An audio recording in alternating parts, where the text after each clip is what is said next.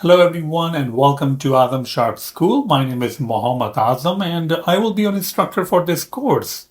So I've been working on this machine learning course for quite some time now, and I'm super excited to announce that the course is now available for you to view. And I've designed this course in a way that it is for complete beginners, meaning if you have never done any sort of machine learning, then this can be a really good course to get you started. Now, this course is about machine learning. So one of the prerequisites of machine learning is Python language. And the good news is that I already have a long course on Python also available for you. So here's the course.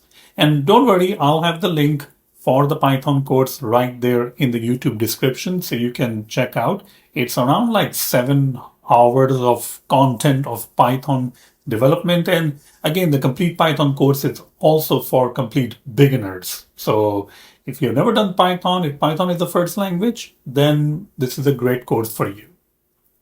Now, if you're interested in different courses also, like if you're interested in courses on iOS development mainly, then you can also check out my website, Azam Sharp School, click on the courses, and you can see that I have a huge list of courses like testing, foundation models, mainly iOS development, web development also, full stack development, Swift UI architecture. I also do workshops, as you can see on the top, and one-on-one coaching. So that's pretty much it. That's all I wanted to tell you about all the stuff that I offer. Thank you so much, and I really hope that you enjoy this course. And if you do enjoy it, please share it, and also please comment. Let's go ahead and get started with the machine learning for complete beginners. So let's first learn about what exactly is machine learning. In machine learning, the basic idea behind machine learning is allowing the computers to learn from data. All right, and machine learning is also a branch of artificial intelligence. So instead of writing detailed rules, we like to write rules in programming, like if and else, all that stuff, those are rules. So instead of writing detailed rules step by step, we feed a computer with a lot of examples. So the data as well as the answers. And the computer then learn the patterns based on the data that we're providing and uses them to make predictions or decisions. So the more data it sees and the better it can become. So what exactly is the difference between a traditional programming versus machine learning? Well, with traditional programming, we write the rules. We add the data and we get the output. For example, if an email contains with money, mark it as spam. If the email body contains something like I'm the prince of somewhere and I'm asking for money, well, mark it as spam. In machine learning, it is quite the opposite. We give the computer a lot of data and the correct answers, like which emails are spam and which emails are not spam.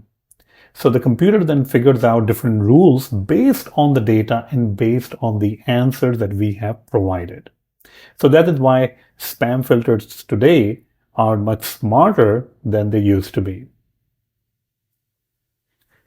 Now, types of machine learning. There are different types of machine learning. There is three big categories.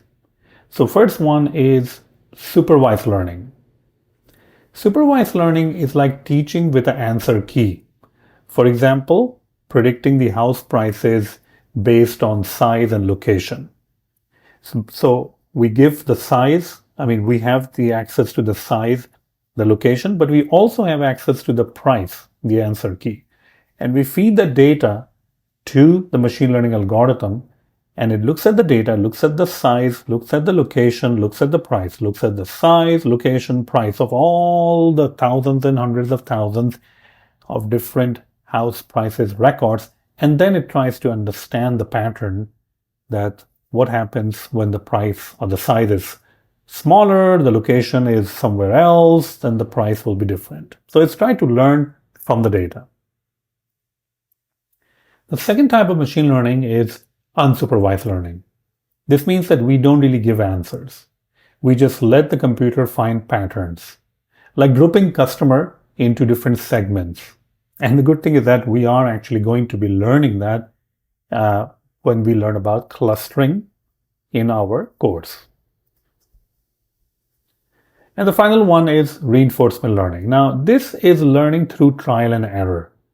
Imagine training a robot to walk. It tries, it fails, then it gets back and slowly learns the best strategy. Reinforcement learning is also very close to how you and I both learn, right? I mean, remember the first time you were riding your bicycle? I'm sure that you fell a number of times, but then you started to adjust, like, okay, maybe I shouldn't make that sharp turns. Maybe I should keep my speed not too low, right? I should, go at medium speed or so much. So that's how we learn, reinforcement learning, and that is another type of machine learning too. Real-world applications for machine learning, they're all around us. When Gmail filters your spam, that's machine learning.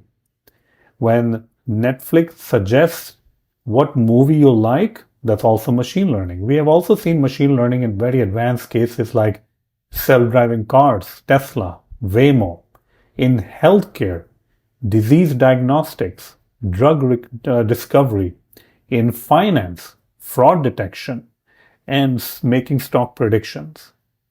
So why does it all matter? I mean, why does machine learning matter? And why should we care? Well, machine learning matters because it saves time and effort by automating the task. It can be more accurate than human in certain cases, and it makes sense of huge amount of data that we can never analyze ourselves. Most importantly, it's opening doors to innovation in almost every industry that you can think of. But machine learning is not perfect. It does need a lot of data. And if the data has biases, that means that the model will reflect that. The trained model that you will create after training, that can also have bias. Sometimes also the results are hard to explain, which is a problem for sensitive areas like healthcare and law. I mean, how did the machine learning algorithm discover that solution or came up with that exact solution?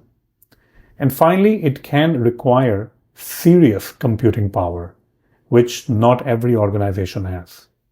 So to wrap up, machine learning is about teaching computers to learn from data and improve over time. It powers the apps we use every day and drives innovation in fields from medicine to finance. It's powerful, but also comes with challenges we must handle responsibly. Thank you so much. Let's go move further in the course. Hey everyone, I hope you have enjoyed the video. And if you're interested, I have a complete course called Machine Learning Bootcamp for complete beginners. Now, this is around 12-hour course and I keep adding new material. And this is going to start with Python development. So you can see there are a lot of sections on Python development. And then it dives into machine learning. So you're going to learn about linear regression, logistic regression, trees, clustering, PCA, and even a project where you will train your own model and then you will build a website using Flask to connect to the model. So there's a lot of stuff that is covered in this course, and the best part of this course is that it is for beginners, complete beginners. We are going to use real-world example. We're going to solve real-world problems, all dedicated for beginners. So this is a really good course, and it covers scikit-learn, it covers pandas, it covers Flask, a lot of stuff. So this is a really great course for complete beginners, and the link of this course will be right there in the YouTube description. I really hope that you enjoy this course. Thank you so much. So before we set up our Miniconda environment, it is important to understand that what exactly is even the purpose of Miniconda. Miniconda, as you can see, is a free miniature installation of Anaconda. So Anaconda is the main one, and if you go to the home page, you can learn more about Anaconda. Basically, the whole idea of Anaconda is to provide you with ability to create environments, and in those environments you can install different packages. So, and Miniconda is a mini version of that. So it has less features, but it also is less in size, which is great for us. All right. So now the question comes, what do we mean by environment? Why do we create environments? What purpose does it solve?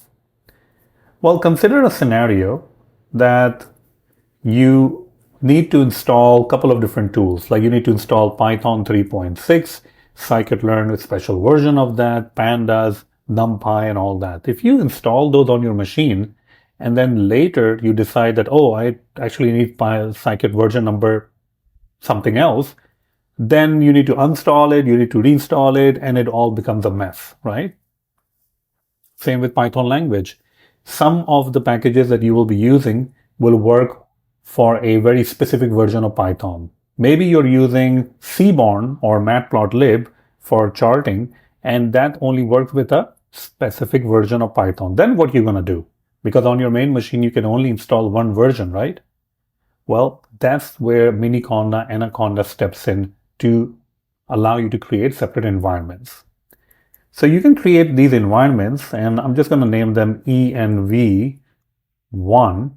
And in these environments, you can install different things. Like you can actually create this environment with a specific Python version. So you can say that, well, Python version for this environment is 3.2. All right. And I'm also using pandas, which is another tool. And the pandas, well, I'll be using version number 2. I'm just making things up over here of the version numbers, right? But you can also create another environment, completely different environment, env2, let's call it env2. And in that, you are going to install, let's say, Python, whatever. I'm just going to put the version number out here over here, 3.11.13. And then I can also install Flask for creating websites. And then I can also install a specific version of TensorFlow and all that stuff. All right. So what is going on is that instead of installing it on my main machine, I created these environments and I install specific versions that can be a latest version of every tool on these specific environments. So one environment can have like 5 tools which are for machine learning. One other environment can have like 10 tools that are for web development or something else. And then I can switch back and forth between the environments if I want to use those. And another thing is that if you don't like the environment, if you're done with the environment, maybe you were just testing something out, the compatibility between different packages, and you're done, you're like, okay, it looks like it's working, I don't need the environment anymore, then just deactivate the environment and then delete the environment, and that's it, it's gone. All right. So that's the benefit of using environments.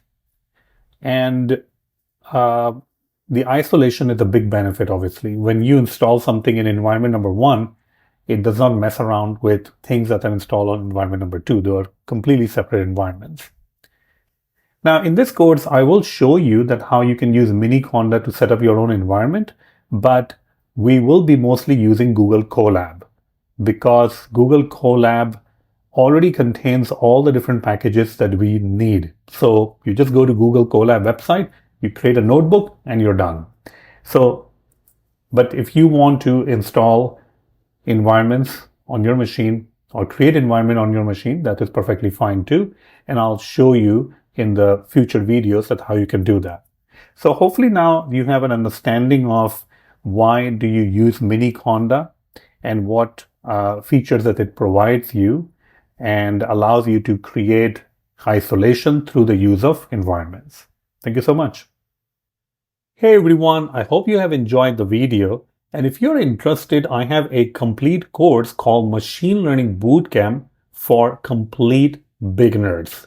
Now, this is around 12-hour course and I keep adding new material. And this is going to start with Python development. So you can see there are a lot of sections on Python development, and then it dives into machine learning. So you're going to learn about linear regression, logistic regression, trees, clustering, PCA, and even a project where you will train your own model and then you will build a website using Flask to connect to the model. So there's a lot of stuff that is covered in this course, and the best part of this course is that it is for beginners, complete beginners. We are going to use real-world example. We're going to solve real-world problems, all dedicated for beginners. So this is a really good course, and it covers scikit-learn, it covers pandas, it covers Flask, a lot of stuff. So this is a really great course for complete beginners, and the link of this course will be right there in the YouTube description. I really hope that you enjoy this course. Thank you so much. All right, so now that you know what exactly is Miniconda, let's go ahead and set it up on your local machine. Now keep in mind that in this course, I will be using Google Colab, but I still want to show you how you can install local environment like Miniconda on your machine. So if you prefer, you can use Miniconda. If you prefer, you can use Google Colab. So I'm on Google right now. I'm just going to go and search for Miniconda. And you can see that the first link comes up. It takes us to anaconda.com. And it also says Miniconda. Let's go ahead and click on that link. And this is the Miniconda. Miniconda is a free miniature installation of Anaconda distribution. So Anaconda allows us to create virtual environment on our machine. It's just a mini distribution of it. So what we need to do is we need to find a way to install Miniconda or download Miniconda. All right. Now let's go ahead and go to the download page over here and see what they have over there. Okay. Distribution page, you can register for them, or you can just say skip registration. And let me zoom out a little bit. There we go. So distribution installers. If you are on the Mac, you will download it for the Mac. If you are, this is for distribution installers, I guess, download for the Mac, and Miniconda installers. I think that's what we need, the Miniconda installers. And you can see over here, it also, you can download it for a particular chip. So if you are on Apple Silicon, like M1, M2, M3, M4, and whatever in the future, you can download the Apple Silicon, which is this one. If you're on Intel, you can download the Intel one. Once you download the graphical installer, whether you're downloading it on Mac or Windows, you can just go ahead, double click on it. It's going to run, and it's going to install Miniconda on your machine. So that will be your first step, right? Now, once the Miniconda is installed on your machine, you need to check if it is installed successfully or not. And one of the ways that you can check is just by opening up your terminal. So right now I have this terminal. Let me just go ahead and open up a brand new terminal for you. Terminal. There we go. And wherever you are on the terminal, it doesn't really matter. You can simply go ahead and run conda -help. And if you see some sort of help instructions or help commands, as you can see over here, these are the commands and these are the description of the command. If you see something like this, that is basically saying that, okay, you have installed Miniconda successfully, which is great. You wanted to do that, right? You wanted to install. Now it is installed. Now, the first thing you need to do whenever you install, when you're done installing, let's actually go ahead and say clear over here, is you want to create an environment. All right. And what I'm going to do is I'm just going to go on the desktop and create a new folder. and I would call it probably the name of the folder. Let's call the machine learning folder, just call machine learning projects. All right, it doesn't really matter, whatever you want to call it. I'm going to go inside that folder. There we go. So I'm now inside that folder on my desktop. Your folder can be anywhere, wherever you want. That's perfectly fine. Now what I want to do is I want to create an environment, because that's why we downloaded Miniconda, right? To create an environment, and in that environment I can install a very specific version of Python and a very specific version of scikit-learn and all that stuff, Matplotlib and all the library, Jupyter Notebook, all the libraries that I need, I can actually do that. So this folder will be kind of like act as my repository, because that's where I will add all the code.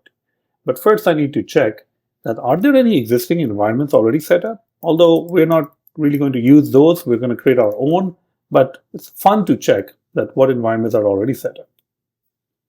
So the command for that is conda env list, conda environment list. And you can see over here that I have 3 environments set up. Now, since you just install Conda, you are not going to see my custom environments. These are obviously only mine. You will only see the base environment. And note over here, there's the asterisk right next to the base environment also. This basically says that this is the currently activated environment. So you are currently using base environment. I would not really install anything in the base environment, just let it be. If you do want to create an environment, you can create your own environment. So let's create an environment. So the command to create an environment is conda create and the name of the environment. So what should we call the name of the environment, right? I mean, you can call it anything you want. I'm just going to call it my env. You can call it anything you want. And we're also going to set up that it will be using Python 3.11. If you want to use a different version, that is perfectly fine. Absolutely fine. All right. This is your opportunity to go ahead and put a specific version of Python that you want to use. 3.11, that's fine. 3.8, 3.6, whatever you want to install, you can do that. All right. Let's actually see if we can go to this one. There we go. And Python versions. And let's check out some Python versions over here. Okay.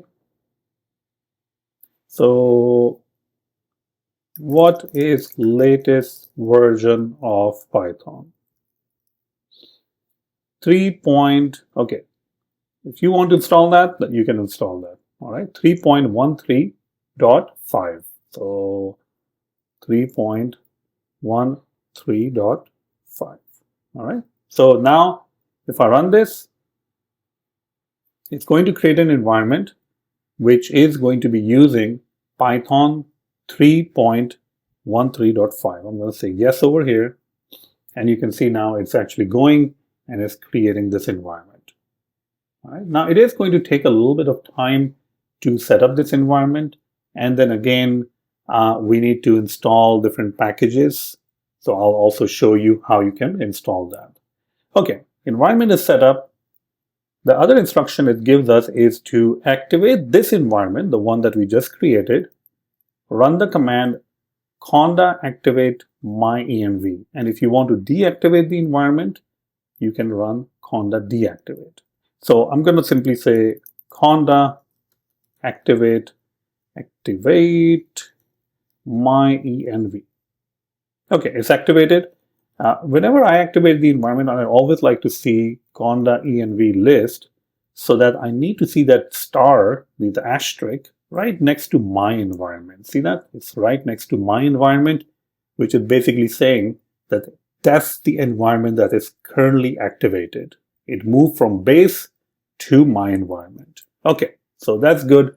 Now the other thing that we need to do is right now our environment has Python 3.13.5, but it doesn't really have anything else. Like there are no packages installed. So what we can do is we can say conda install, and then the list of the different packages that you need. So what do we need? Well, we'll need scikit-learn. That will be our main machine learning library. We will need pandas. That will be our, managing or, adding column, removing column, cleaning up data science kind of a library. NumPy for numerical operations. Jupyter, that will be the notebook. And Matplotlib. All right, this is for plotting. So these are the different libraries that I'm saying that you should install it in this environment, my env environment, and only in this environment. All right. So it's going to go and start installing these things. It's going to go and start setting up all of these different things. So you can see that now it's working. It's trying to install, trying to download those things.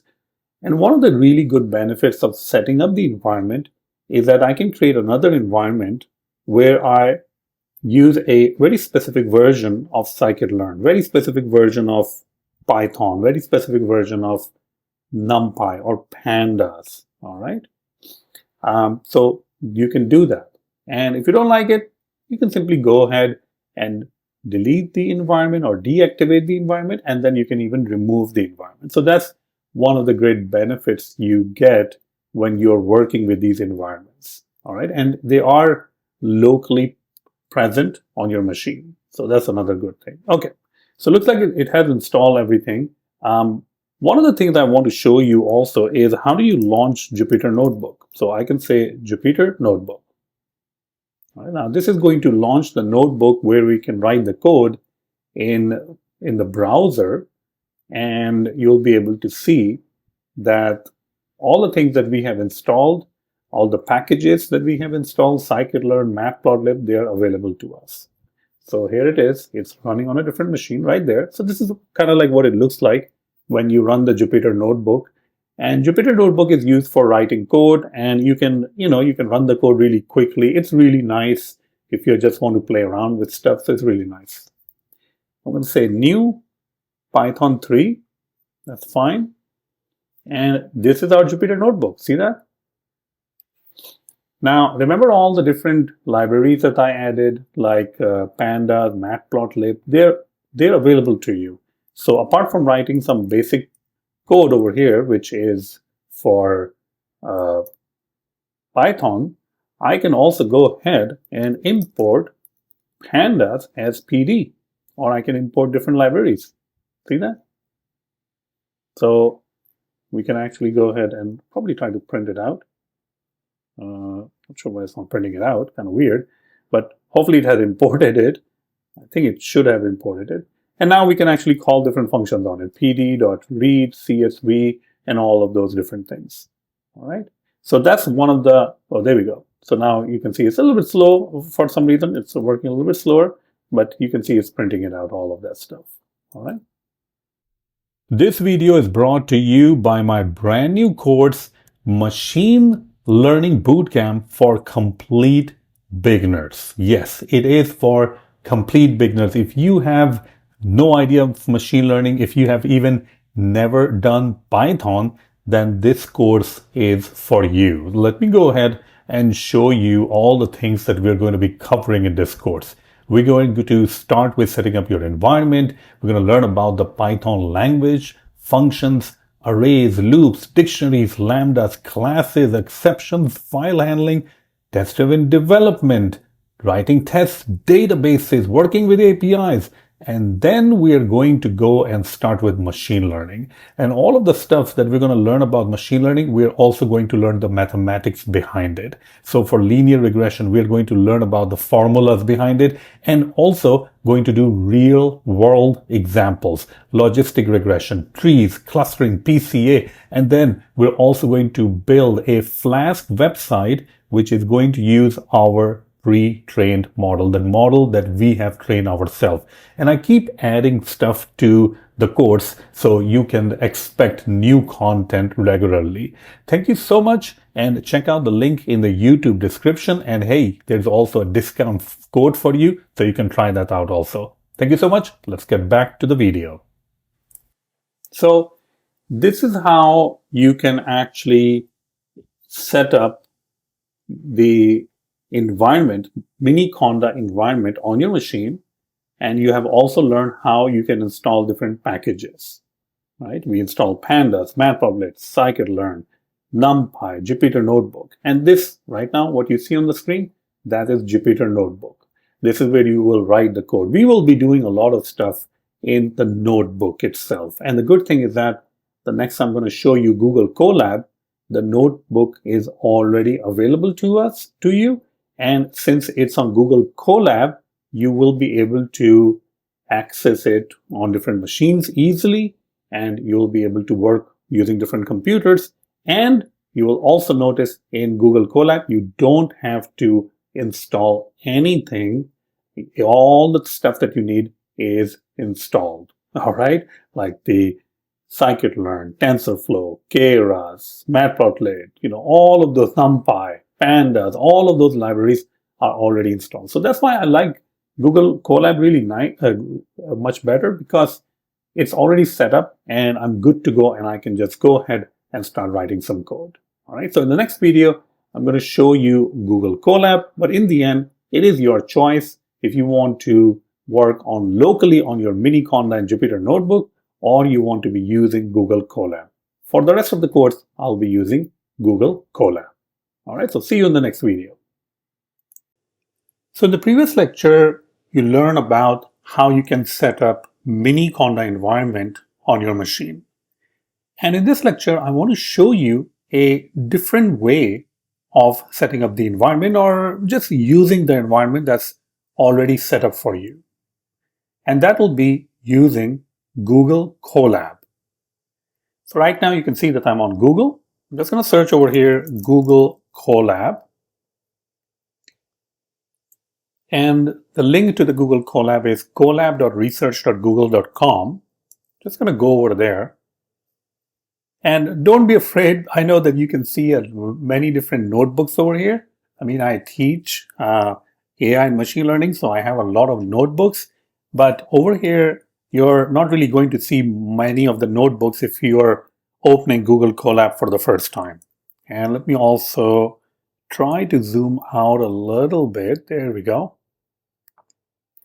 So Google Colab allows you to create a notebook, and you can do all of the operations that you can do when you have the notebook in the local environment, right, using Miniconda. But one of the great benefits, if I create a new notebook over here, you'll see one of the great benefits that you get from using Google Colab is I didn't really have to set any environment. I also don't have to install the packages like pandas or scikit-learn, TensorFlow, Keras, NumPy, Matplotlib, Seaborn. I don't have to install anything. Everything is already there. All I need to do is to import it. Import pandas as PD. And you can see the whole look and feel is also very much like Jupyter Notebook that we were running it using Miniconda on the machine in the last lecture, right? It's very similar to that. It's not exactly the same one-to-one, but it's very similar to that. I can say Shift-Enter, and I can go ahead and import that. All right. So that's actually really good because it will be online. You can access it on multiple computers. Obviously, you should rename this file to something else, but everything is available to you when you're using Google Colab. And in this course, we will be using Google Colab as our primary means for implementing solutions. Now, one of the things I want to be clear about Google Colab is this folder right there. This is where you have the files and the folders and stuff. All right. Now you'll see that it contains one folder called sample data. And if you click on any of these sample data, let's say California housing prices training model, you will get the sample data over here. All right. Now I can go ahead and click on any other one. Like this is, I think, JSON. And there we go. You can also add your own CSV file, or you can upload your CSV files using the upload button into this sample data folder. But one thing to keep in mind is when you launch Google Colab again in the future, like maybe the next day, anything that you're going to put in sample data, it will be gone. That's a very important thing to consider. All right. Now, if you do want the data to remain there, then you should use the mounting feature. Mounting drive means you're going to mount your Google Drive. Now, don't click on it right now, because if you click on Google or mounting the drive, it is going to try to mount your Google Drive. And if your Google Drive had tons and tons and tons of files and data and images and this and that, a lot of things, then it is going to take a while to set it up correctly. But you can, because anything you're going to put on the mount drive or your Google Drive, it will stay there forever, and you can reference it easily in your application. For the sake of simplicity, I will be using this sample data folder. I will be uploading the files into this sample data folder like a CSV files. And then I will refer to these files in the code. You can actually right click or click on these three buttons and copy the path. That's how you can get access to this file or the path to this file. All right. So that's it. That is Google Colab. I love Google Colab. I use it with my students also, and they also enjoy it because it's in the cloud, so they can access it from multiple computers. And everything is already installed, like pandas, NumPy. Like if I want to go ahead and import NumPy as NP, I can do that. All right, there we go. So that is actually what makes Google Colab really, really interesting. All right. So we'll be using Google Colab for the rest of this course, but if you have a preference, if you want to use Miniconda, that's perfectly fine. If you want to use Google Colab, that is also fine. So it's completely up to you. All right. All right. So hopefully you have enjoyed this. Let's move to the next lecture. So now let's go ahead and talk about the different packages, libraries, environments that we will be using in this course. Now, I've already talked about Miniconda, which allows you to create environments, and in those environments, you can install different packages. And that's perfectly fine. If you want to use Miniconda, that is perfectly fine. But for this course, I will be using Google Colab, because Google Colab, first of all, is online, and then you can create all your different notebooks. It has all the installation for all the basic components, libraries, packages are already available, so you don't really have to install anything. All right, so we will be using Google Colab. Okay, so now let's start with different libraries for machine learning. Obviously, we'll be using Python, so make sure that you have Python installed on your machine. But if you're using Google Colab, you don't even have to install Python because it's all on the web, online, right? In the Google Colab, we will be using different tools. Python will be the language. Another tool will be, or another library will be NumPy. You don't have to install anything, by the way, right? Because you'll be using Google Colab. And one of the beauty of Google Colab is all of these different libraries are already installed. So NumPy is for multiplying numbers, any kind of matrices multiplication, converting from one dimension to a different dimension. Now, I know it sounds kind of complicated, but don't worry about it. I'll explain you everything. And you'll see that most of the stuff will be easy to understand when we're going from one dimension to different dimension, or when we're using NumPy arrays and so on. So don't get scared with NumPy. I'll explain you all the process, everything. Okay, so NumPy is one of them. And it's already installed in Google Colab. All the tools I'm going to show you, all the libraries I'm going to show you, they're all already installed in Google Colab, and that's why we're using Google Colab. Pandas. Very, very popular. Pandas is a data analysis and manipulation tool. All right, and of course it uses Python. So once you get the data, if you want to modify the data, if you want to change the data, visualize the data even, analyze the data, pre-process clean data, you use pandas. And we will be using pandas a lot because our data that we will get, sometime it will need some cleaning up to do. So we'll use pandas. Next tool is scikit-learn. That will be our main tool for machine learning algorithms. So scikit-learn is, you can see that it's basically a library, and this library consists of a lot of different machine learning algorithms. Classification algorithm, regression algorithm, clustering algorithm, and many, many, many more. And it's very easy to use also. And it's also part of Google Colab, so you don't have to install it. So we'll be using this a lot to train our model. Then we have Matplotlib. Matplotlib is a library, a package that is used for visualization purposes. What that actually means is that sometimes we will have the data and we just want to see how the data kind of looks like. And we can create scatter plots, we can create bar charts, line charts, many different kind of charts using Matplotlib. There is another library which is very similar to Matplotlib called Seaborn. And you can definitely use Seaborn also, but I will be mainly using Matplotlib. It's a very popular library also, right? So you can see different kind of graphs over here. We have plot, scatter plot, bar, stem, stairs, stack plot, fill between, and so many more. So we'll mostly be using, I would say, plot, bar, and scatter plot, all right? But if you want different visualization, you can always learn about Matplotlib. So these will be our main libraries and packages that we'll be using along with the Python language in this course.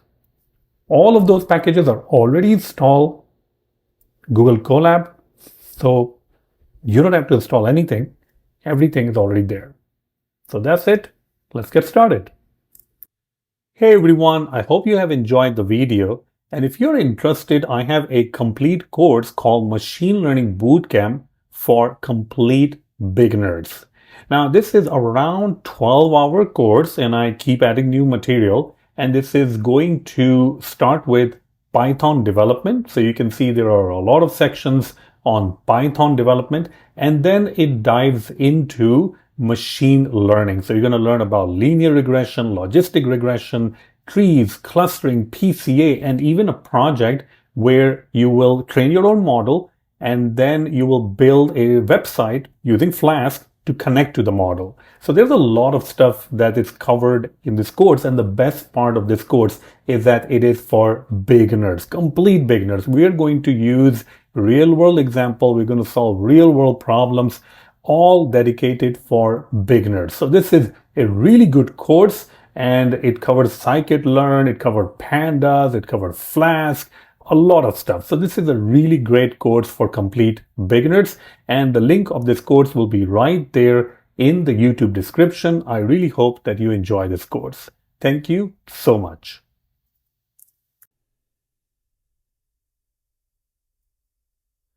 Hello everyone, welcome back. And as you can see that I am using my iPad right now. And the reason I'm using my iPad is that we want to draw some graphs. I want to write some stuff so that you can understand linear regression better. All right. So let's go ahead and get started with linear regression. Linear regression. The whole idea behind linear regression is you have independent variables and then you have dependent variables, and dependent variable is what you're trying to find out. So if you are dealing with house prices, the dependent variable will be the price because that's what you're trying to find out. And the independent variables will be number of bedrooms, square feet, number of bathroom, proximity to the downtown, proximity or the distance from school, swimming pool, no swimming pool, 1 story, 2 stories. All of those are independent variables. So I'm using my iPad and I'm going to draw some diagrams so that we can understand these things better. All right.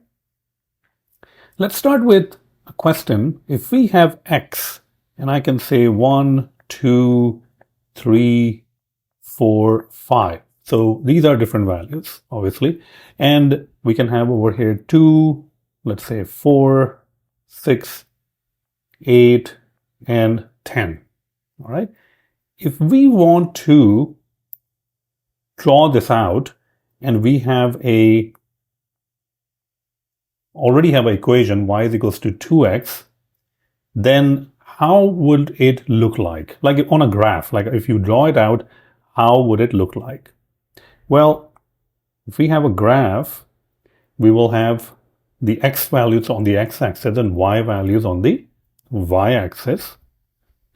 1, 2, 3. So these are all the x values, 4 and 5.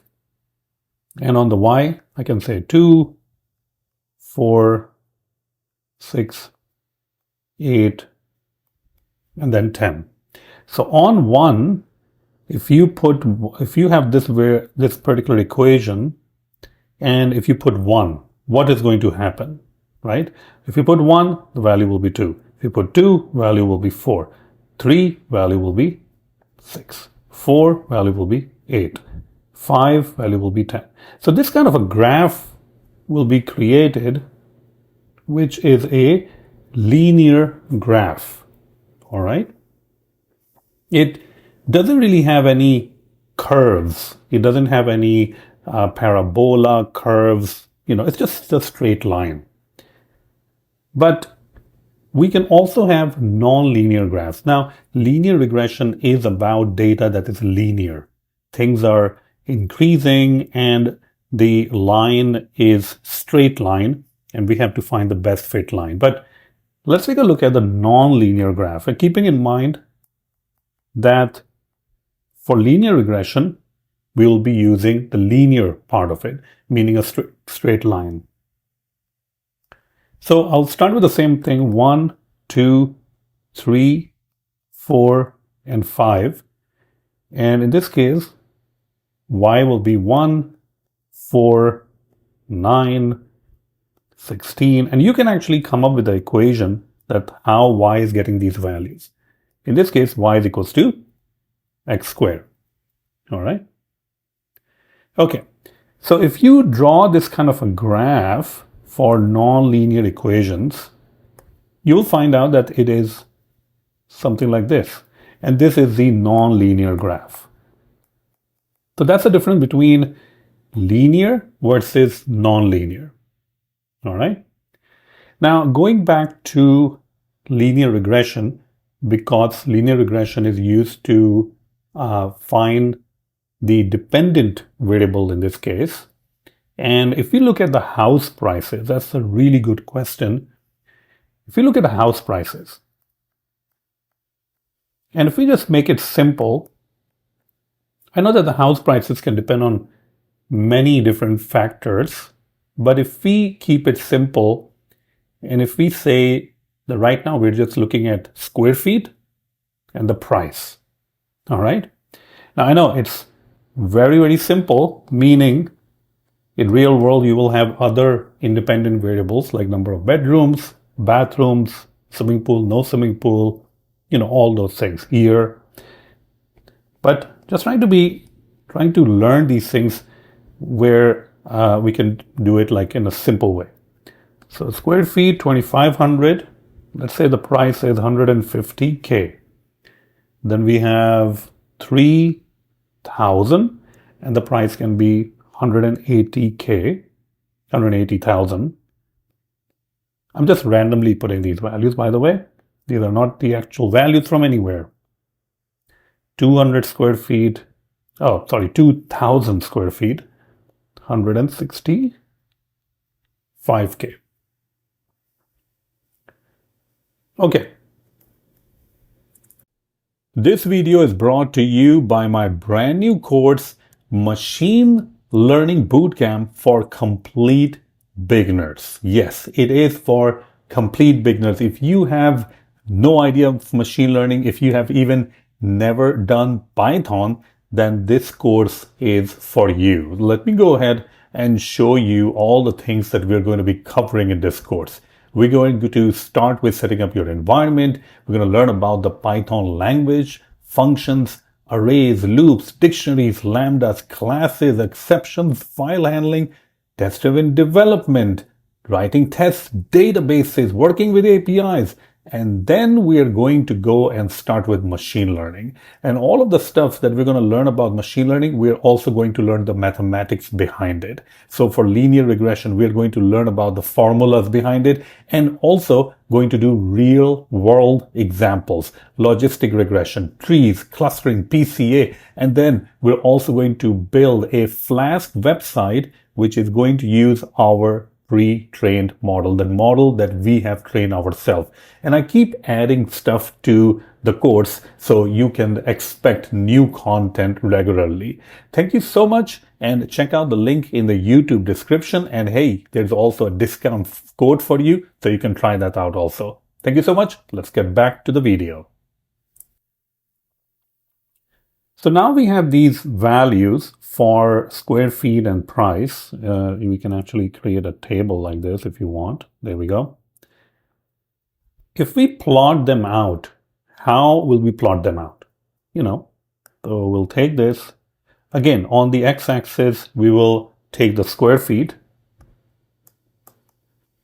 And on the y-axis, the thing that we want is the price, right? Now, let's go ahead and divide this into, let's say this is 100 square feet, 1,000 square feet, and then 1,500 square feet. Then we have increments of like 500. So 2,000, then you have 2,500, then you have 3,000, and then finally 3,500. Okay. And on the price, we can start with like 100K increments. So I can say over here, this is 100,000, 100, actually 50K is fine, 150,000, 200,000, then we can have 250,000. I think that's pretty much it for at least the value that we have, right? So if we try to plot these out based on the data that we have, right? 2,500 square feet is, so looking at this one, the first one, 2,500 square feet is 150,000. 2,500 square feet, 150,000. So it will be somewhere over here, I guess, right? 3,000 square feet, 180,000. 3,000 square feet, 180. It's kind of hard for me to even look, but it's not going to be accurate. I'm just putting it over there, trying my best to put it over there. 3,500 square feet, 200,000. Okay, 200,000 will be, well, it's an angle. So there we go. And then we have 2,000 square feet for 165,000. So 165,000 will be between 150 and 200. So I'll just, I'll just try to put it somewhere like over here, maybe. All right. Okay. So now we have placed these things. And what our job is to find a best fit line. What does that mean, the best fit line? Well, we're trying to find out which line, if we have to draw a line, which line can pass through most of these points. So that is known as the best fit line. And in order to draw the line, we have the formula y equals to bx plus a. So that's the formula for drawing the line. Now, what is b? Well, b in this case is slope. X will be the feature. Feature means, like in this case, it will be square feet. And what is A? A is the y-intercept. Y-intercept means that wherever the line intercepts on the y-axis. Y-axis is the price. And B is the slope. Kind of like the slope basically means that, which angle that it is tilting. Like that's the slope itself. Or, you can create take a derivative on that location also. All right. Now, let's draw a line. I mean, that will be fun. Can we draw a line? So I'm going to draw a couple of different lines. Well, looking at this, I can probably draw a line like, I can try to draw a line like this. That can be one of them. I can also, I mean, we're just trying to see which one will fit the best. That will do like this, we can have, we can have many different lines over here that you can draw. Again, we can kind of like start at a different angle over here and start over here. Okay, so these are different lines that we can draw. Now, after the line is drawn, what happens is that in the linear regression algorithm, it calculates the error.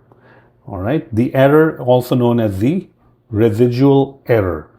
What that actually means is, let me actually remove one line so we can actually look at it a little bit better.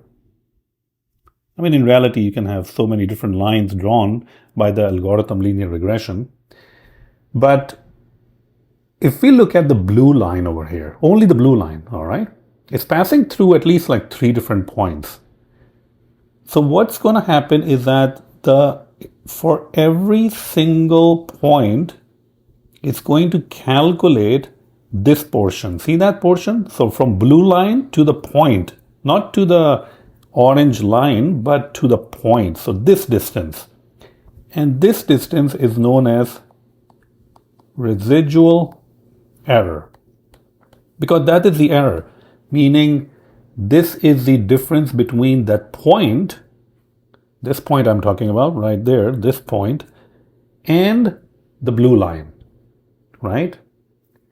And you will calculate that for every single point. So if we take blue line, and if we look at this one closely, there will be a little bit of a distance between the point and the line. So we'll calculate that. We'll calculate this, we'll calculate this. And then we are going to go with the other line, like which one is it? The orange line, all right? So orange line, okay, this is the distance. See that? There we go, there we go. This distance is known as residual error. See that right here? See that distance, a little bit of a distance? That is also known as the residual error. And what you will do is you will calculate the error. Oops. You will calculate the error and you will sum it up. And when you sum it up, some of the errors, then you will try to adjust. So basically, what you're trying to find out is the line where it passes through most of the points in such a way that the error is minimum. All right. And you will have a formula for y, which is bx plus a.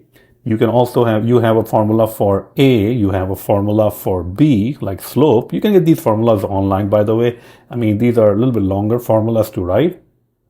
But let's say that you do get the value of b, which in this case is a slope, which is 26. Just a random value, okay? And let's just say that a comes out to be 99. Again, random value. I'm just talking about these values. I'm just making them up. Then we have the same formula, right? B equals to, not B, sorry. Let's go back over here. Y is the price that you're after. Bx plus a. All right. Y is equals to B. B is what? 26. 26 multiplied by x. Well, x is the square feet, the feature. So let's say feature is 3000. Plus a. A, let's just say 99. We're just, taking these values. And y is equals to 177k. Now, if we go up, what was the price of a house that was 3000 square feet? Right here, you can see the price of the house was $180,000. And what we got is 177. So it's not a big, huge difference, right? Now, if somebody comes to you and say, well, my house is like 4,000 square feet, so I wonder what the price will be. Well, y is equals to b, which is 26. Those things remain the same, right? The b and the a, they're going to remain the same. And then 4,000 square feet plus 99. And then we can go ahead and say, well, the price of the house, after we do all the calculation, is coming out to be 203,000. So that will be the price that we're getting. All right. And that is how we can use this formula.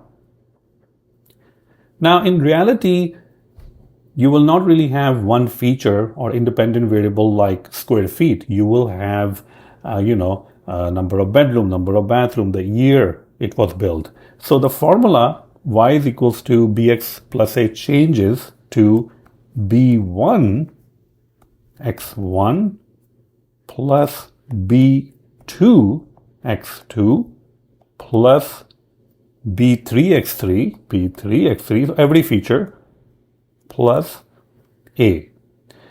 Well, b1, b2, b3, all of these are just different slopes. x1, x2, x3, these are the features. So this feature can be square feet. x2 can be, whatever, number of bedrooms.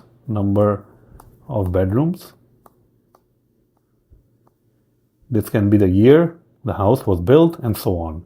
So the formula will change because now we have multi-independent variables. Okay? So hopefully now you have a little bit better idea of how the linear regression algorithm works. And we have seen how it works kind of like behind the scene. Let's go ahead and implement it in our Google Colab. All right, everyone. So we have learned about linear regression, right? Now let's go ahead and see that how we can use our scikit-learn library, how we can use code to perform linear regression to predict home prices. And this is our first one. So we're going to start with a very simple data set.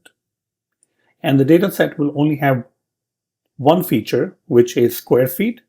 And then we have the target column or the target, which is the price. Super simple, right? Okay. So first I'm going to import pandas as PD.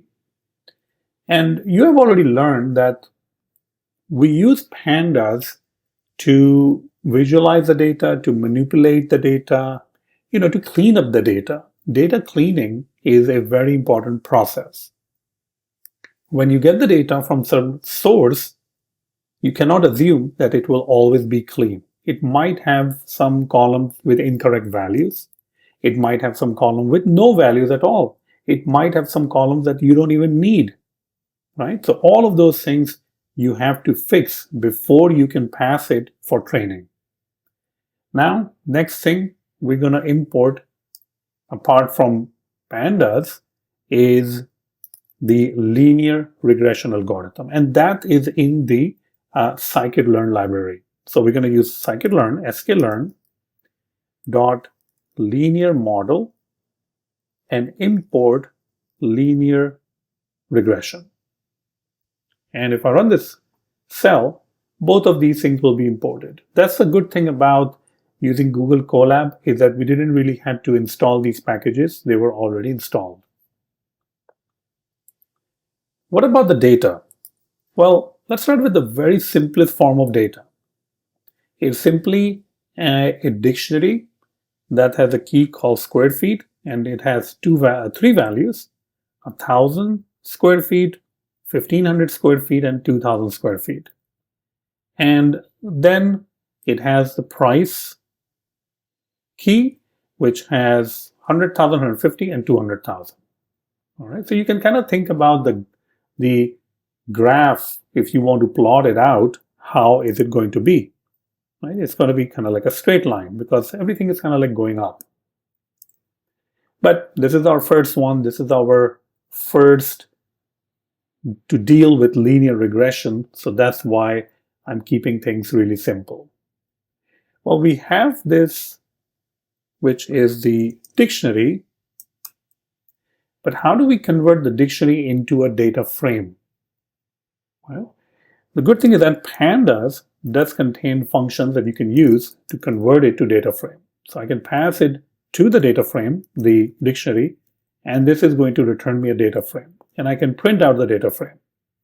Data frame is kind of like, as you saw before, it's kind of like the in-memory representation. You can think of it like an Excel spreadsheet, but in the memory.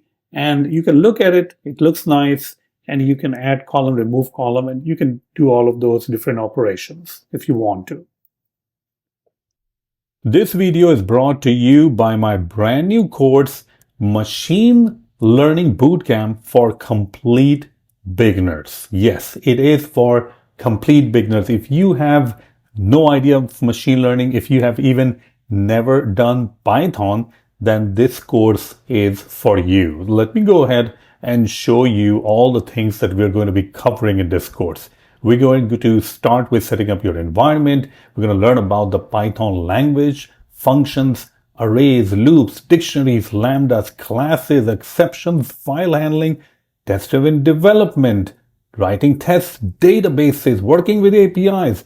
And then we are going to go and start with machine learning. And all of the stuff that we're going to learn about machine learning, we're also going to learn the mathematics behind it. So for linear regression, we're going to learn about the formulas behind it and also going to do real world examples, logistic regression, trees, clustering, PCA. And then we're also going to build a Flask website, which is going to use our pre-trained model, the model that we have trained ourselves. And I keep adding stuff to the course so you can expect new content regularly. Thank you so much, and check out the link in the YouTube description. And hey, there's also a discount code for you, so you can try that out also. Thank you so much. Let's get back to the video. Now keep in mind that the square feet is the only column that we have, right? And this one is a column, but that is the target column. That is the answer key, basically. So when the machine learning algorithm is going to learn, it's going to look at the square feet. It's going to look at the price, because we will give the machine learning algorithm the square feet as well as the price. So we are not only giving them the feature, which is square feet, we're also giving it the answer key, the answer, the target value, so that it can learn. And then it's going to go through, and right now we only have 3, but consider like 300,000. It's going to go through all of them and try to find some sort of a pattern between, or a relationship, association between the square feet and the price.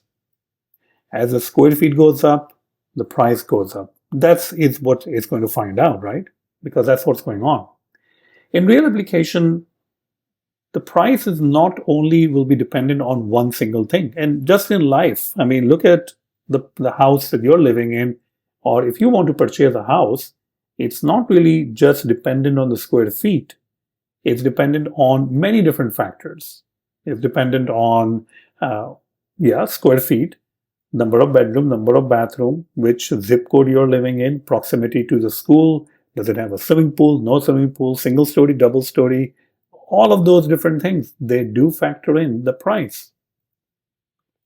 But since we're starting out, it's going to start with one feature, which is the square feet, and the other feature is the price, which is also the target column. Now, one of the conventions in machine learning or scikit-learn is to represent the features, the independent feature, with the letter X, in uppercase X, and the target column with Y. So feature in this case is, well, it's only one, which is square feet. So I'm just going to go ahead and use square feet. And you can see that I'm wrapping it up with double square brackets. And the reason is that it will give me a data frame in the end, which is the one that I need. And this one will be simply price. And that's just a convention. It's not like you have to use X, you have to use Y. No, no, no. You can use anything you want, but that's just a convention. All right. Next, so we have separated them out. And you can think about this in the future that if you had a lot more features like square feet, number of bedroom, number of bathroom, number of this, number of that, then you can actually add a comma and pass in more stuff over here. But right now we only had square feet. We have already imported linear regression. So now I can go and create an instance of linear regression. Linear regression. There we go. And then we can call the fit function. The fit function is the one that actually trains. So we're going to pass in the X and we're going to pass in the Y. Independent features and dependent features. X is an independent feature, Y is a dependent feature. And since we only had like 3 records, which is basically nothing, it was pretty instant to train it. And now it's trained. One of the good things about the scikit-learn is that since it is using the same formula that consists of the coefficient and the intercept, we can print these values out. Like if you go to the model, you can say model dot, you see that? It will come up over here. Like if I say model dot coefficient, you can print out the coefficient. If you want to print out the intercept, the y-intercept, you can print out the y-intercept. All right. So let me actually, and by the way, in this case, the coefficient is the slope, right? So we're going to print out all of these things. There we go. Slope is coming out to be 99. Intercept is coming out to be 2.91, but to the power of minus 11. All right. So the same thing you can do by calculating it on a piece of paper, but the scikit-learn algorithm, which is a linear regression algorithm for machine learning, it can also give you these things. Let's go ahead and do prediction now. All right. And we're going to start with square feet. Let's say that now I entered some square feet. We got 1,000 square feet, 1,500 square feet, 2,000 square feet. What will be the price of 1,700 square feet? What will be the price of 1,700 square feet? If you want to predict, you will simply say model.predict, and you will pass in the square feet as a data frame, square feet. And this is going to give you the predicted price. Predicted price. And you can simply print out the predicted price. So see over here, the predicted price is coming out to be $170,000. If you look over here, that sounds about right, right? That sounds about right. I mean, if 1,500, where is it? Over here is 1,500 square feet is $150,000, and 1,000 square feet, 100,000. So with that calculation, 1,700 square feet will be $170,000. So that is what the algorithm is doing. It's trying to learn from the data that we have supplied. Now, again, this is a very simplistic example, but I just wanted to show you the flow, and I wanted to show you the code because the code will always be very similar, right? Even though we can have like maybe 10 or 15 different features, independent variables where the price is based on, and the price, which is the target column, the flow will be very, very similar, right? So I want you to go ahead and do this assignment again, just type it out. Don't copy paste it, type it out so that you get used to, model.predict, model.fit, X, Y. These are all important things because these are not going to go away. And we are going to be looking at them in the future also when we are looking at a little bit more complicated data sets, right? So this was your very basic introduction to linear regression. Welcome back, everyone. In the last lecture, you saw that how you can perform linear regression, and we looked at a very simple data set. That data set consists of the square feet column and the target column, which was the price. Let's go ahead and take a look at a different data set now, which will have a little bit more columns, and one of those columns will be a string column. So then we'll have to think about what do we have to do to convert that string column into numbers. This data set is generated by ChatGPT, and you can always ask ChatGPT to create a data set with moderate correlation or high correlation and so on. So I'm going to select this data set, which has 50,000 Houston home prices, and I'm going to just open that up. And here it is. Let me double click on it. We're in the Google Colab, so Google Colab can actually show us the data set itself. And we can see that this data set consists of 1, 2, 3, 4, 5 columns, where one of them, obviously, price, is a target column.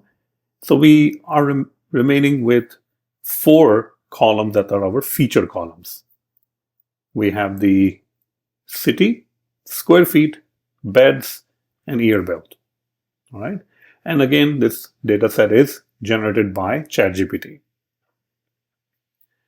Now we have to think about what to do with the city, because right now you can see the name of the cities and they're all strings, characters, not numbers. So we'll have to change that to numbers somehow. All right. The square feet, beds, years, year build, that's all looks fine. We can standardize it, but they look okay for now. Let's go ahead and close it and get the copy path so that we have a path of that data set. And now we can kind of like get started. So I'll say import pandas as pd, pd.read csv, and we're going to get the data frame. Once we have the data frame, we can just print out, just for checking that if we have the data frame or not, the first 5 rows. So you can see the first 5 rows printed out. Whenever I have a city column, I also like to see how many unique cities do we have. So what I can do is I can run a df, which is a data frame for the city, and call the unique function.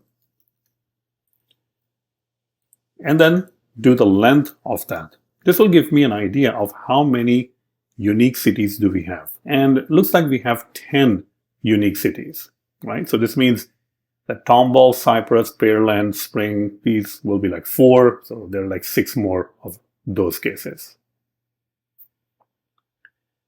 We can also graph something between, certain features. Like what will be the correlation between square feet and price? Now, when we graph something, it's basically for us. It's not for machine learning algorithm, all right? So what we're doing is we're just graphing it, or we can graph it, we can chart it, we can plot it just for our eyes. Because humans, we are visual, right? If we see something visually, we will understand it a little bit more. In order to graph it, I will import matplotlib.pyplot as PLT. Matplotlib is one of the libraries that can be used for charting or plotting. So that's what we're importing. Now we have 50,000 records. What will happen if I try to, scatter plot 50,000 records? All right, let's try it out. I'll say PLT, which is a matplotlib dot figure. So figure basically means that I'm creating the rows and column, basically how big the graph is going to be. And I can provide a figure size. And this is kind of like up to you. Right now, I'm just going to say 10, 6. So you can see over here, 10 rows, 6 columns. All right. Next, we can say plt.scatter. There are a lot of different graphs that are available, but I'm just going to use the scatter plot. Scatter plot is just going to put like dots wherever the x and y is plotting, the point. So what will be on the x? So that's the first one. The x will be square feet. It's a 2-dimensional plot, so we can only pass in 2 different things. And on the y-axis, we obviously want the price. So I'm just going to pass in the price. You can also pass in other properties like color and border and all that stuff, but I'm just going to say color will be blue, but this is completely up to you, however you want to do it. The next thing will be the title. Like you can put the graph and you can visualize it with some sort of a title, right? So I'm going to say this is a scatter plot between price versus, well, square feet versus price, price versus square feet, whatever. So yeah, price versus square feet. What will be the label on the x-axis? plt.x label. And what will be the label? Well, square feet. Now, of course, it's completely up to you. It's a string value, so you can pass in anything you want over here. And then plt.y label. Well, price, obviously. All right. And then we can say plt.show. Let's see how it shows the graph. And you can see if you are plotting, 50,000, then that is how it will look like. Now that looked kind of crazy, right? 50,000. You can always go and say some random samples, like I can say over here df sample, and 50,000 is getting a little bit crazy, so I can say df.sample, and I can say 100 samples. Random state. Random state is simply that if you're going to provide the random state, it will probably create the same sample. So I'm just passing 42, but you can pass in anything you want. Make sure that we are using the df sample over here instead of df, this and this. See that? I've updated that to df sample. So sample is just going to put like random, it's going to pull random, things from the random values or the random records from our data frame. And even with that, you can definitely see that there is some sort of a pattern between the square feet and the price. See that? It's kind of like going this direction up. As the square feet is increasing, the price is increasing. And the data set that we're using, which is generated by ChatGPT, this has a moderate correlation. You can tell ChatGPT to create a high correlation. And if you do that, then the line, it will be like one straight line, you can say. All right. So it will be going really fast, really up. But looking at that, we can definitely say that there is correlation between the square feet and the price. As the square feet is increasing, the price is also increasing. So for, let's say, what is this? Like 3,800 square feet, right? This one, the price comes out to be around 500,000. All right. Over here, we have a couple of 4,000 square feet also, but they are also in the higher range, around like 480,000 or so. But keep in mind that this is only 100 samples out of 50,000. So we're not really doing all of them. This video is brought to you by my brand new course, Machine Learning Bootcamp for Complete Beginners. Yes, it is for complete beginners. If you have no idea of machine learning, if you have even never done Python, then this course is for you. Let me go ahead and show you all the things that we're going to be covering in this course. We're going to start with setting up your environment. We're going to learn about the Python language, functions, arrays, loops, dictionaries, lambdas, classes, exceptions, file handling, test-driven development, writing tests, databases, working with APIs, and then we are going to go and start with machine learning. And all of the stuff that we're going to learn about machine learning, we're also going to learn the mathematics behind it. So for linear regression, we're going to learn about the formulas behind it, and also going to do real world examples, logistic regression, trees, clustering, PCA, and then we're also going to build a Flask website, which is going to use our pre-trained model, the model that we have trained ourselves. And I keep adding stuff to the course so you can expect new content regularly. Thank you so much, and check out the link in the YouTube description. And hey, there's also a discount code for you, so you can try that out also. Thank you so much. Let's get back to the video. Okay, now df, let's go ahead and print out df. I'm going to go ahead and add another column over here. I'm going to say df.head. We already know what's going to print all of these things. The problem with this is the city column, right? So now we're back to actually training the model. What is the problem with the city column? Well, it's string. And machine learning algorithms don't work on string. What you need to do is somehow to convert this into a number column. Now, there are a number of ways that you can do that. One of the ways is called encoding. So what I can do is I can create another column. I can say city encoded, and I can give some random values to these cities. So Tomball will be 1, Cypress will be 2, Pearland is 3, Tomball is 1, Spring is 4, and so on. So anytime the city is going to be Cypress, it will be replaced by 2. All right. Now this looks like a good solution, but depending on the algorithm that you're using, which we're using linear regression, it's not. And the reason is that linear regression algorithm looks at these values and say, oh, 4 is greater than 3, then it has to be better than 3. So it looks at these ordinal values and try to create a relationship where the higher number is better. But that's not really the real relationship in real world, right? I mean, somehow, Cyprus is not somehow better than Tomball based on just the name of the city. I mean, it might be based on something else and it might be better, but not just based on the city name. So whenever we do label encoding, which is this process is called,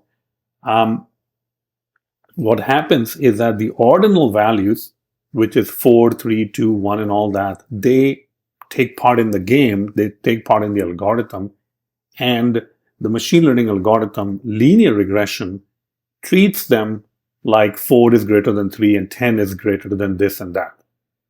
If you're using a different algorithm like random forest or any kind of like a tree-based algorithm, then label encoding will work perfectly fine. All right. Now, one of the ways that we can actually do that without using label encoding is we can do one-hot encoding. So this is called the one-hot encoding. So what exactly is one-hot encoding? Encoding. All right. Well, one-hot encoding simply means that you're going to create a column for each city. So this will be like Tomball. Another column can be Cypress. It's kind of hard to write over here. You can see that. All right. And another column can be Pearland. Okay. So Tomball in the first row, that will be 1. Anytime you see Tomball, that row will be 1. So all of these are 0. Cypress will be 1 in this one, right? So Tomball is 0. Cypress is 1.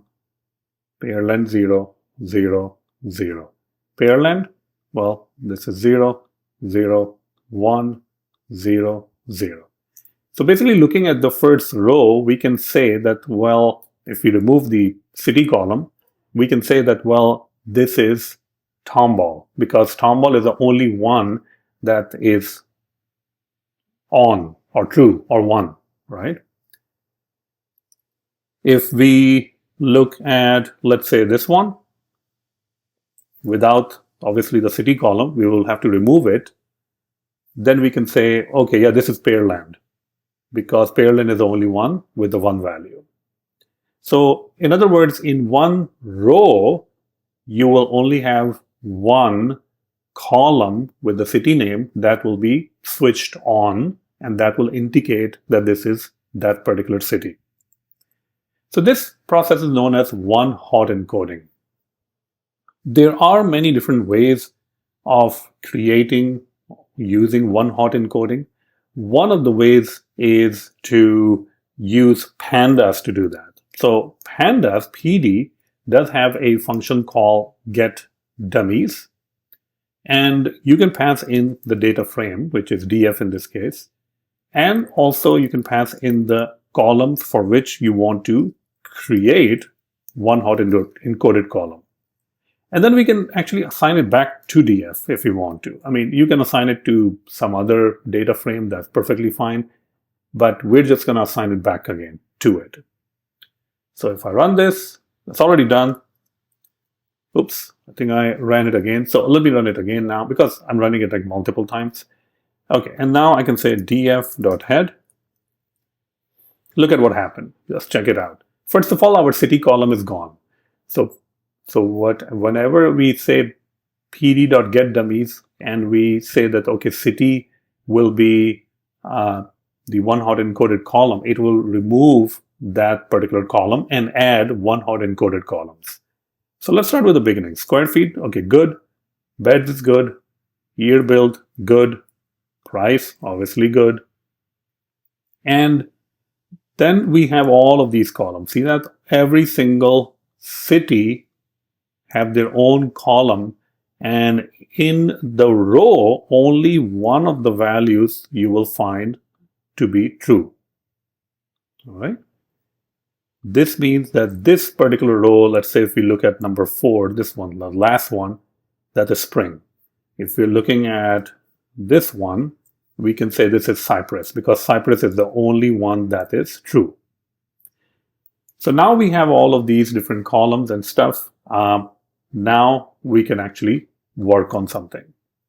Another thing that you can do, which probably we will do in some other tutorial, is standardization process. I don't really want to introduce standardization over here because we're just focusing on one-hot encoding. So I'm just going to skip standardization and we're just going to learn about the process of one-hot encoding, which is already done. Now we can separate them out into X and Y. So let's go ahead and say X equals to, and df. Now there's so many columns. If I try to name all of these columns that I want, it will take forever, right? So what I'm going to do is I'm simply going to drop the column that I don't need. And the column that I don't need is the price column. X is 1 because I want to drop the column itself, not the row. And Y will be df price. Simple.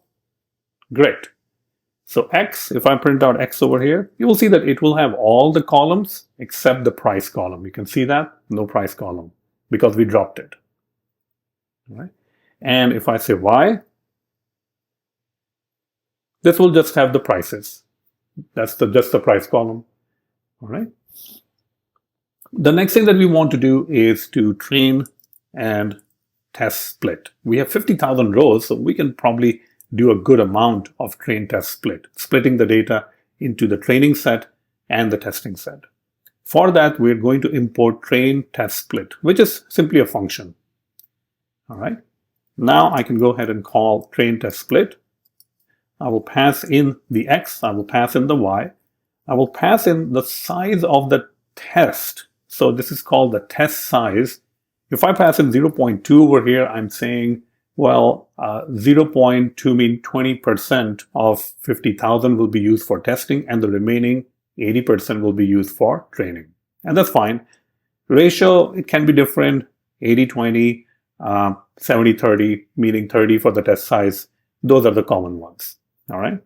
And then we're going to also pass in the random state. I'm going to pass in, you can pass in anything you want. I'm just going to pass in 42 over here so that we can recreate this randomness again with the number 42 if we need it, but that is okay. It's going to return me X train, X test, Y train, and Y test. All right. Let's run this. We can check out the length. The length of X train is 40,000 and the length of X test, you can already guess, it will be 10,000. All right. Okay. So this is pretty good. Next up, we will actually start training the model. We will have to import linear regression. So I'm going to import linear regression. We have done that in the past also, that is the same way. Model equals to linear regression. Okay. And now we can call model.fit passing in xtrain and ytrain. Train, because we're training it, all right, not testing. It worked pretty fast because, it's all text, or it's all, the CSV data. It's not like an image or something like that. So it works pretty good. We can fire the prediction over here also. So I can actually go ahead and say model.predict X test. Now this is going to give us Y predictions. And we can now check the score. The score basically means that how well the model is doing. And that is done by our toScore function. There are some other error functions that you can import, like mean square error. There is, you can do root mean square and all that stuff. So let's actually first run this so that we can get a little bit better idea. So I'm going to just evaluate this to show you the score. See that? So mean square error, Y test, and Y prediction. And then we are calling the R2score function, passing in the Y test and Y prediction. Same thing. And this is going to give us a score. And look at the score that we are getting.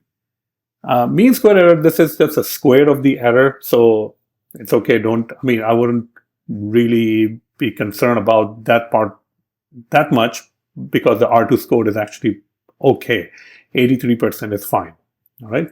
And you can also do the root mean square error, which is a little bit more interesting. So let me actually just do that. Importing NumPy and just taking the square root of mean square error. That will be the root mean square error. So it's coming out to be 354. So this is what? 35,480. All right. And what this basically means that on average, our prices are off by $35,000. All right. Now this is a lot. I know it's a lot. So it can be on average, it's off by 35,000. It can be high 35,000. If I'm selling a house, that's great. And it can be low 35,000, meaning you didn't really, lower 35,000, you can lose money, which is not good if I'm the seller, right?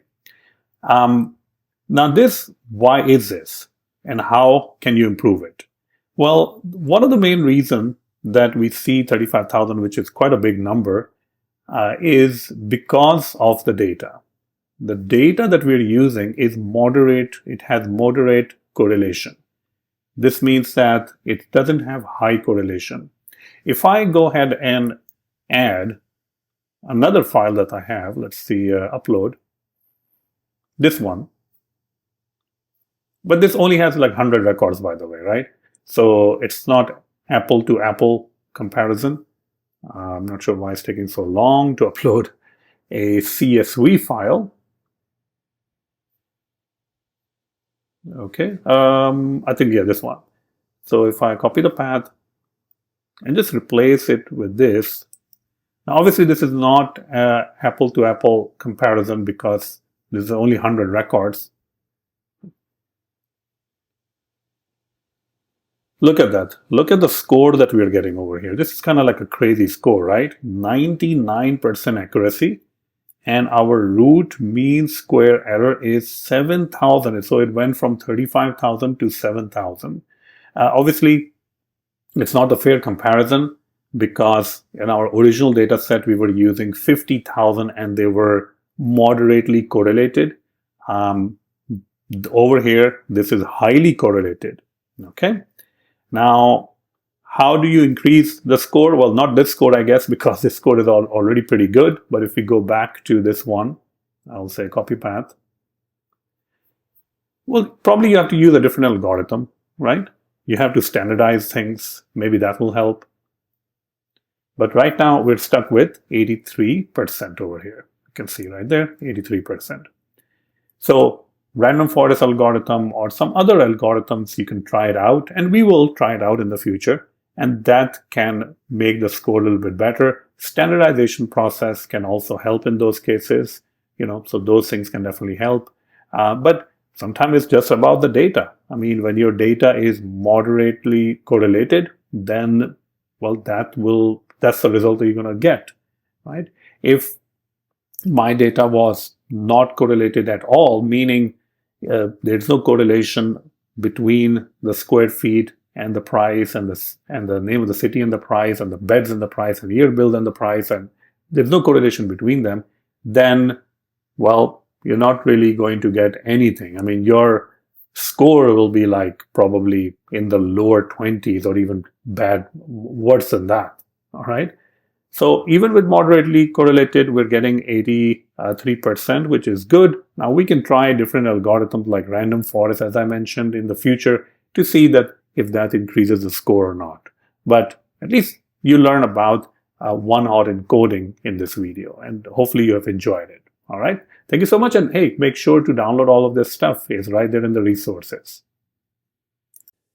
Let's go ahead and take a look at a different and a very interesting data set for linear regression, and that is known as the Carvana dataset. So as you can see that I'm on kaggle.com, I can go to datasets, which is right here. And let's search for the dataset Carvana. Carvana. There we go, predict prices of the car. Now, Carvana dataset is obviously for predicting the car prices, and it contains around 22,000 row of data, the first 1,000 pages of the site. So it was actually screen scraped. Now, obviously, these car prices will be a little bit old, might be 2022 or so, or even older, but at least we have these car prices, and the data is organized into different columns. You can see over here we have the name column, the year column, the miles column, and the final column, the target column, the price. Okay, so let's go ahead and download this particular Carvana data set and see that how we can perform linear regression to train a model that can predict car prices. So I'm going to go over here and say download and download the data set. All right, it's downloaded.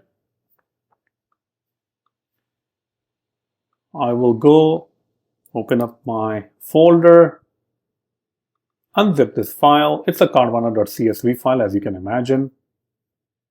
And now we can actually use it. So again, going back to my file, in the sample, I can upload a new sample, which is Carvana. Let's go ahead and open this up. There's the Carvana. Copy the path. And now we can get started. We'll import pandas as PD, pd.read CSV, passing in the path. We're going to get some sort of a data frame, and now I can just check out what the data frame kind of looks like. So we can already see that we are able to get the data frame, and data frame looks pretty good, right? But if you look carefully, you will see couple of problems with the data frame.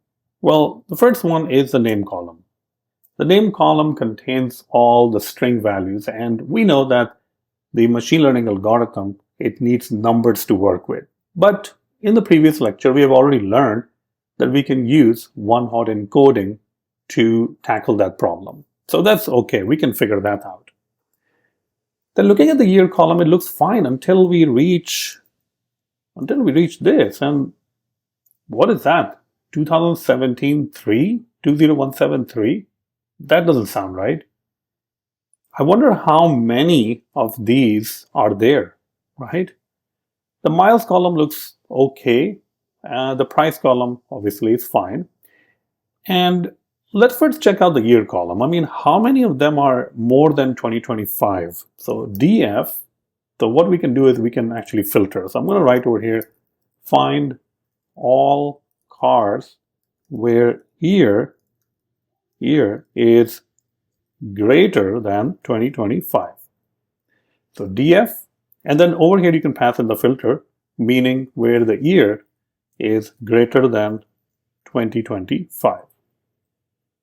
And if you run this, you can see that there are 2,851 rows where the year is greater than 2025. That's a pretty big amount of number of rows. Total rows are 22,000 anyways.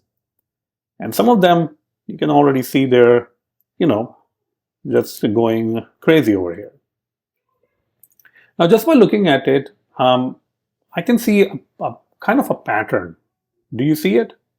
Do you see what it meant to be? And maybe accidentally somebody pressed something or something bad happened. I think what they wanted to do is they wanted to say 2016, 2013, just the first four starting from left to right. And somehow what happened is that they entered or some maybe automated program did that. Something bad happened anyways. So what we want to do is we want to select the left to right only 4 characters. So how can we do that? Well, in order to do that, we can actually use the year. So this is going to give us all the year. And then we can convert it into string, so str. So all the values of the year, which are basically numbers right now, they will be converted to string. And then this means that I can call string function. And one of the function I can say is go ahead and select 4 characters. After you select 4 characters, left to right, and then you convert it back to integer. And then not only that, you just go ahead and assign it back to the year column again. All right, so this is kind of like a really one-liner that we have written, which is going to take all of the years. Now, what about the years that are already good? Well, it's just going to be, it's not going to do anything, right? If the year is 2015, which is correct, then it's just going to select 2015 because it is 4 characters. But however, if it is 20194, then it will be converted to string. Well, 2015 will also be converted to string, by the way. And then we will pick 2019, which are 4 characters, and then we will convert it to 2019 as integer. All right, that's the last step. This is still a string right there. Let's run this. Okay, and now let's go ahead and say df, just to look at the df. All of these looks perfectly fine. df, you can see the year, they look pretty good. And another thing you can do is you can run this line again, and you can see nothing comes up now. All right. So this is good. We're able to solve that particular problem. Now, what will be our next step? Well, what about the miles? I mean, the miles column looks kind of fine. Why should we even mess around with miles? Well, let's check what is the minimum miles over here. All right, so I'll say over here miles.minimum. 53 is the minimum miles. So there is a car that has driven only 53 miles. That sounds like brand new car.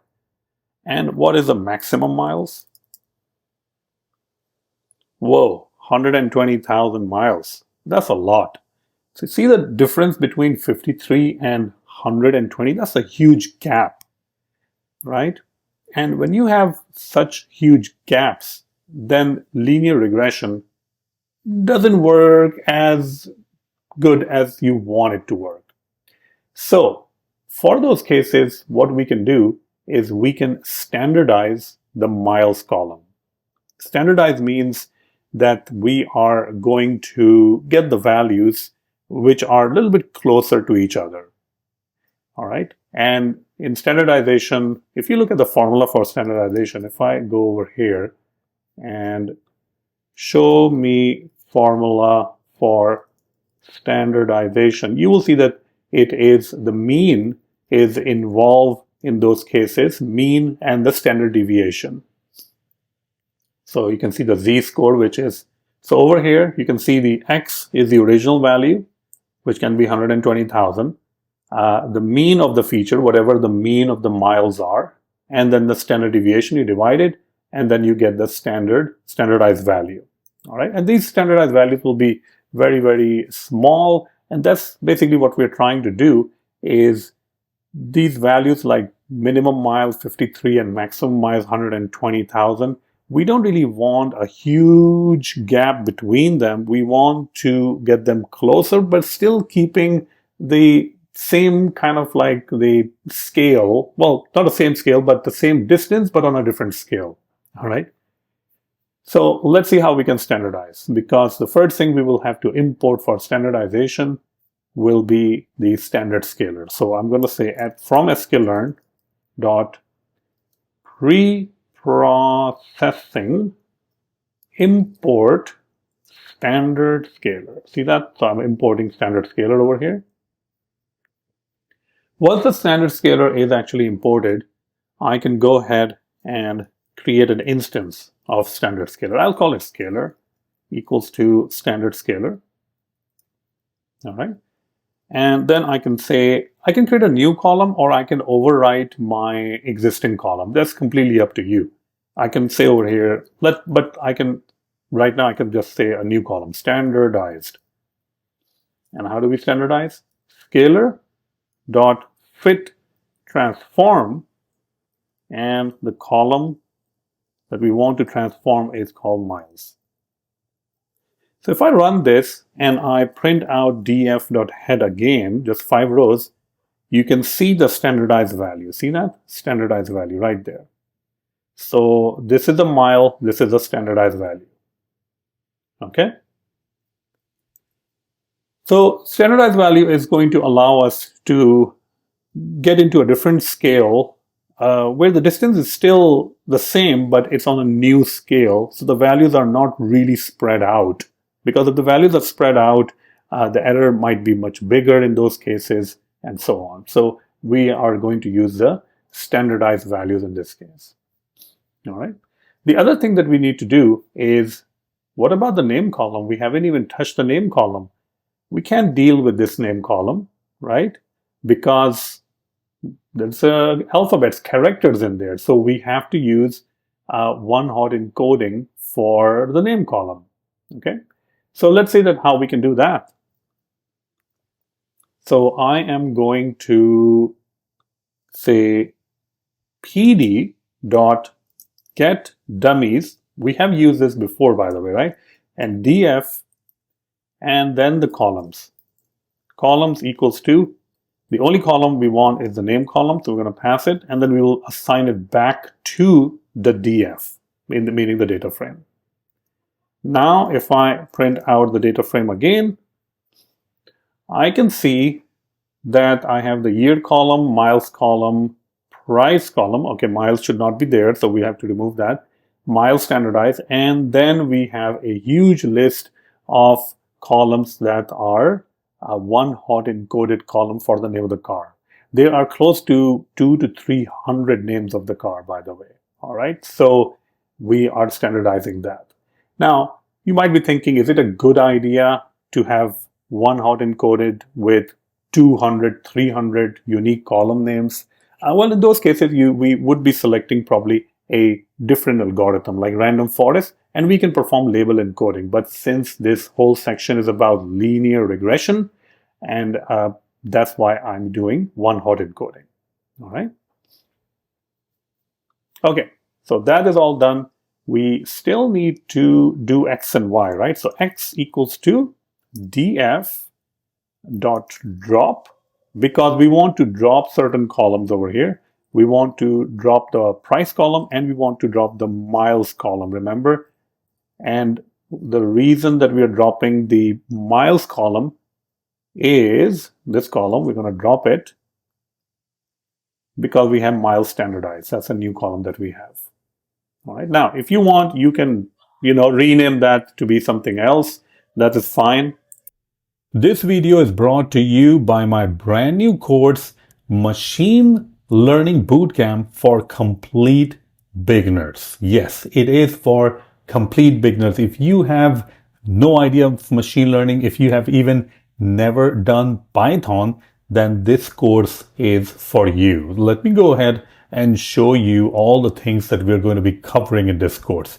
We're going to start with setting up your environment. We're going to learn about the Python language, functions, arrays, loops, dictionaries, lambdas, classes, exceptions, file handling, test-driven development, writing tests, databases, working with APIs, and then we are going to go and start with machine learning. And all of the stuff that we're going to learn about machine learning, we're also going to learn the mathematics behind it. So for linear regression, we're going to learn about the formulas behind it and also going to do real world examples, logistic regression, trees, clustering, PCA, and then we're also going to build a Flask website which is going to use our pre-trained model, the model that we have trained ourselves. And I keep adding stuff to the course so you can expect new content regularly.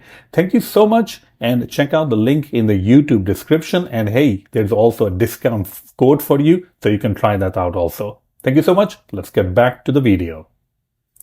So what I'm doing over here is I am dropping the price column because that's the Y column, that's the target column, and the miles column because miles, we're going to be using the miles standardized, all right? But again, you can, when you are doing the standardization right over here, actually I can write it out for you so that you remember. If you want to overwrite miles column, instead of creating a brand new column, then use this and it will be miles. And I'll just comment it out so that you know that. All right. All right. This will be our X and the Y will be df price. Great. The next thing that we want to do is there are like what, 22,000, right? So we should use the train test split. So I am going to import train test split over here. We have done that number of times. And then I can do the train test split. So I'm just going to copy that part because we have already done that part. There we go. Train test split. Nothing really changing over here. The same thing that we have learned. We're going to be passing X, we're going to be passing Y. Test size is 20%, that's why 0.2. And then now we can import linear regression. So from scikit-learn dot linear model import linear regression. All right. Once we have imported linear regression, we can go ahead and create an instance of the linear regression. There we go. And we can train it. Model.fit X train Y train. And it's training and it's already trained. We can do the prediction now. So let's do the prediction. There we go, prediction. Just calling the predict function to perform the prediction, right? All right. And once we have the prediction, we can get the score. And for score, I'm going to import mean square error and R2 score. So let's go ahead and do that. R2 score. And now I can display the mean square error, R2 score, and also, we also need to import NumPy. So let's go ahead and import NumPy as NP. Okay, so we're getting the score of 85%, which is pretty good. And the root mean square error is around, let's just say 2,500, all right? Which means that on average, our prices will be off by 2,500, okay? So there you go. We have actually trained that particular model. Now, this was a very interesting video because you learned that the data that you're going to be getting from different sources, it will not always be in perfect condition, right? I mean, we saw that we had to change the name, one-hot-encoding, or label encoding if you're using a different algorithm. We also had to fix the year column because there were some issues over there. We had to standardize the miles columns.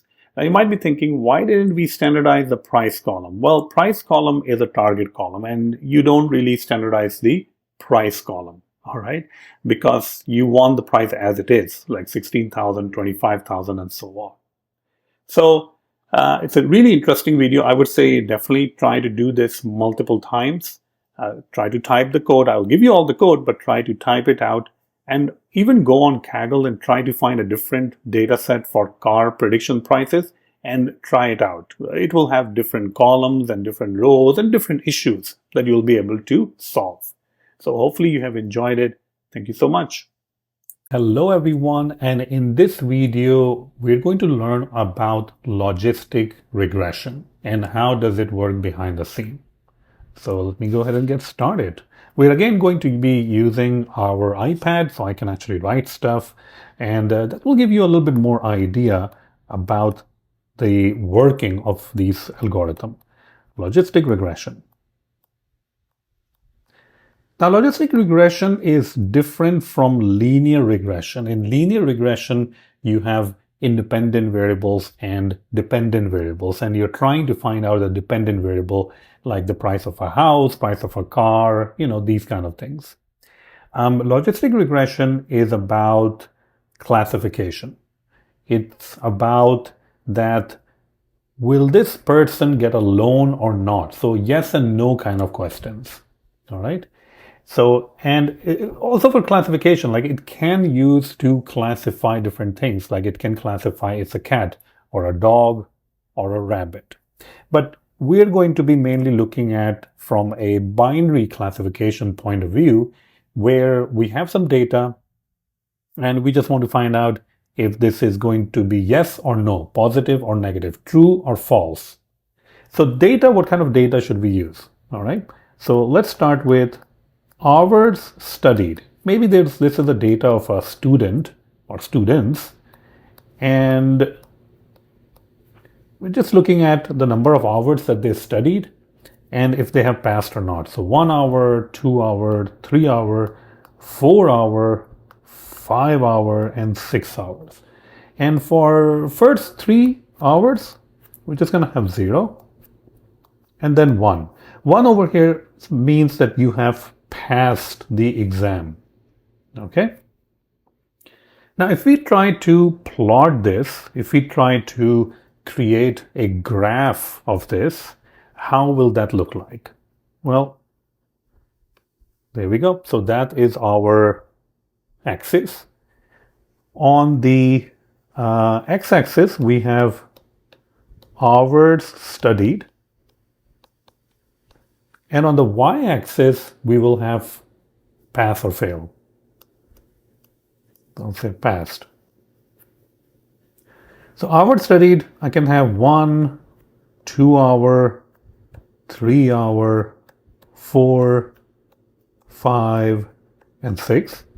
And on the y-axis, if you look at the values of y, they're just 0 and 1, right? So what we can do is we can simply say over here 0, and we can say 1. Now, if you try to plot this, how will this look like? I mean, looking at the data, how would you even plot this? Well, 1 is 0, 2 is 0, 3 is 0, 4 is 1, 5 is 1, and 6 is 1. So if you want to connect these lines, you can really connect these lines using linear regression or the formula y is equals to bx plus a, because that will just create a straight line. So what we need is some sort of a line, some sort of a formula that can connect these lines kind of like this, right? Kind of like this. And this is basically known as, you're going to learn that we are going to be using something called a sigmoid function to find out if the person is passed or not. Okay, but take a look at, if we go over here, we'll write the formula z equals to w0 plus w1x. So what is all of that means? What is W? Well, W's over here are weights. And we're going to talk a little bit more about what these weights are. And X is the feature. So feature in this case, we only have one of them, which is hours studied. All right. So once we get the weights, and by the way, weights are kind of, you can think of weights like a knobs, like small knobs. You just adjust the weight number 0 just a little bit, and then you check out the value of Z, and then you calculate the sigmoid function and calculate the error. If the error is not decreasing, then you just twist it a little bit more, weights, you just increase the weight a little bit, decrease the weight a little bit, and same with weight 0 and weight 1. These are just knobs. You're just trying to adjust the knobs little by little, just trying to see if the error is decreasing. And because behind the scene of sigmoid or behind the scene of logistic regression, there is a algorithm called gradient descent that is being used. And I'll come to the gradient descent a little bit later in this lecture.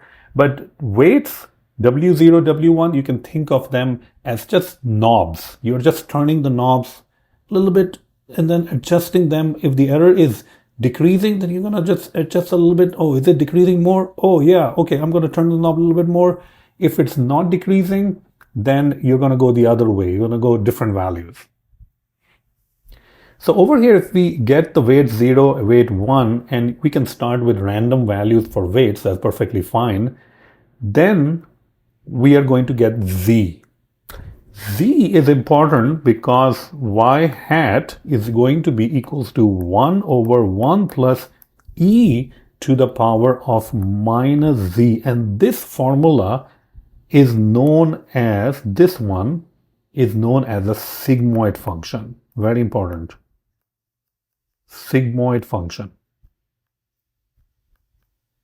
And this is a very special kind of a formula because whatever value of Z you're going to put in there, you will always get values from Y hat between 0 and 1. In other words, the sigmoid function is always going to be creating the values between 0 and 1. Sometimes people like to say that, oh, sigmoid function can squish the values and give you a number between 0 and 1. Now, let's actually take a look a little bit closer to the sigmoid function. What is E over here, right? That's the first thing. Well, E is a constant, and it's called the Euler's constant. Just like, pi is a constant 3.142, E is a constant, and the value is like 2.718. So we can already substitute that value with E with 2.718. Z, what is Z? Well, Z is the one that you calculated, remember? So that's the Z. And W's, well, earlier W's were just weights. Let's start with this. Let's say that if we are starting with random weights and I start with 0, what will be the value of Z? All right, it will be 0 plus 0 multiplied by X. I told you, like, we're going to start weights. So we're using this formula right there, right? This has W0 and W1. And I told you, or I mentioned it to you, that when you start with this formula, you have to get some values for the weights. So you can just start with random weights. Like, let's just start with 0. So Z comes out to be 0. And then we say Y hat 1 plus E to the power of minus Z, Y hat 1 plus 2.718, Euler's constant, to the power of minus 0. Anything to the power of 0 is what? 1. So this becomes 1 plus 1, which is 2, and then this comes out to be 0.5. Oh, what happened over here? I don't know what happened over here. Okay, so this comes out to be 0.5. What does that even mean, 0.5? Well, first of all, I told you that when you're using sigmoid function, it is always going to give you the value between 0 and 1. And we got the value between 0 and 1. It's 0.5. Now, if the value of y hat is greater than 0.5, then we can say that the person has passed. Number of hours study, the answer is passed.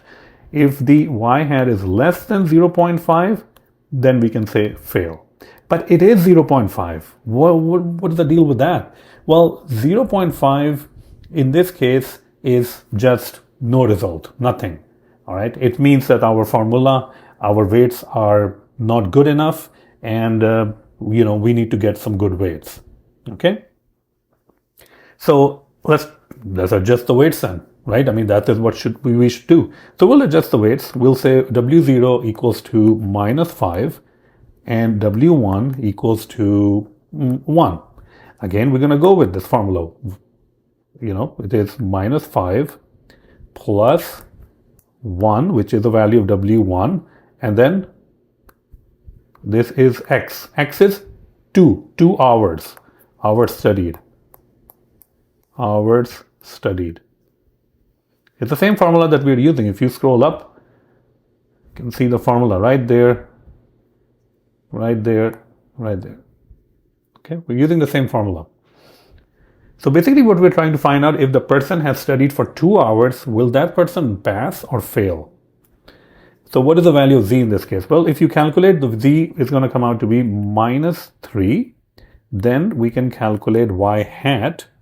And y hat, we know the formula for y hat is 1 plus, this is a sigmoid function, this, and then y hat equals to, if you calculate all of that stuff, you pass in the value, you're going to get the value 0.047 or something like that. Okay. Now, 0.047, it's definitely, not greater than 0.5. So in this case, we can say that it is fail. The person will fail if they only studied 2 hours. All right. But what happens even behind the scene of this? Like, what is going on? How the weights are adjusted? That's an important question. And in order to understand that, we need to understand a little bit about gradient descent. Gradient descent. That's a very common algorithm that is used in machine learning and also with logistic regression. And the whole idea of gradient descent is, if you are on the top of the mountain, this is the top of the mountain, you're over here. You need to get to the bottom of the mountain, right? This point. How will you go there? And oh, by the way, it's very dark, you can't even see anything, right? So how would you do that? How would you get to the bottom of the mountain if it's pitch dark, can't see anything? Well, you can take small steps and you can kind of like get down to the mountain, right? And as soon as you're closer to this point, you're like, okay, maybe you're calculating the error, and you're saying, oh, the error is getting smaller and smaller as I go to the bottom of the mountain. But then you start like climbing it, and then the error goes up again. So you're like, oh, I am going in the wrong way, so I need to go back, right? So these are the weights. You're adjusting the weights and you're trying to reach the bottom of the mountain. When you adjust the weight, then you calculate the error. Now, in this case, what actually also can happen is when you are on the top of the mountain, you can actually take some big steps. You can say, oh, I'm going to be like over here, and then I'm going to take over here, and then here. And as soon as you reach over here, then you're like, the error is getting smaller. So it means that I am getting closer to the bottom of the mountain, and I'm going to take a very small steps over here now. And then you pass the mountain, and then you're like, the error is increasing again. So I think I'm going in the wrong direction. I'm going to turn back now and then adjust the weight so I can go. And that is how you reach to the bottom of the mountain. So all the time that you're calculating the loss. All right, you're calculating the loss. And when you calculate the loss, if the loss is greater, you adjust the weights, you adjust W0, you adjust W1, the knobs, you adjust the knobs, you calculate the loss again. If the loss is still big, you adjust the weights. And then if it's getting smaller, then you adjust the weight just a little bit more, and so on. So that's the whole idea of gradient descent. Gradient descent is a very popular algorithm that is used behind the scene for logistic regression. It's also used in deep learning and so much more. So it's a good idea to understand a little bit about gradient descent also. And that's how it kind of works. When you're trying to reach the bottom of the mountain, when you're trying to reach a point where the loss will be the minimal, you adjust the weight to get there. All right. So this was the logistic regression. Hopefully you had a fun understanding logistic regression. And now that you understand it, let's go to Google Colab and try to implement a practical scenario for logistic regression. So now that you understand what exactly is logistic regression, let's go ahead and take a look at our first example. And the first example we're going to be looking at is the customer sales dataset. I have created this dataset using ChatGPT. It consists of 3 different columns. We have the age, we have the estimated salary, and a purchase, whether the customer will purchase or not, which will be 0 and 1. So let's go ahead and load this into our Google Colab. The first thing I'm going to do is add that particular file into my sample data. I'll say upload, document or downloads, and then let's upload this. So over here, you can see customer sales data. You can double click on it and you can also see how it looks like. It has around 10,000 different rows with 3 columns: age, estimated salary, and the target column, which in this case is purchased. And we're starting with a small data set. Once we are comfortable with it, then we can move on to more advanced data sets. The first thing I like to do always is to use or import pandas and simply look at the data set, just to make sure that I'm able to load the data set. So read CSV, and then we can copy the path. We can go right click, copy path, and then simply paste it over here. This is going to give us the data frame, and we can print the first 5 rows of the data frame. At least this will give us a little bit of idea of that we are able to load the data. Now looking at the data, everything is integer column, so that's already pretty good. We can separate them out into X and Y. X will be equals to age. So there are multiple ways of doing that. You can actually drop the purchase column and that will be okay too. And estimated salary. And Y over here will be the target column, which in our case is purchased. Nice and simple. Now we have 10,000 different records or rows, so we can definitely use the power of train test split so that we have some portion of the data set that we're training on and then some small portion when we're testing it on. And we can import train test split from model selection. So I'm going to go on the top, I'm going to import train test split right there. Make sure to run this particular cell so that train test split can be imported. Next, I can go back and implement train test split. X, Y, the test size that we're going to give will be 0.2. This means that 20% of the records will be used for testing. Random state, I'm just going to pass in 42. So this means that if you are going to pass 42 again, you can get the same split. X train, X test, Y train, and Y test. Great. So if I run this, now we have our training data set and our testing data set, which are different. Great. Another thing that we can also do is we can scale them. Why? Why would we want to scale them? Well, let's check out the estimated salary. DF, estimated salary. And what is the minimum estimated salary? You can see that the minimum estimated salary is 20,000. But what is the maximum estimated salary? Wow, that is 149,000.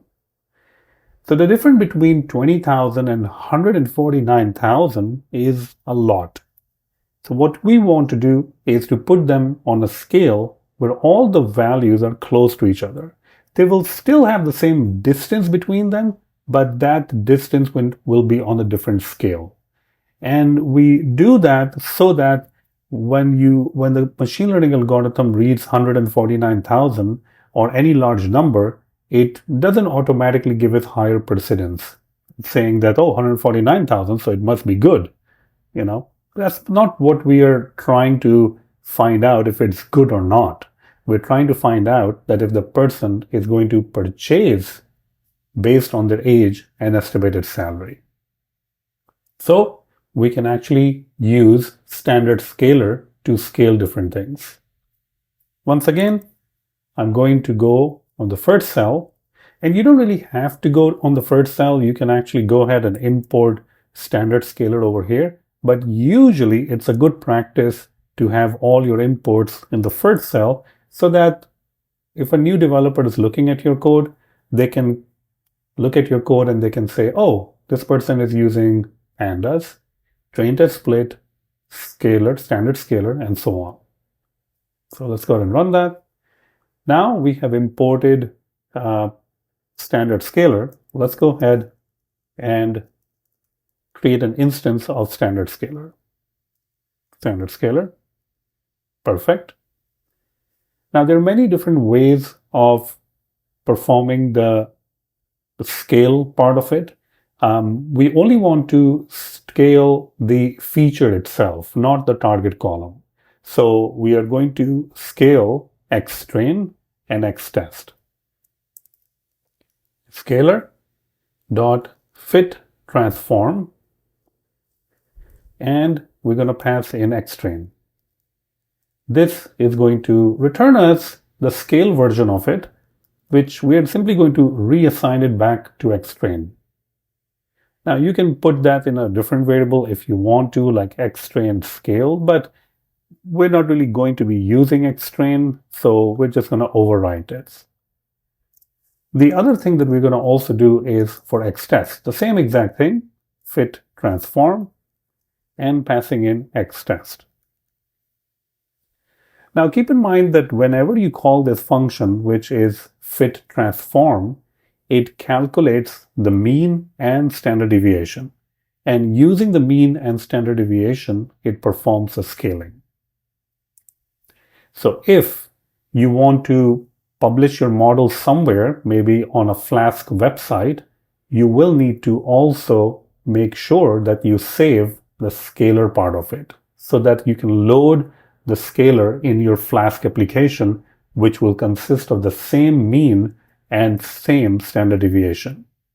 Because looking at from a point of view of a user, if they're going to be entering information, right, on a web page, if they're going to be entering their age, let's say they entered 35, and their salary, they entered maybe 120,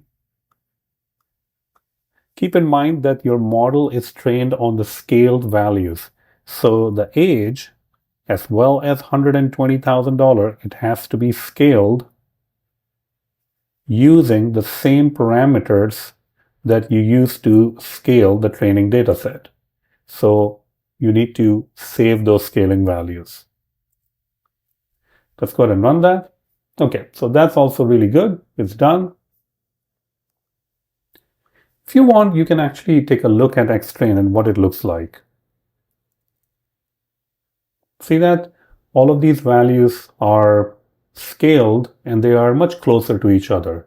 They are having the same distance like before. It's just that the distance is now on a different scale, so they are close to each other.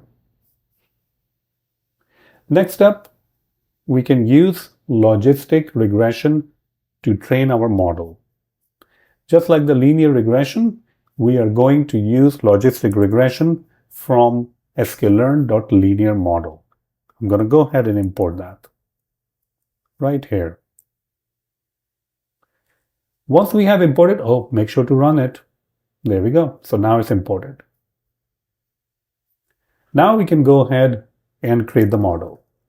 This will be logistic regression. Great.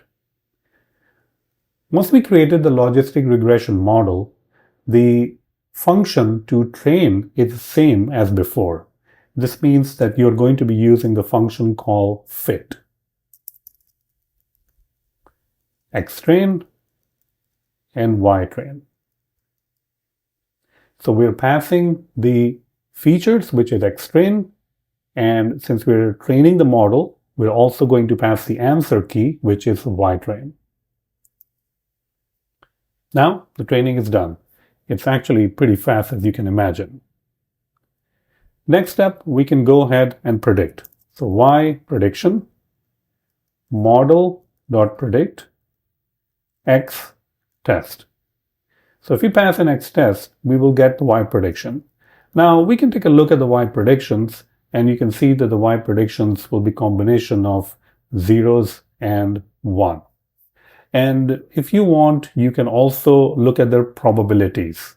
Probabilities simply means that, if it is greater than 0.5, then it will be considered that the person will be having purchased that particular item.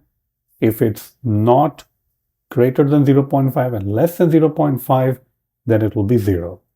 So model.predict, you can see over here predict probabilities, and you can pass in x test. This is going to give us the probability. And if we want, we can go ahead and also print this out. So you can see that all of these values, 0.82, that is definitely more than 0.5. So that can be considered a 1, meaning this person will actually purchase. We can also take a look at the accuracy. And for accuracy, we can import accuracy score function from scikit-learn.metrics. So let's go on the top first. And here we are importing accuracy score. Accuracy is simply going to tell us that how accurate is our algorithm. Now, once again, keep in mind that this data that we got is from ChatGPT, so there is a chance that the accuracy score is low. We'll say y test and y prediction. And this is going to give us the accuracy score. Once we have the accuracy score, we can go ahead and print it out. There we go. Well, accuracy score is actually pretty good. You can see that the accuracy score is coming out to be 0.95, which basically means that it is 95%. That's a pretty good deal, right? Now, one other thing that we can definitely try to do is, what about if a new customer comes in? A new customer will have an age and estimated salary. All right, so let's go ahead and create a new customer. New customer. And the new customer will have an age, we can say 45, and estimated salary. Let's make sure that we are typing the name exactly like that. We don't really want to mess up the name of the columns. And this person is making $120,000. Great. All right. So we have a new customer over here, and this new customer has an age of 45 and estimated salary of $120,000. So what we want to find out is if this new customer will purchase the item or not based on our model. So what do we do over here?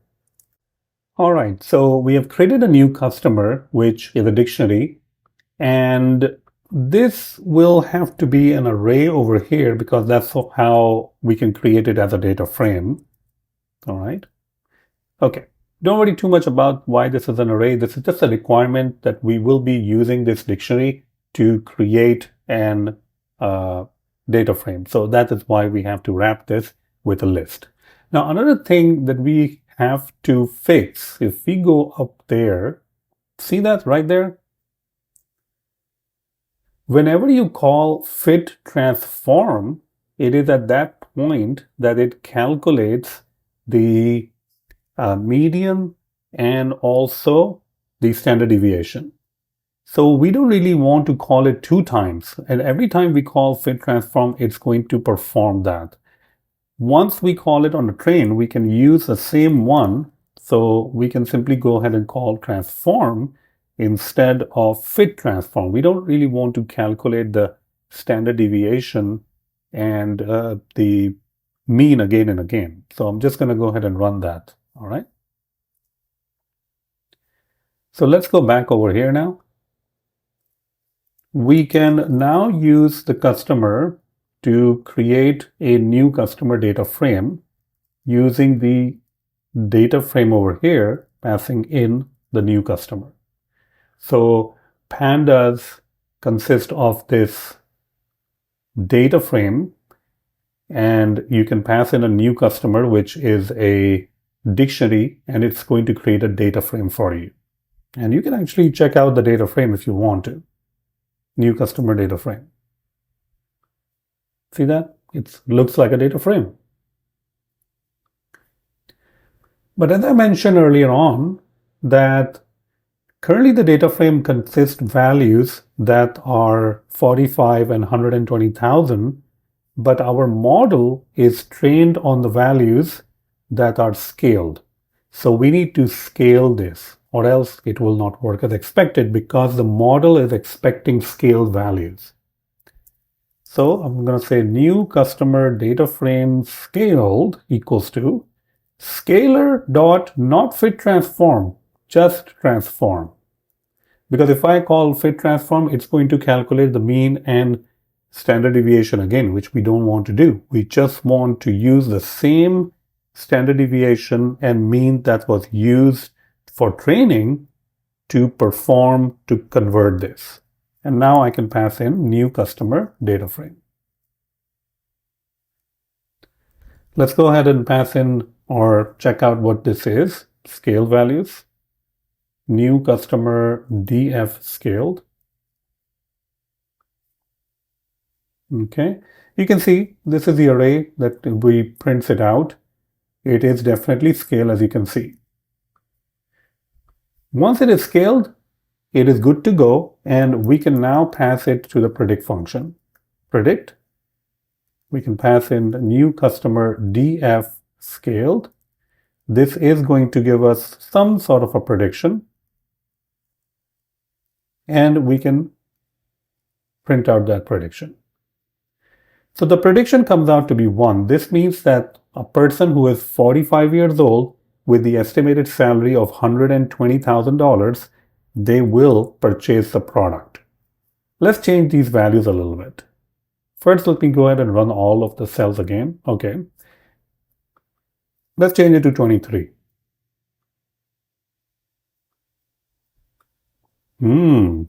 So just by changing the age to 23, now it started saying that the customer will not purchase the product. So this means that apart from the estimated salary, because the salary remained the same, it's still $120,000, the age is also playing a factor. What if the person is 45, but the salary cuts down to 68,000?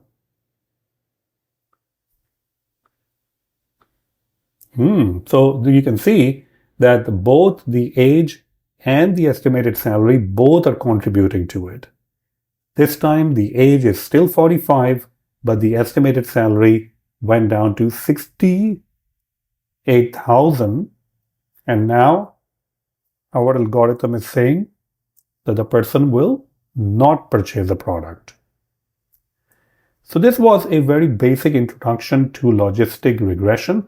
We are going to look at some other data sets, and those will be a little bit more complicated, but this was a fun exercise to begin with. All right, so stay tuned for more.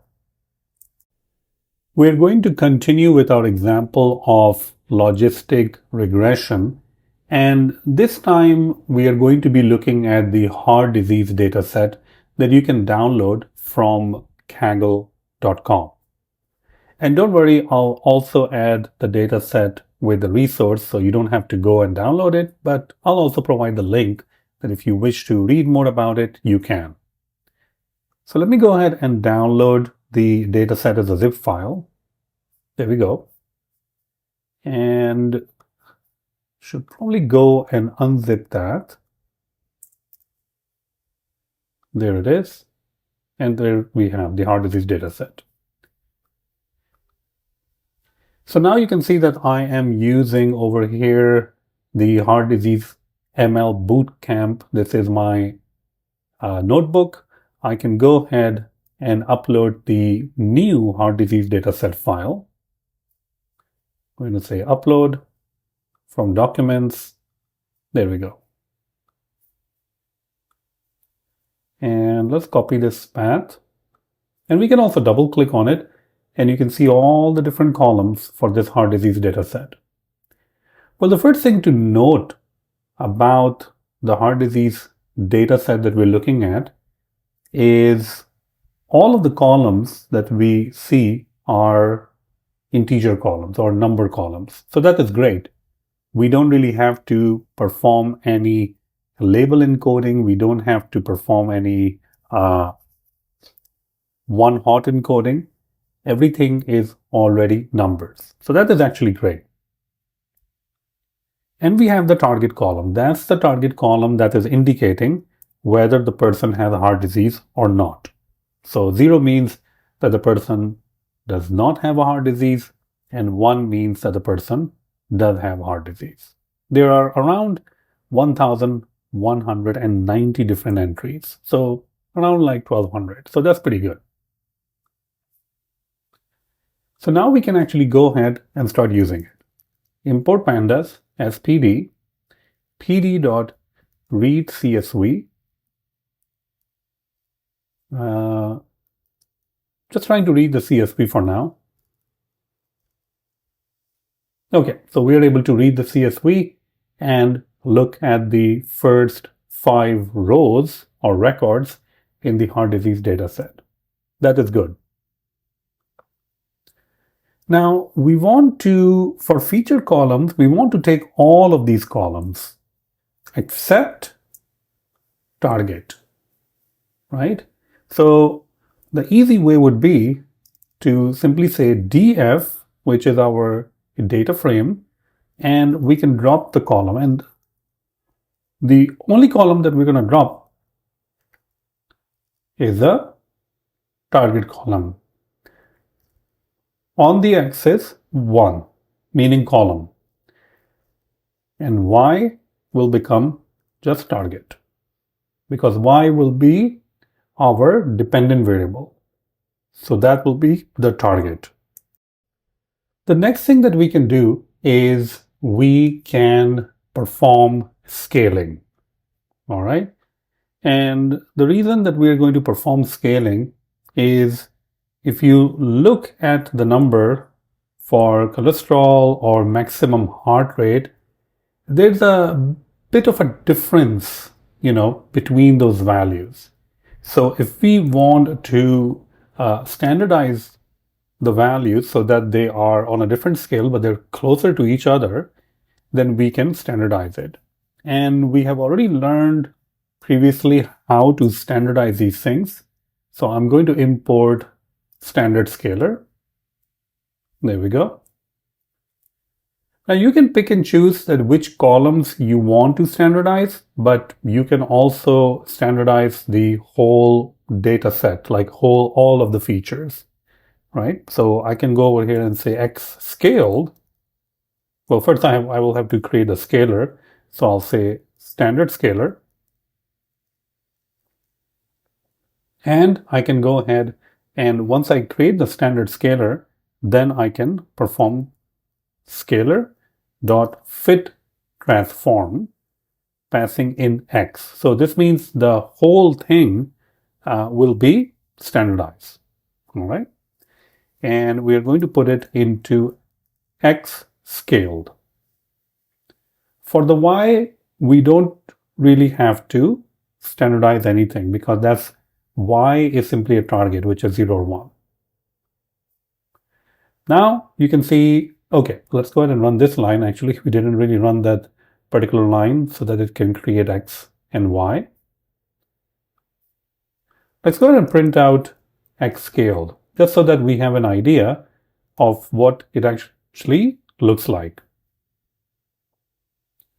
You can see that X scaled is a multi-dimension, two-dimensional array, and all the values are now scaled. That is great because now all of them will be on a different scale where the values are close to each other. After we have scaled successfully, the next thing would be to perform or to split our data set into a training data set and a testing data set. For that, I'm going to import train test split. We have used this previously also. So let's go ahead and execute that line so we can import train test split. And instead of writing all that line again, just gonna copy it because we have used it in many different places. Let's go ahead and run that. Actually, over here, we should be using X scaled. See that? Instead of X. So let's run that. Great. And the next thing that we need to import is logistic regression because that's the algorithm that we are using. So I'm going to import logistic regression from scikit-learn.linear model. And now I can go ahead and create the model. So model equals to logistic regression. And when we want to go ahead and train it, we will simply say model.fit X train and Y train. Perfect. Now we can also go ahead and perform the predictions. So model.predict X test. And this is going to give us Y predictions. If you print out Y predictions, you'll be able to see that it is going to give you prediction in the terms of 1 and 0. 1 means that the person does have heart disease, and 0 means that the person does not have heart disease. Another thing that will be really useful will be the accuracy score. So let's go ahead and do scikit-learn.metrics. And we will import accuracy score. Accuracy score is simply a function that we're importing, and that is going to allow us to calculate the accuracy score for our model. We will call the accuracy score. We can pass in our y-test and y-predictions. So it's going to basically check against the predictions that we are getting versus the actual answer key, which is the y-test. And it's going to give us some sort of a score. And we can print out the score. You can see that the accuracy score comes out to be 86%, which is pretty okay. It's not that bad, but it's definitely good. All right. It's definitely not in the 90s, but it is not that bad. So this means that it is 86% accurate. So now you have seen that how you can use an actual data set from Cleveland, Hungary for heart disease. This is a data set that we have used. And we were able to create a model using the logistic regression that takes in all of this data and then tells us that whether the person has heart disease or not heart disease. So this is a great way that you can actually create applications that are meaningful, that are going to be, provide you real benefits. And now, if you provide some data, which is based on all of this, then you can predict that that person has heart disease or not. So your next step would be to, create a website or to create an iPhone app where people can enter all of these features. And then based on all these features entries that they have made, you can detect that whether a person has heart disease or not heart disease. And we are going to take a look at how to build simple Flask websites a little bit later on towards the end of the course, but I would highly encourage you to do that on your own also, because this is great. This is a model that you have trained and we can see this, but customers, your users, would want to have some sort of a interface, a real website that they can go and select these things. And that will require knowledge of Flask or Streamlit or any kind of online web development platform that you want to use. But don't worry too much about it right now. As towards the end of the course, we are going to do some projects where we will involve Flask applications. All right. So hopefully you have enjoyed this particular section. And as always, you can always go to Kaggle, search for, logistic regression datasets, logistic regression, click on datasets. And then you can see that there's a heart disease, there's Titanic, there's diabetes, breast cancer, marketing campaign. I mean, the more that you are going to try out these different data sets, the more comfortable you are going to get with how logistic regression or any kind of algorithm basically works.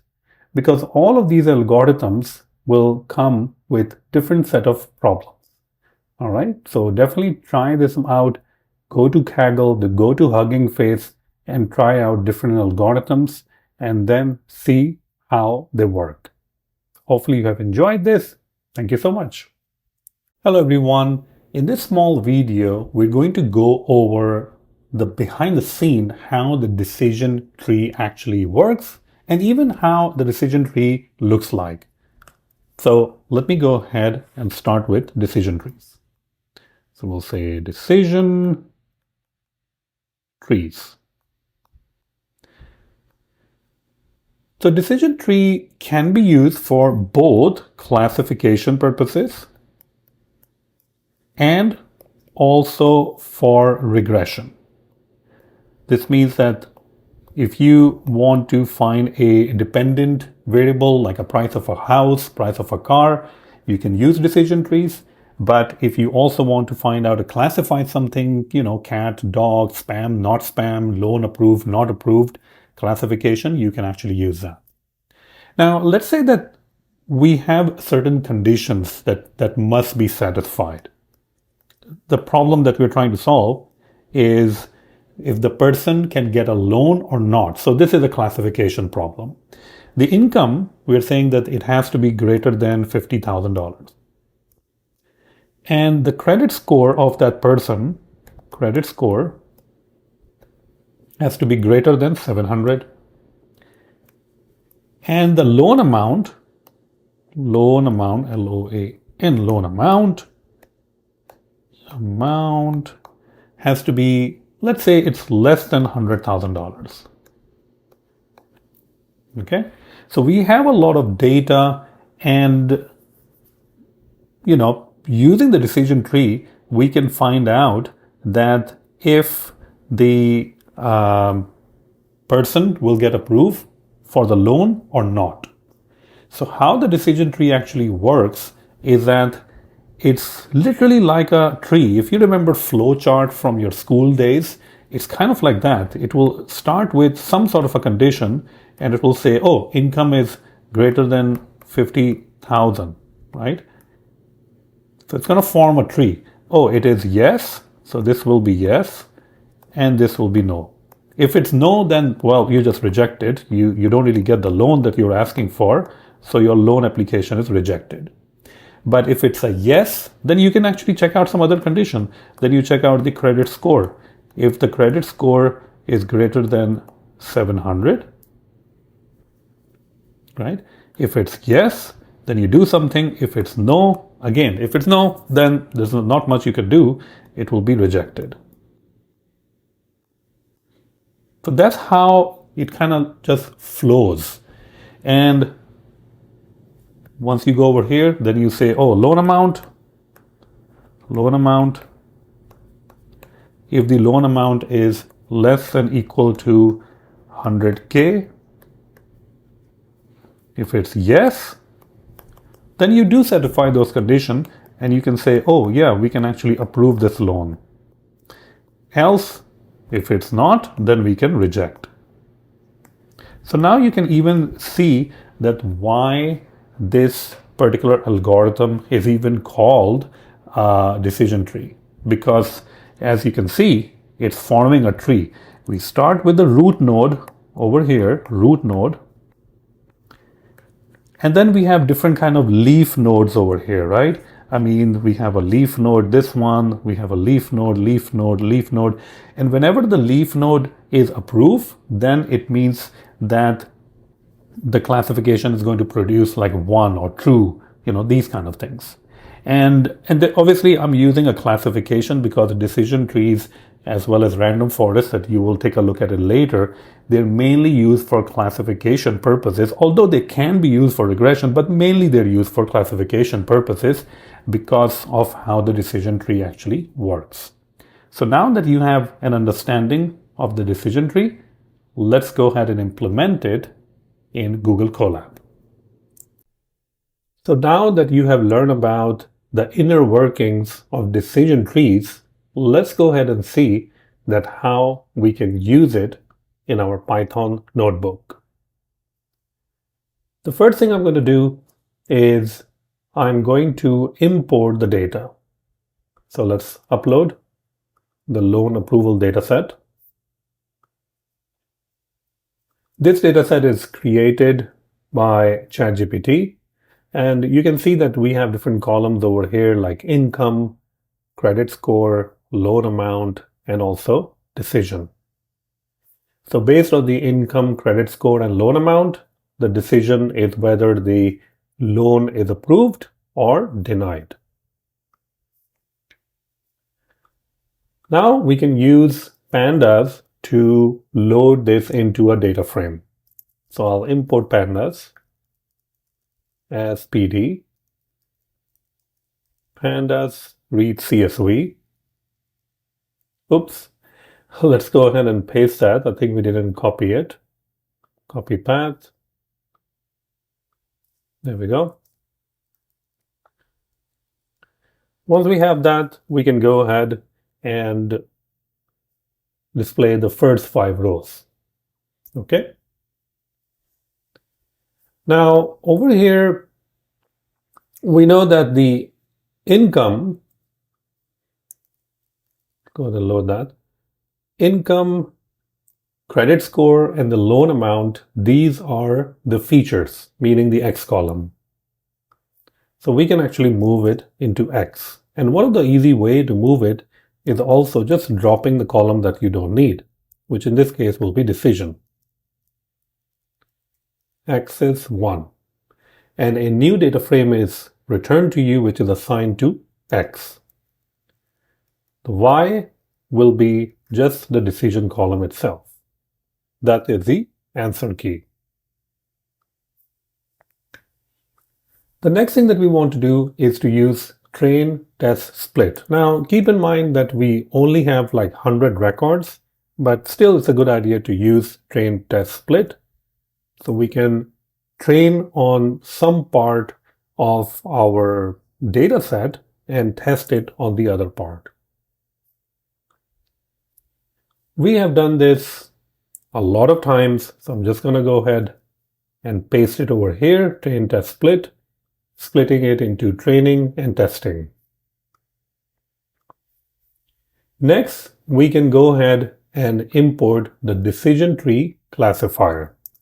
So from scikit-learn.tree, we can import, and you can see that the decision tree also has a regressor apart from the classifier. So this means that if you are looking to find a value of a house or a used car, you can also use decision tree regressor for those purposes. But mainly the decision tree, whether it is a decision tree itself or a random forest tree, they are mainly used for classification purposes. But they do both also expose regressor algorithms also. So if you want to use that. So I'm going to go ahead and import decision tree classifier. And once it is imported, now I can go ahead and create a model. So we'll create a decision tree classifier, and the decision tree classifier does require a couple of different things. The first one is criterion. Now, by default, if you don't pass criterion, it will be set to Genie. And criterion over here with Genie, it is all about the purity of the split. This means that if the decision tree is dividing into two different data sets, then how pure is that division? Like if you have one data set divided and the other data set, and one data set contains 50% cats and 50% dogs, that means that the purity is only, half or 0.5, because it's not completely pure, right? If it's completely pure, then the decision that it's making, the tree branch that it's making, that will only contain one classification, like cats or dogs or rabbits and so on. So criterion Genie is all about purity. And if we have a Genie value of 1, that means it's completely pure, which means that the decision that it has made, it is split into one classification, like cat or dog and so on. We also have maximum depth. Maximum depth simply means that how large your tree is going to be. So we're passing over here 3, which means that the tree can have 3 levels. It can start at the top, then the middle part, and then it will have leaf nodes. How do we get to the point? How do we even decide that what kind of depth we are looking for? Because I can pass anything over here. I can say maximum depth 100.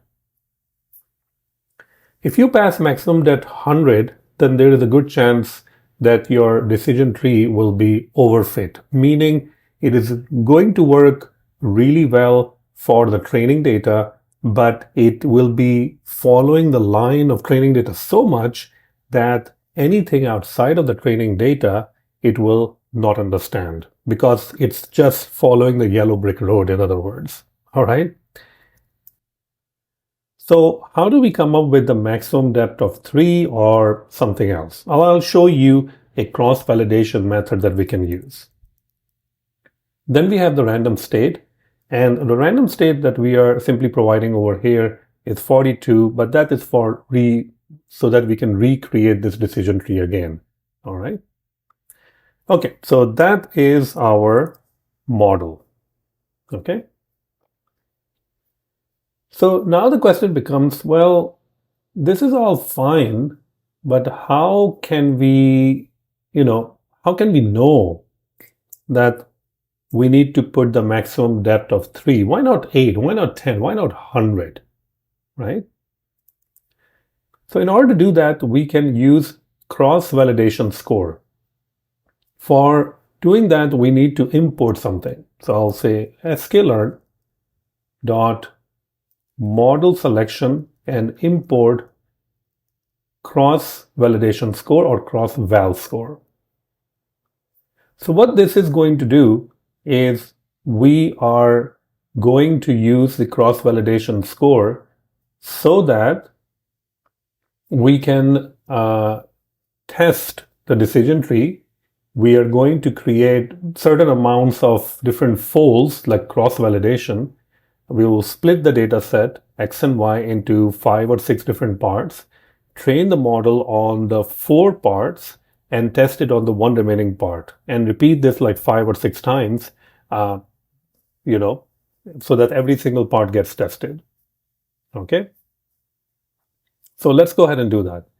And one of the things I'm going to do is I'm going to modify this code over here, because I'm going to run a loop from depth in range, and this range is going to tell you that what is the depth of the tree. Like, we're going to go from 1 to 11.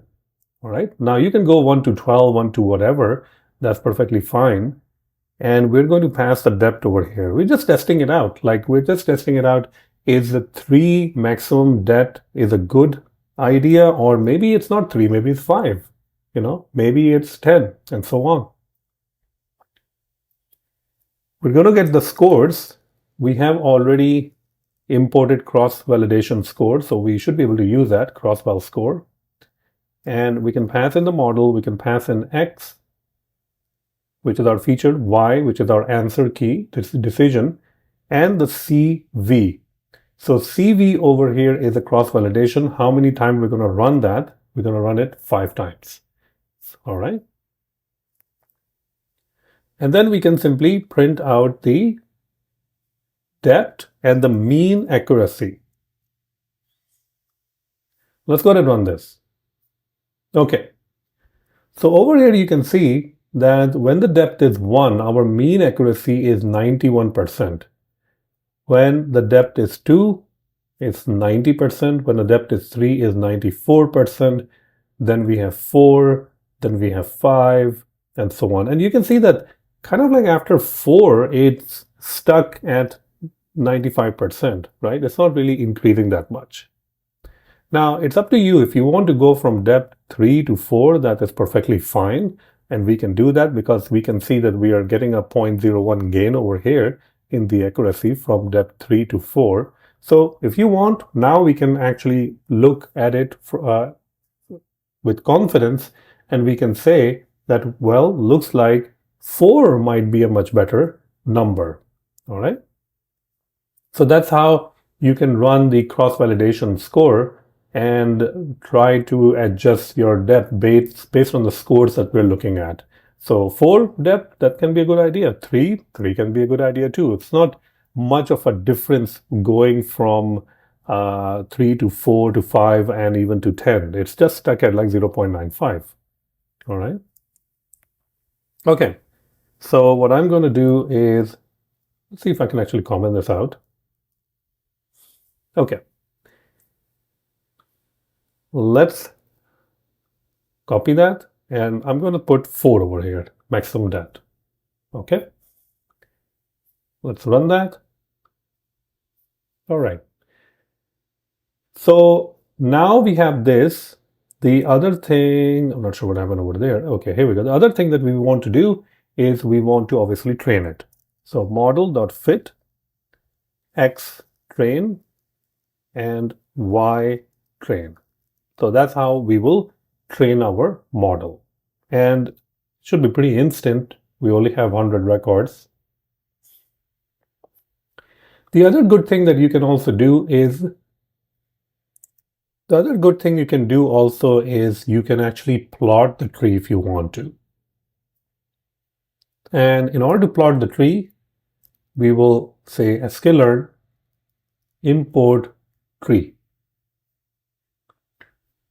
And now we can go back over here and we can say tree dot, and there's a function called, it's called plot tree. So this is going to give you a little bit more idea how the tree is actually generated. We can actually provide the feature names also, like what feature names we want to include, income, credit score. So let's go ahead and all that, credit score, and also loan amount. All right. The class names. So it's up to you, whatever the class names we want to put over here. We can say over here probably approve and reject. Maybe that's the class names. And fill true so that it's colored a little bit. All right. And you can see, I know it's kind of like a little bit jam-packed, but we can definitely see over here the 4 levels. 1, 2, 3, 4, right? So we can definitely see those levels. And we can see how the tree is progressing. Gini is 0.0, Gini is 0.4, 0.0. Actually, sorry, I think I misspelled last time. 0.0 or Gini when it's 0, it means it is pure, which means that it only has one class in that particular subset, not one. I think I said one earlier on, so that was incorrect. Gini 0, that means that it is completely pure. Okay?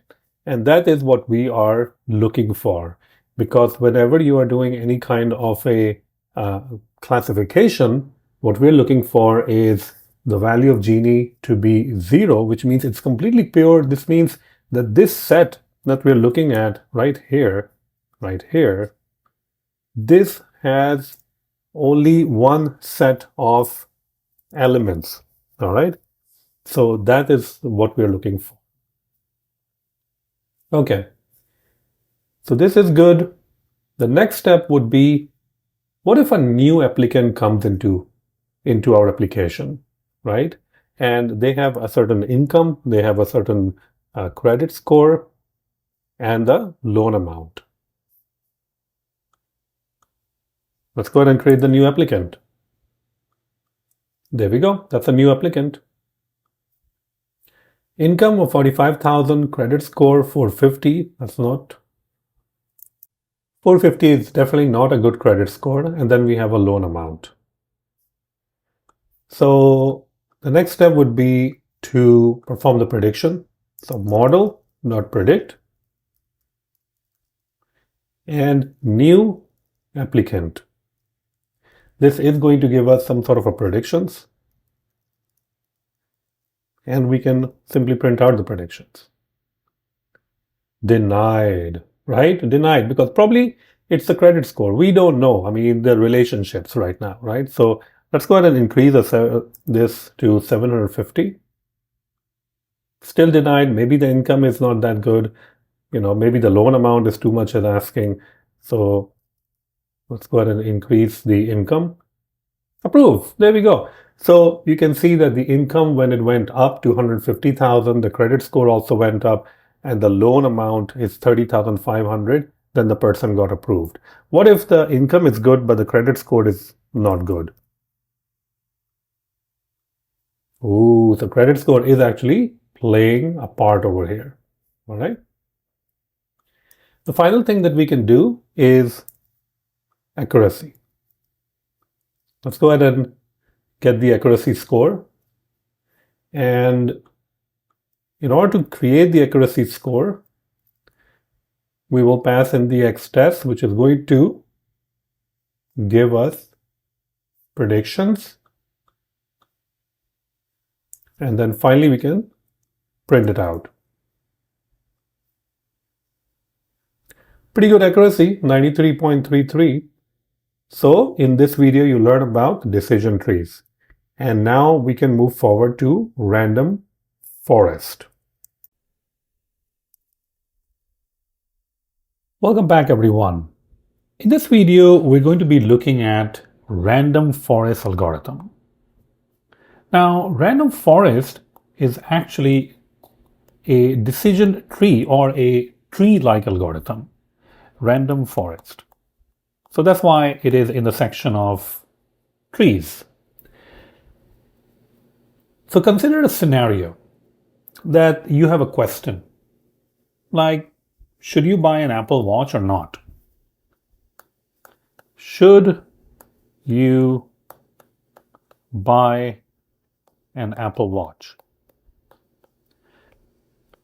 How can you answer that question? Well, one of the ways to answer this question is just ask your friends. Maybe you have 3 friends or 5 friends or 500 friends, and you can ask them. So let's just say friend 1, friend 2, and let's just say friend 3.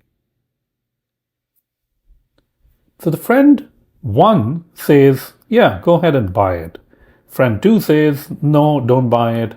Friend 3 says, yeah, buy it. It's actually really good. And then they will tell you why it's good. So based on how your friends are responding, 2 of them said yes, and 1 of them said no. So you take the average, and then you will come to a decision that, yes, since most of my friends are saying that I should buy Apple Watch, I'll just buy it. Now, this was a very simple example. Let's take another example of if the person will get a loan or not. So, approved for loan or not. Now, we can have income over here, let's say 45,000. Credit score. So we can have different criteria over here, right? Credit score, 680. And then the loan amount. Now keep in mind that this is kind of like the user input, and the way that it gets trained, it's looking at the data that we have, and we can have, hundreds and thousands of different rows with the income of a person, the credit score, loan amount, and then also whether the loan for that person was approved or not. So what happens that if a person comes over here and this is a new person who is trying to apply the loan, we will create different trees over here. Tree 1. Tree 1 is kind of like your friend 1, friend 2, friend 3. And the first tree is just going to pick certain features.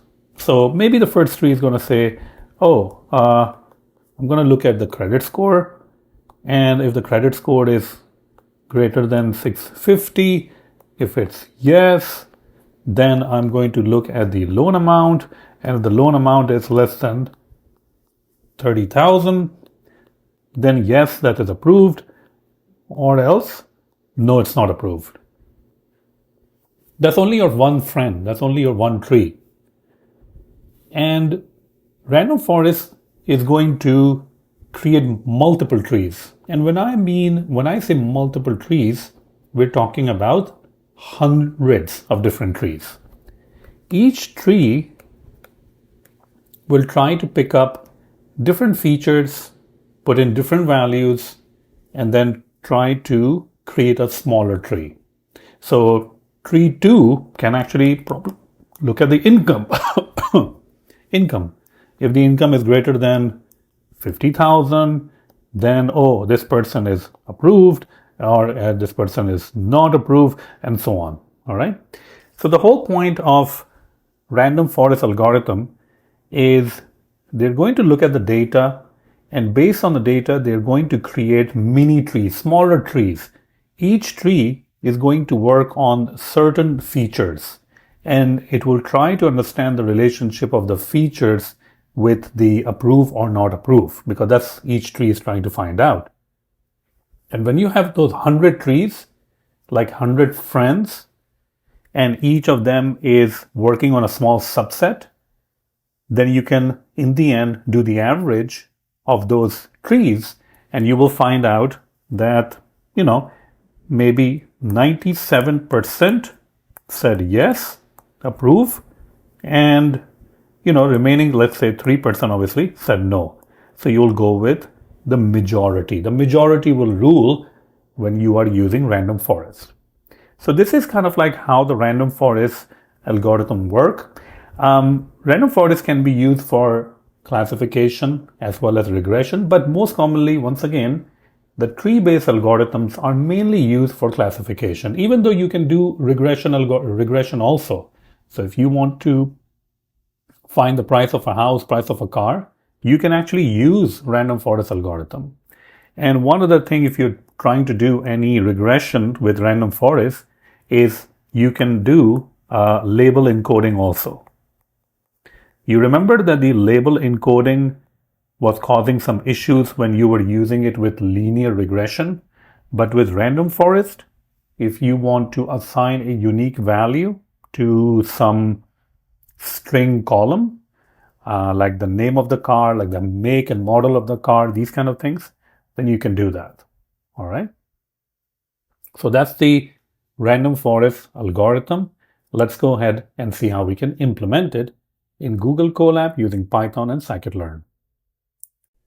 All right, everyone. So now you have learned about random forest, how it works behind the scene by creating multiple trees, and each tree is making a decision, and then you just average them out. But let's go ahead and see that how we can implement that in Python. So once again, you can see that I'm using Google Colab. The first thing I'm going to do is I'm going to go ahead and add our data set. So I'm going to upload the same one, which is the loan approval data set. And let's go ahead and see if it's uploaded. There we go. Let's copy the path. And now we can actually use it over here. So I'll again start with the same exact way. Import pandas as PD. PD.read CSV to get the data frame. And let's just go ahead and print the first 5 items of the data frame. So you can see we have income, credit score, loan amount, decision, and decision, denied or approved. We need to get all of these columns, the feature columns, into X, and then the decision column into Y. That's how we separate out the features, which are dependent features versus independent features. So these are all independent features. So X equals to df.drop. Drop the decision column on the axis, meaning the column 1. All right. And for Y, we are just going to use the decision column. That's all the answers. Okay, so that's done. That's great. Next, how many records do we even have, right? I mean, you can see over here, if you open it up, there are multiple ways to find out. There are not really that many records that we have for the loan approval. There might be like 100 records or so. You can see there. Okay, so there are quite a bit of records, I think. See that? Like maybe, if there are 10 records showing 10, so it should be like 100 records or so. Okay, so we have 100 records.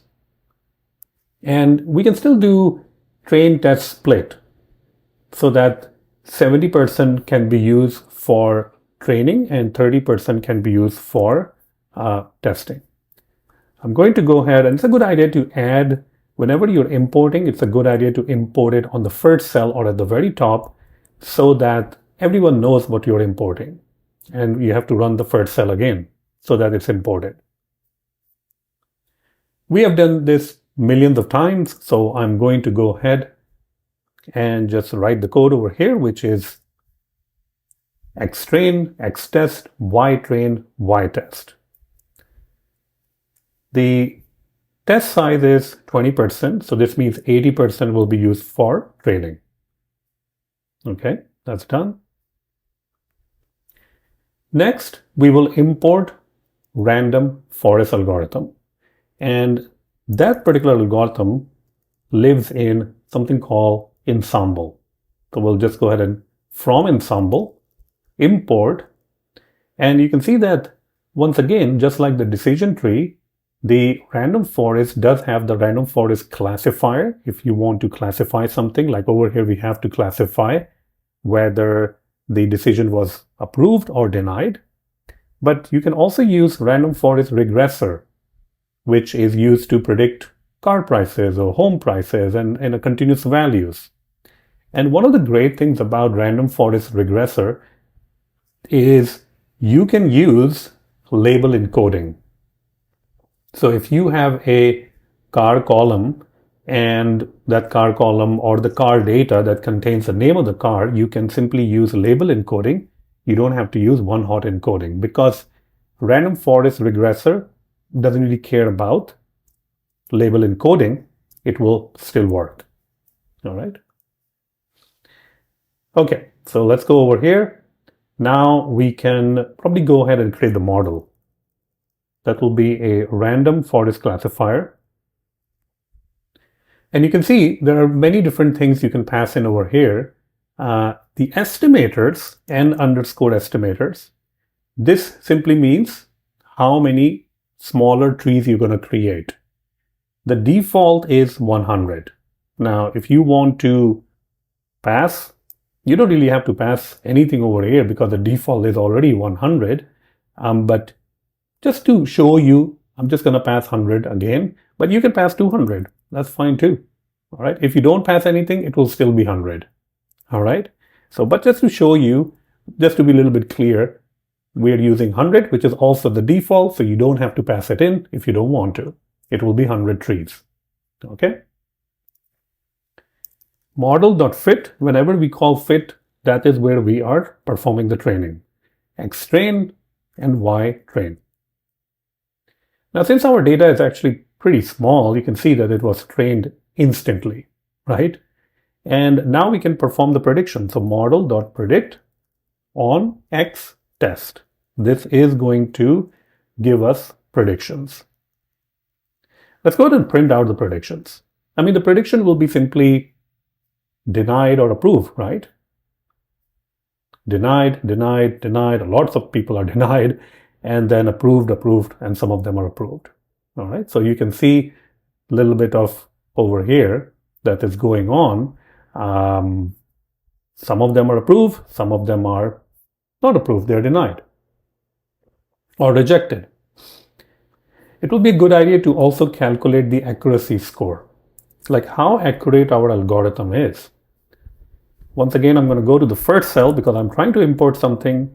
Although you can import in any cell you want, it's usually a good practice to have those import statements at the very start so that you can say that, okay, these are the things I'm importing. Everyone will know what you're importing. So once we have the accuracy score, we can go ahead and say accuracy score, pass in the Y test and the prediction that we're getting, Y prediction. And this is going to give us the score. Let's just call it score. And then we can probably just go ahead and print it out. Wow, the accuracy score is pretty good. It's like 100%. That's kind of crazy, right? I wonder if it will change if we change the number of smaller trees. So let's change the tree to 10. See that? So now we're only creating 10 trees. This means that we are only asking our 10 friends that, hey, should this person be approve for the loan, or should this person be denied for the loan? Instead of 100 people, we're asking 10 people. Let's go ahead and run this. Ooh, went down a little bit. See that? 0.95. So 95%. What if I go with like maybe 3 friends or 3 people or 3 trees? Gotta stay the same. All right. 100 is fine. 100 is default, so we can just use that. That's pretty good. Let's go ahead and see how it will actually act if I have to create a user input, like a new user or a new loan request, right? So what kind of a data do we have? So we have income also. I'm just going to call it new loan request. All right. And we're going to use the dictionary income. And over here, I'm going to use an array because eventually we have to pass it to the data frame, and data frame, the column, and then the rows. So rows, I'm just going to add 1 row. Let's say 96,000. That's their income. Credit score, let's say 720. That's a decent credit score. And the loan amount, 2,000. That's the only loan they're asking for, 2,000, all right? PD, which is pandas, data frame, and now we can pass in new loan request. Will that request be approved or denied? That's what we're trying to find out. So now we can say loan request data frame, and you can print it out if you want. You can print out the loan request data frame just to see what it looks like. Well, it will look like a data frame, right? And now we can actually do the prediction. So model.predict and loan request data frame. And this is going to give us a prediction. And we can then go ahead and print out the prediction. Approved. So this person was actually approved for the loan. $96,000 income, credit score 720, loan amount 2,000. What if the loan amount is a little bit more, like 20,000? Still approved. So this means that's something to do with the income and the credit score. So what if the credit score is not good, 420? Ooh, denied. See that? So even if your income is decent, 96,000, but your credit score is 420, which is pretty low, then it's actually denied. So that's how you will use random forest, which is a very popular algorithm for classification and also regression, but mostly for classification. All these tree kind of algorithms like decision tree and random forest, although they can be used for regression, and you can, I mean, definitely try it out. But I've seen that mostly people use it for classification purposes instead of regression purposes. All right. But that's not to say that you cannot use for regression purposes. We have already seen that instead of using random forest classified, you can use random forest regressor. So definitely try to use it and see if it helps. See if the score goes up and it's easier to use. So there you have it. We have now learned about random forest classifier. Thank you. Hello everyone, and in this video we're going to learn about a very popular clustering algorithm known as KMeans or K-means clustering. All right.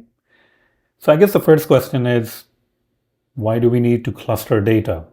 Well, a lot of times you have non-labeled data, all right? And when you have non-labeled data, they still have some relationships. So you can have data with, a name of the person, age, and income. Now, looking at this data, and whatever the name is, it's not important right now, I guess, but looking at the age, and then you can have like an income, let's say 48,000, 45-year-old is 52,000. Then you have 30-year-old, 58,000. Then you have 62 years old, that is 74,000, and so on. Now this data is, not labeled, right? I mean, there's no label in this particular data. But we can actually form some clusters based on, and we're talking about thousands of these rows or this data, but we can find some patterns based on the data and clusters, like which data can be clustered together. All right. So if I go ahead and kind of like draw the clustering, we have the age and we have the income. And we have obviously different marks over here for the age and different separators for the income. Now, if we plot similar data or something like that, we'll find out that some of the data kind of clusters over here. Some of the data might be clustering over here. Some of the data might be clustering over here. And some of them might be over here. Just by plotting them in a scattered plot, we can find this out. All right. Now, these are different clusters. We can have cluster 1, cluster 2, cluster 3, and cluster 4. All right. The way that it is decided that which data point belongs to a certain cluster is, what we do is we start with just putting a random centroid on our graph. So centroid means that this is going to act as a center, for each cluster. And you can see it's not really centered. And let's take an example of only one centroid so that we can actually look at it. So we create one centroid, we just place it randomly, and it's going to start, oops, what happened over here? There we go. So it's going to start with this distance. It's going to try to find the distance, right? And we may find out that this centroid is a little bit closer to C1, cluster 1. So what's going to happen is this centroid that we have placed is going to move a little bit over here. It's going to be like, hey, maybe I'm the center for cluster 1. And then again, it's going to detect the distance. So this is the loss, right? This is basically the loss. And the distance is too much. So the loss is too much. We want the loss to be smaller. So that's how the first cluster or the first centroid will eventually reach the middle of C1 cluster, because that is a point where all of these are very close to the center and the loss is much smaller. After that, we're going to enter a new centroid. Obviously, it's going to be like random, and then eventually it's going to be moving towards some sort of a cluster till it becomes part of that cluster right there. And we're going to do that for every one of those. Now, if we get a new point, maybe a new data, maybe a new customer who signs up with an age and an income, we're going to put the point right there, right? Let's say that point is right there. Maybe that person's age is like 23 and he's making like whatever, like $80,000 or something, because this is kind of like high on the income level. Then we're going to find out which cluster do you belong to. Well, looks like it's a little bit closer to cluster 2, right? So the cluster 2 is going to absorb that. And that particular point, this person is going to move to cluster 2. Well, why does it even matter? What's the point of creating these clusters? Well, clusters are very important actually. All right. Let's say that cluster 1 I mean, I know it's like age and income, but cluster 1 is used for people who are budget shoppers. You know, they're always looking for a deal. Cluster 4, you know, or maybe the cluster 4 is somewhere over here at the center. These people are spending a lot of money. All right, so let's say cluster 4, and we can just say the cluster 4 is somewhere over there, is luxury shoppers. So once you can differentiate between a budget shopper and a luxury shopper, then you can target them with particular advertisement, right? You can say for luxury shopper, if I'm selling watches, wristwatches, I'm going to show them advertisement of expensive watches like Rolex. But for budget shoppers, I may give them advertisement for like $100 watch or even less. So when the new customer signs in and based on the data, that customer is then placed into a particular cluster, that is where we can say, oh, this new customer, that person signed in, Jonathan Smith, this person belongs to cluster number 4. This person is a luxury shopper. So we will only show them advertisement for expensive wrist watches. So that's the whole point of creating these clusters so that we can target them with advertisements. I mean, they can be anything. I mean, spam or not spam. You can have clusters for these emails are clustered for the spam and this is for not spam and so on. So many different. For health related data, you can cluster them. Like these person are kind of like on the verge of getting heart disease and these are the healthy people. Well, if they belong to the healthy people, what are they doing so good that they're healthy? And then we find out a little bit more information that, oh, they're exercising, they're eating right and all that stuff. So that's how clusters are very important. So now that you understand what exactly are clusters, let's go ahead and start using them.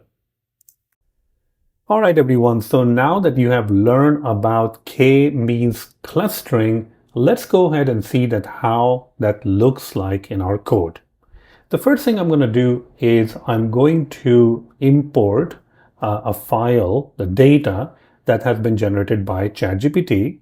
So this is shopping data for different kind of customers. And before we proceed any further, it would be a good idea to take a look at this data. So here is the data. You can see that it has a couple of different columns: segment, age of a person, annual income, and monthly spend. The segment column over here identifies different type of shoppers. Like there can be budget shoppers, luxury shoppers, there can be average shoppers, or even young impulsive shoppers. We have age of the shoppers. We have the annual income of the shoppers, and we have the monthly spend, like how much they spend monthly.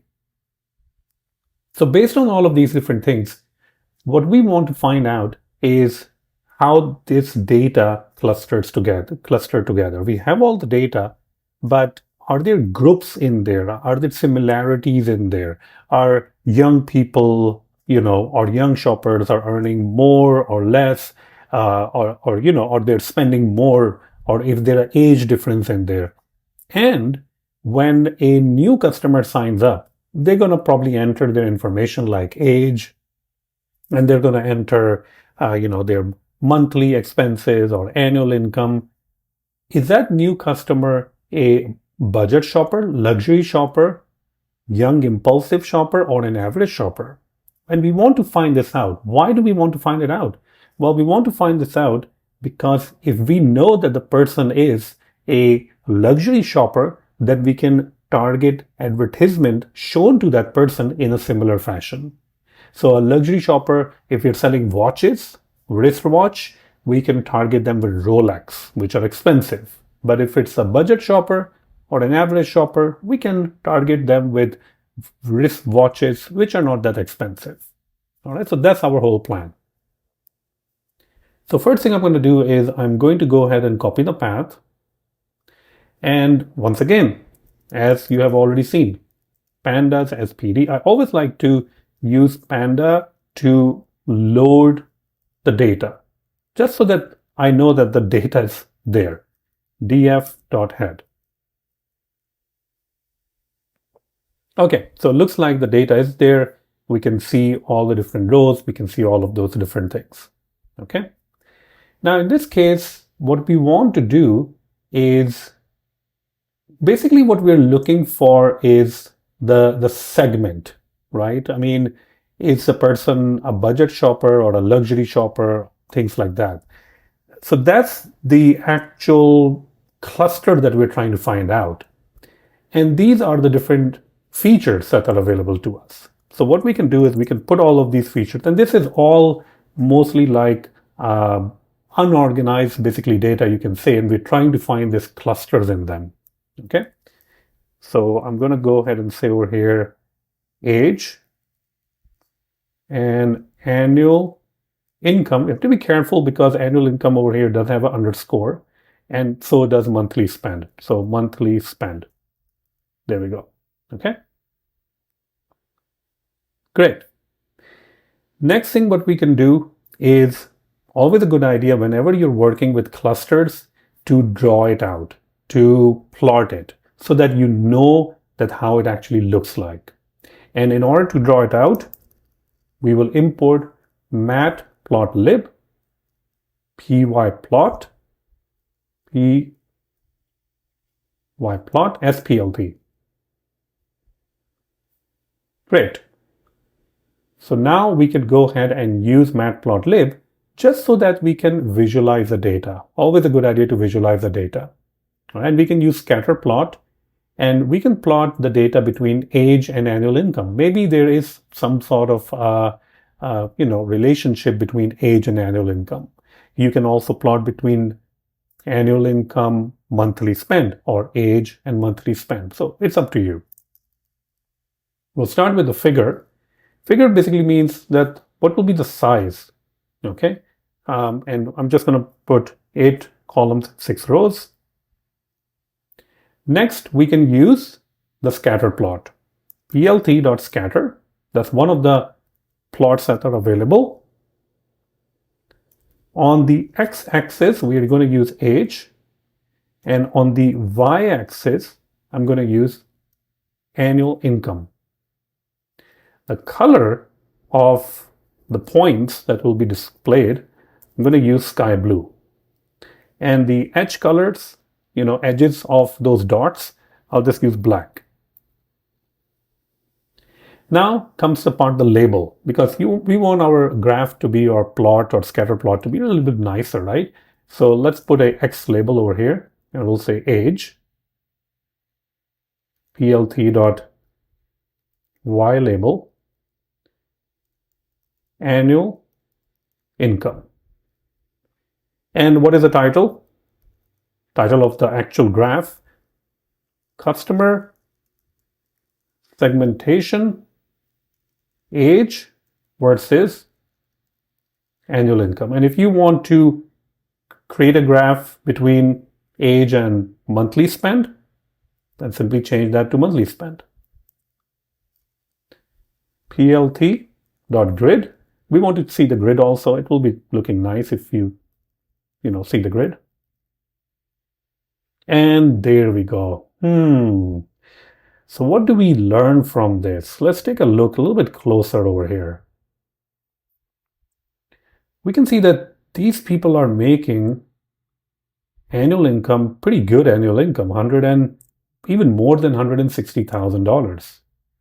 And unfortunately, I won't be able to say that they are old people, or they are above, not old, but they are 40 plus. But some of them are, around over here. Like this is like what, 32, maybe 33 years old. So we can definitely see that once you are in the mid 30s, that's where we're seeing people who are higher salaries, like 120,000 and so on. And we can see also that when the person is, in the box of before 30 or younger, they're kind of over there. But this also goes with much bigger thing, right? I mean, we can see that some people, even if they're like 35 or older, or between 30 and 35, there's a large chunk of people that are also there. What about if you go over 40?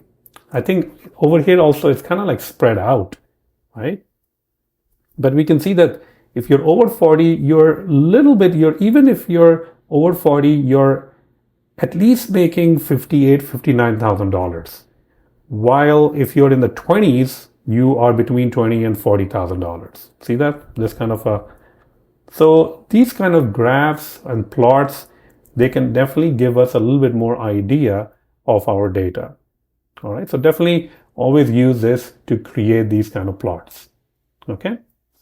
Now we can actually use the same exact code, change it just a little bit, copy it over here, and we can actually change this to annual income and monthly spend. Monthly spend. And let's take the color to be orange. X label will be annual income. And this will be monthly spend. Customer segmentation between annual income versus monthly spend. Okay. Ooh. Okay. That definitely gives us a little bit more clue. You can see that if we draw the graph between annual income and monthly spend, we can see that a lot of people who are, let's just say, making less than $80,000, their monthly spend is more like capped at like $1,500. A lot of people are hanging around in that area. See that? And people who are making a little bit more than $100,000, or sorry, not more than 100, but more than $80,000, we can see that there's a chunk of people over here, their spending range from $1,500 to even $3,000. All right, so there is a relationship between how much you're making and how much you're spending. So that's the important part, and we can definitely see that. Okay. Okay, so that's actually what KMeans clustering is all about. I mean, we haven't really clustered anything yet. We're just plotting these different graphs and all that stuff. What we want to also do is standardize the data. And standardization can be very, very important because K-means algorithm, right now we can see a little bit more, bigger gaps in the graphs, and all of those things can be reduced if we do standardization. So we can definitely see the picture a little bit more clear when we are doing standardization. Okay. Before I do standardization, let's actually import KMeans. So import scikit-learn dot cluster. So from scikit-learn, import KMeans. Okay, there we go. The other thing that we want to import is scikit-learn dot preprocessing import standard scaler. That is what we have been using for scaling, so we can actually use that also. Okay, now we can do scaling. Scalar equals to standard scaler. There we go. And we can just scale the whole X, right? So we can say X scaled. X contains what? X contains the age, annual income, monthly spend. So we can just scale everything. And where is there we go, scalar dot fit transform X. So everything in X will be scaled. And if you want to print it out, you can actually print out and see what X will look like. See that? So all the values for age, monthly spend, annual income, everything is scaled. And as I mentioned earlier on, KMeans pay close attention to scaling, and it actually works very nicely with scaling the values. Let's actually remove this part so that we don't display all these scale values. It's taking up a lot of space. Okay. Next, we can actually go ahead and create our cluster. Km equals to KMeans. Now over here, we have to pass in that how many clusters do we have to create? How many groups do we have to create? I'm going to pass in 4 over here, okay? Because we do know that for our sense that we have different kind of shoppers, and we have, annual shoppers or budget shopper, luxury shopper, average and young, impulsive and all that. Sometimes you just don't have that information also, right? You don't have that label in your data set. So how do you come up with 4 if you just don't even know? And I'll show you a different technique. It's called the elbow method. Elbow method right here, elbow, right? So it's called the elbow method. And using the elbow method, how can you find out how many clusters you need? But first, we'll just start with 4 clusters, all right? df cluster. So basically, I am modifying df, which is my data frame, and I'm adding a cluster index to it, or a cluster that will be generated. Fit predict x scaled. And now if I go ahead and print out df, we can print out the whole df. Look at what is actually done. We have a new column over here called cluster, and that is what it has generated. Cluster number 2, cluster number 3, 2. So it is creating these different clusters. So now these shoppers are part of different clusters. All right. So that is kind of interesting that these shoppers are now part of different clusters. That's kind of interesting. Based on X scaled.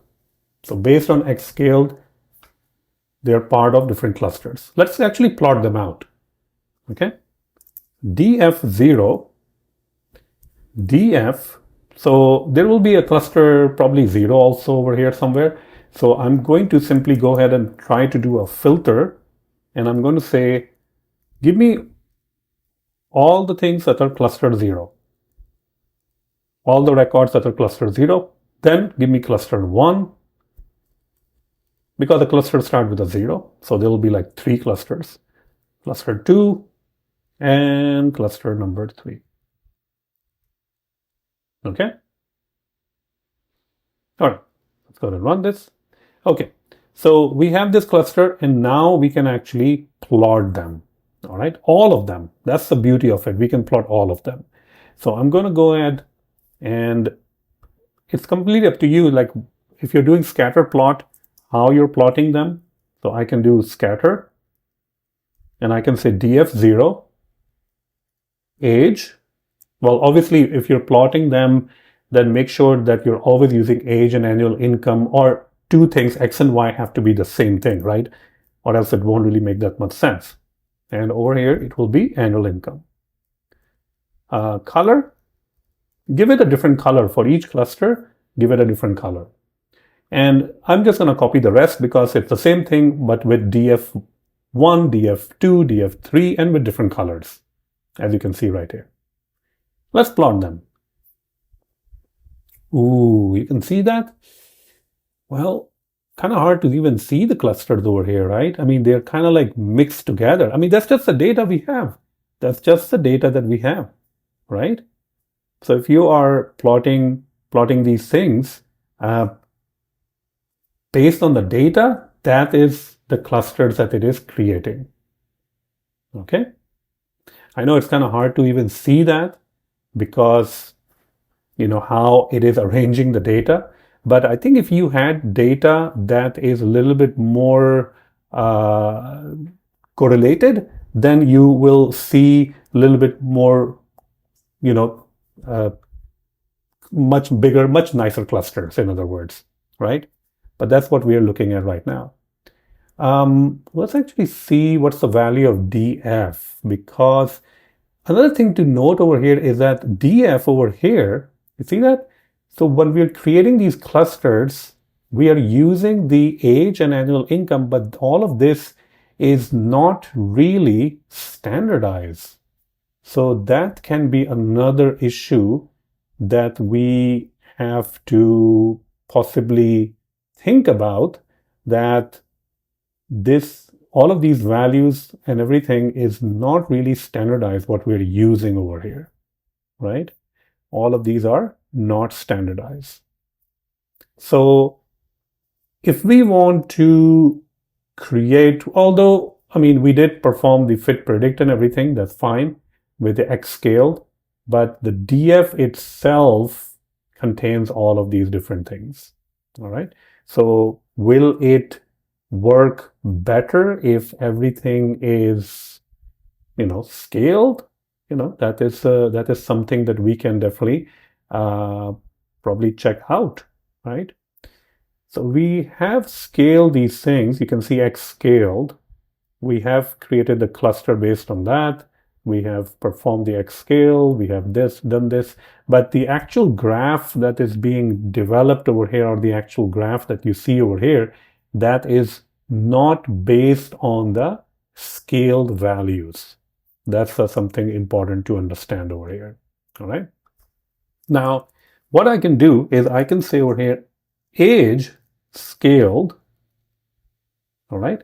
And I can probably say over here, scalar dot fit transform, or not fit. Well, we can use fit transform over here, but we have already scaled it, so we can just say transform also. That should be okay also. And we can perform age. Let's see if that, oops, two-dimensional, did I mess this up or something? Let's see over here. Does it have to be like that?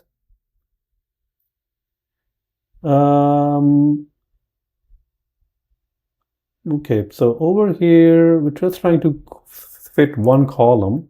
Scalar dot, there is fit transform, but fit transform is going to create standardization again, all right, which I don't want to do. So one of the things we see over here is that the X scale that we received is, it's not really a data frame. So what we can do is we can say X scaled data frame pd.data frame. So we can convert it into a data frame, and we can pass in the X scaled. We can pass in the columns, which can be X dot columns, and index equals to df dot index. All right. So let's go ahead and run this one. And now we can actually go back over here and we can perform the scaling for our df. And all we're doing is we're trying to see that if our graph will actually get better if we are using the scale value or not. Okay. So let me go ahead and add another row over here. We can say over here df scaled equals to pd.concat. So we're going to concat the df, which is the data frame, and x scale data frame. And we can also add a suffix, like add a suffix to it, anything you want, scaled. All right, just so that we know that these are the scale column. And we're accessing or adding a column.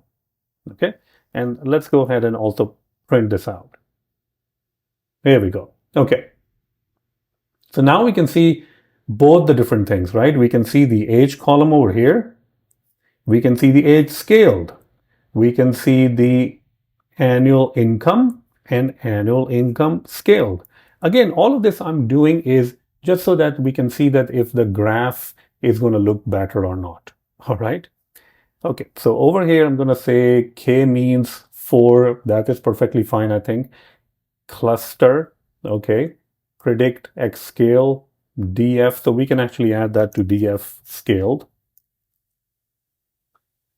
Okay, so that's fine. And next, all of these different things, right? df0, df, all of that, we can actually get the data properly from the df scale now. So df scale. So we can just do that. Because df scale contains the scale column. And again, df0 of age, well, we have a age underscore scale. So maybe we can use age underscore scale. Keep in mind that when you use age underscore scale,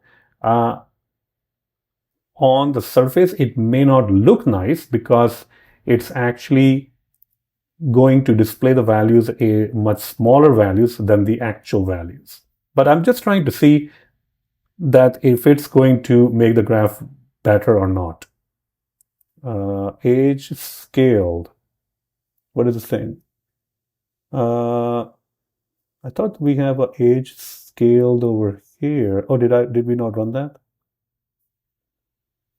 Okay. Yeah. I mean, I think it's a little bit better, right? Right? I mean, you can see that when the values are scaled, they are forming groups a little bit better. See that?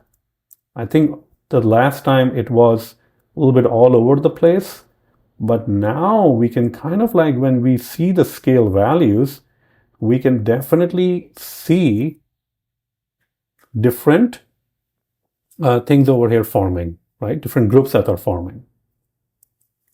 Great. So that's the whole point of when you are using, when you are using K-means algorithm, the whole point of the K-means algorithm is to basically find out that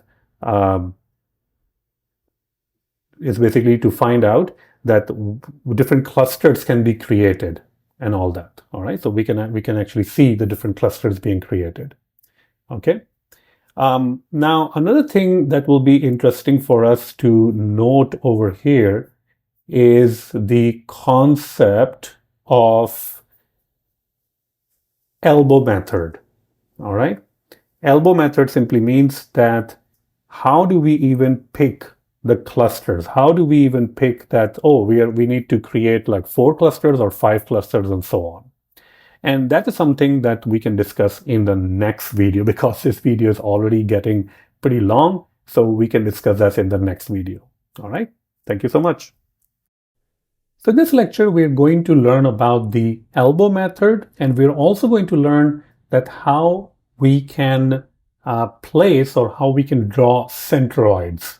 If you remember, the centroids are basically what is the center point of each cluster. So if we have like 4 clusters over here, so this one is one of them, this one is one of them, this can be one of them, and the last one is a little bit hard because it's all over the place, but here it is. So what's the center, right? What's the center for this one? What's the center for this one? I'm just trying to put center what I think is the center, but it can be completely different. All right. And the good news is that we can easily do that using our K-means. And after that, we're going to learn about the elbow method. So we can use plt.scatter, and now we can actually put the centroids. All right. And one of the ways that you can put centroid is that the KM itself does contain a property called cluster center. That's what we're saying. That's what we're using. And we can actually pass in over here so this is going to put all the clusters. Now we have to pass it in the X and the Y. So let me actually make sure that we are doing it correctly, because we have to pass it in the X and the Y. So over here, after we have done the fitting and everything, right? We have KM, which is K-means, and then we have the clustered centers. That's one of the properties in the K-means model itself. And what we're saying is that take all the rows, but only the first column. Take all the rows, but only the first column. That's what we're saying. Now, if you want to print it out, we can actually print it out. KM dot clustered centers. So if you just print it out, we can actually see what's actually in there. See that? So over here, we have multi-dimensional over here going on, right? And what we're saying is that take only the first column. That's it. Okay. So let's go ahead and take the first column. So this is how you will take the first column. And since the column corresponds to the features, 0 is the first feature, which in this case, what is the first feature? Right? So depending on where you're calling it, I guess, it can be, depending on what you pass in, so it can be age, probably the first feature. All right. So first feature, centroid across all the values. And now we can actually move to the second one. So it's going to be the second column. KM dot clustered centers. Take all of them, but from the, as you can guess, the first column. We can also color it differently. Color, like we can use purple, so it's a little bit visible. And each centroid will be represented by a star. And we can also put a label over here. We can call it centroid. Let's go ahead and run this. Okay, so we can see over here where the centroid is. See that? This is one of them. Another one. Centroid is basically, as you have learned earlier on when we were trying to understand the K-means or clustering, is the center for each cluster. Okay, and there are, since there are 4 clusters, there are 4 centroids, one for each one of them. So you can draw them out and you can see how they kind of look like. Now, why did we use 4 clusters? See that? I mean, if you go up there, we have, when we created KM, right, we use 4. But most of the time what happens is that you have the data, but you don't have any label associated with it. So this means you have this data, but you don't have a label that this is a budget shopper or a luxury shopper. It's just a lot of data that you have. So based on that, if you have a lot of data not labeled to budget shopper, luxury shopper, and all that, how many clusters does it actually need? And that is where we can use the elbow method. Wow, can't really type. There we go, elbow method. Okay, so what elbow method basically says is that we will write some code. It will form kind of like this. Wherever it forms the elbow, you can use that many K, meaning that many clusters. That's what the elbow method says. So let's go ahead and start a range. All right, so let's start with the elbow method. And the first thing we're going to do with the elbow method is you will see that we will create a graph over here, a chart, and wherever we starts to bend like an elbow, that is the value of K that we can use. All right. And we'll see, once we write the code, you'll see it in action. All right.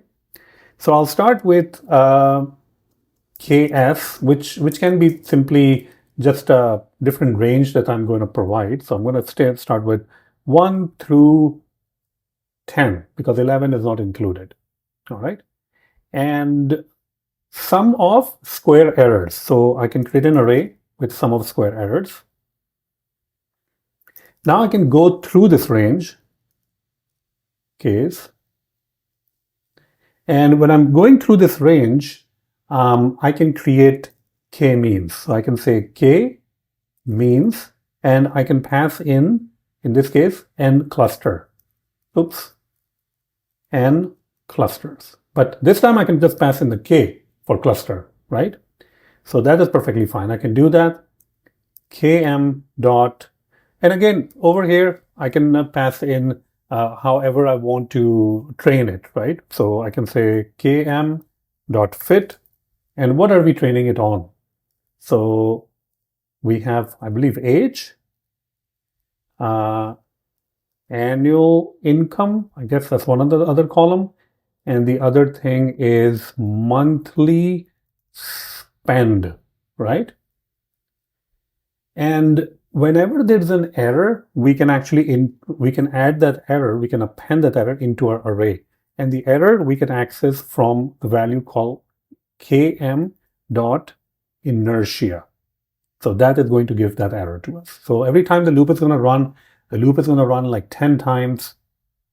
It's going to perform the training. And every time it's performing the training, there has to be some sort of a small error, right?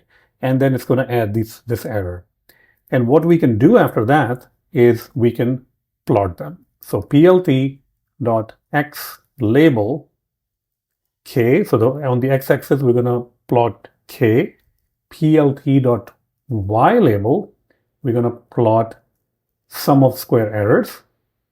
And we can now plot it. plt.plot ks and sse. All right, plot. Just so that it can create some sort of a line graph. Oops. So probably I don't have the monthly spend. So let's make sure that the column names are correct. Okay, annual income and monthly spend. So make sure that the column names are correct. Didn't I say that annual income? Annual income, monthly spend.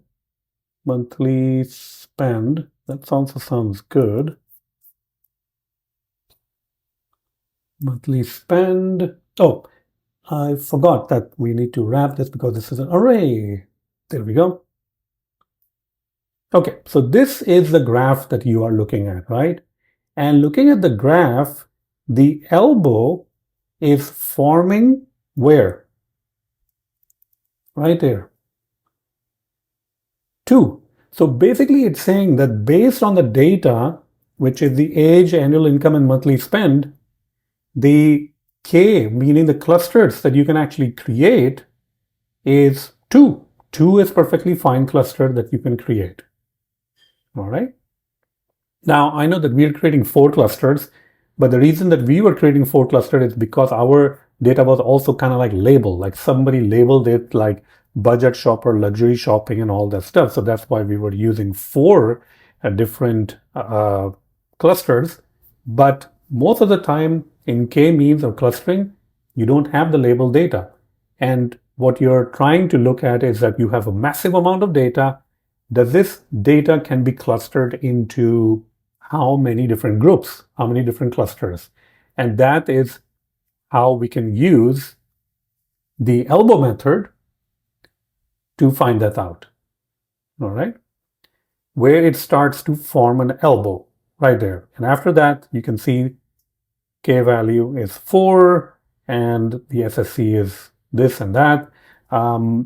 So either we can use 4 or we can use 3. I mean, you can use 2, 3, you know. So both of them will be okay, depending on what you want to use at that point.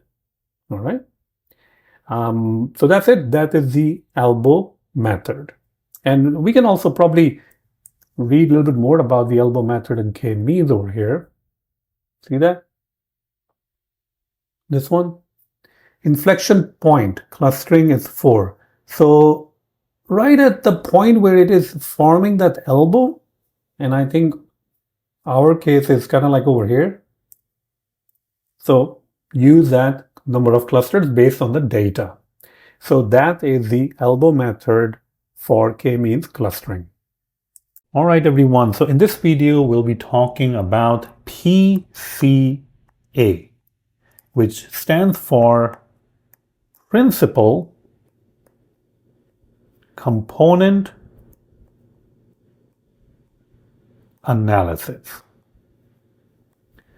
Now, principal component analysis by itself is not really a machine learning algorithm, but it's an algorithm that can reduce the number of features while still keeping the same score or close to the same score.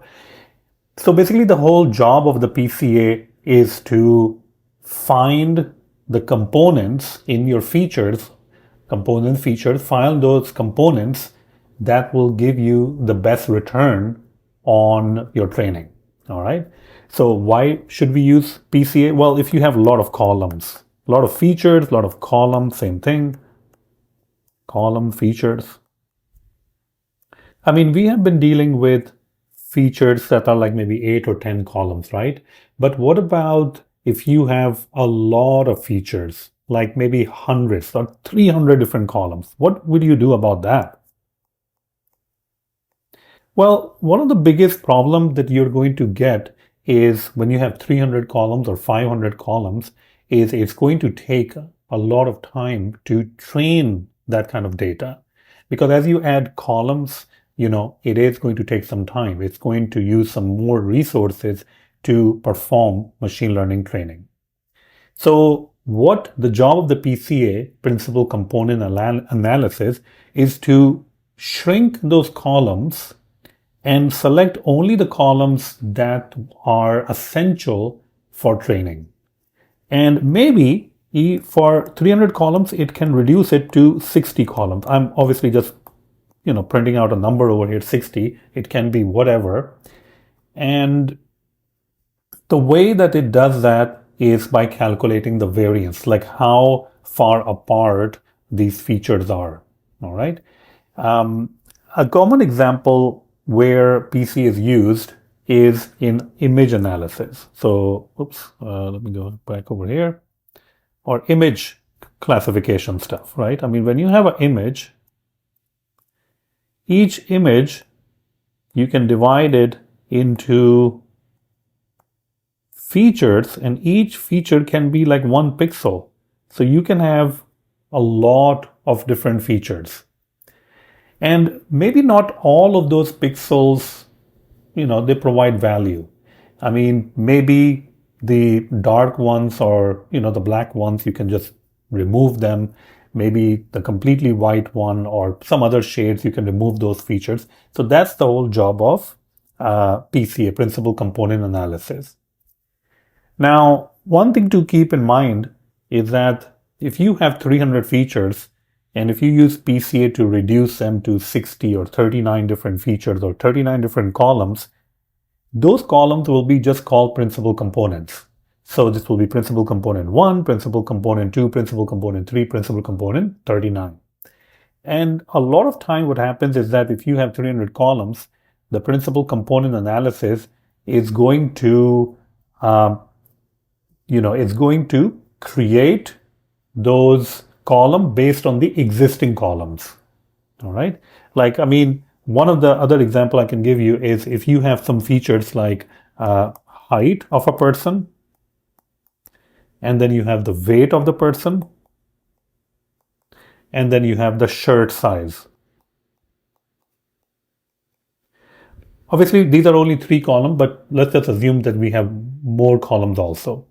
So the principal component, what it's going to do is it's going to create these principal component columns, and these can be based on combination of other columns. So this column may have a combination of height plus weight. All right. And then you have component number 2 and component number 3 and so on.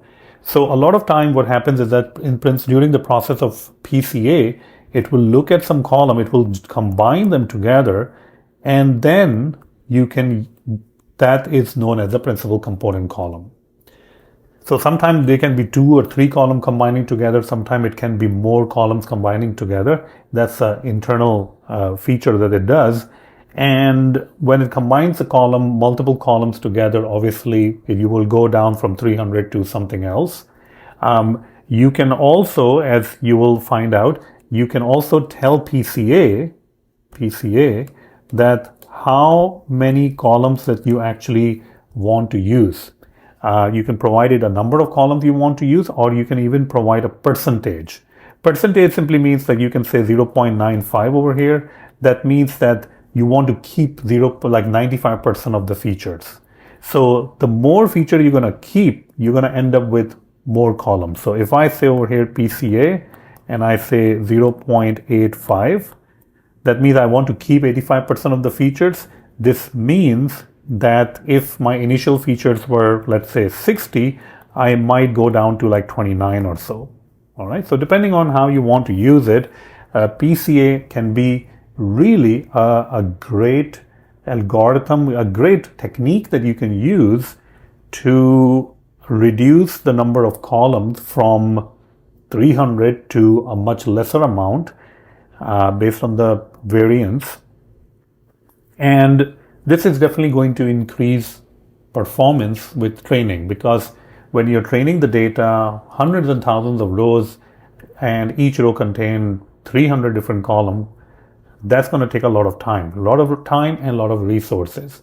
But if you can get the same or close to the same result using much lesser columns, then you're going to save time and resources, and you get the similar kind of result. So that's the job of PCA, Principal Component Analysis. So that is what we're going to be learning next when we dive into Google Colab. All right, so now let's go ahead and get started with implementing or using PCA for our MNIST dataset. Now, MNIST dataset is already built into scikit-learn as one of the datasets, and it is for hand digits or, handwritten digits, basically. All right. So there's 0 through 9 different digits, and we will need to predict what those digits are. And there are a lot of different variations of those handwritten digits.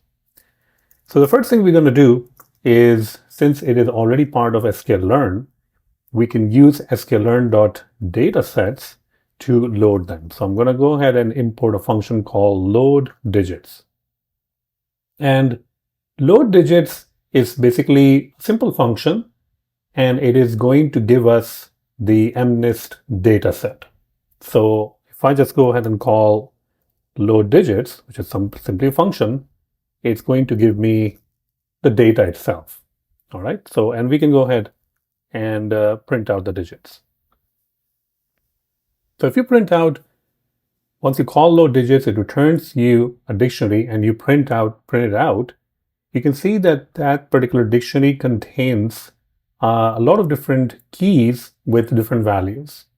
So we have the data key, which is the most important one, because data over here means the data associated or the data representing the digits. So it's a two-dimensional array over here, and all the digits are represented by an array of pixel values. All right.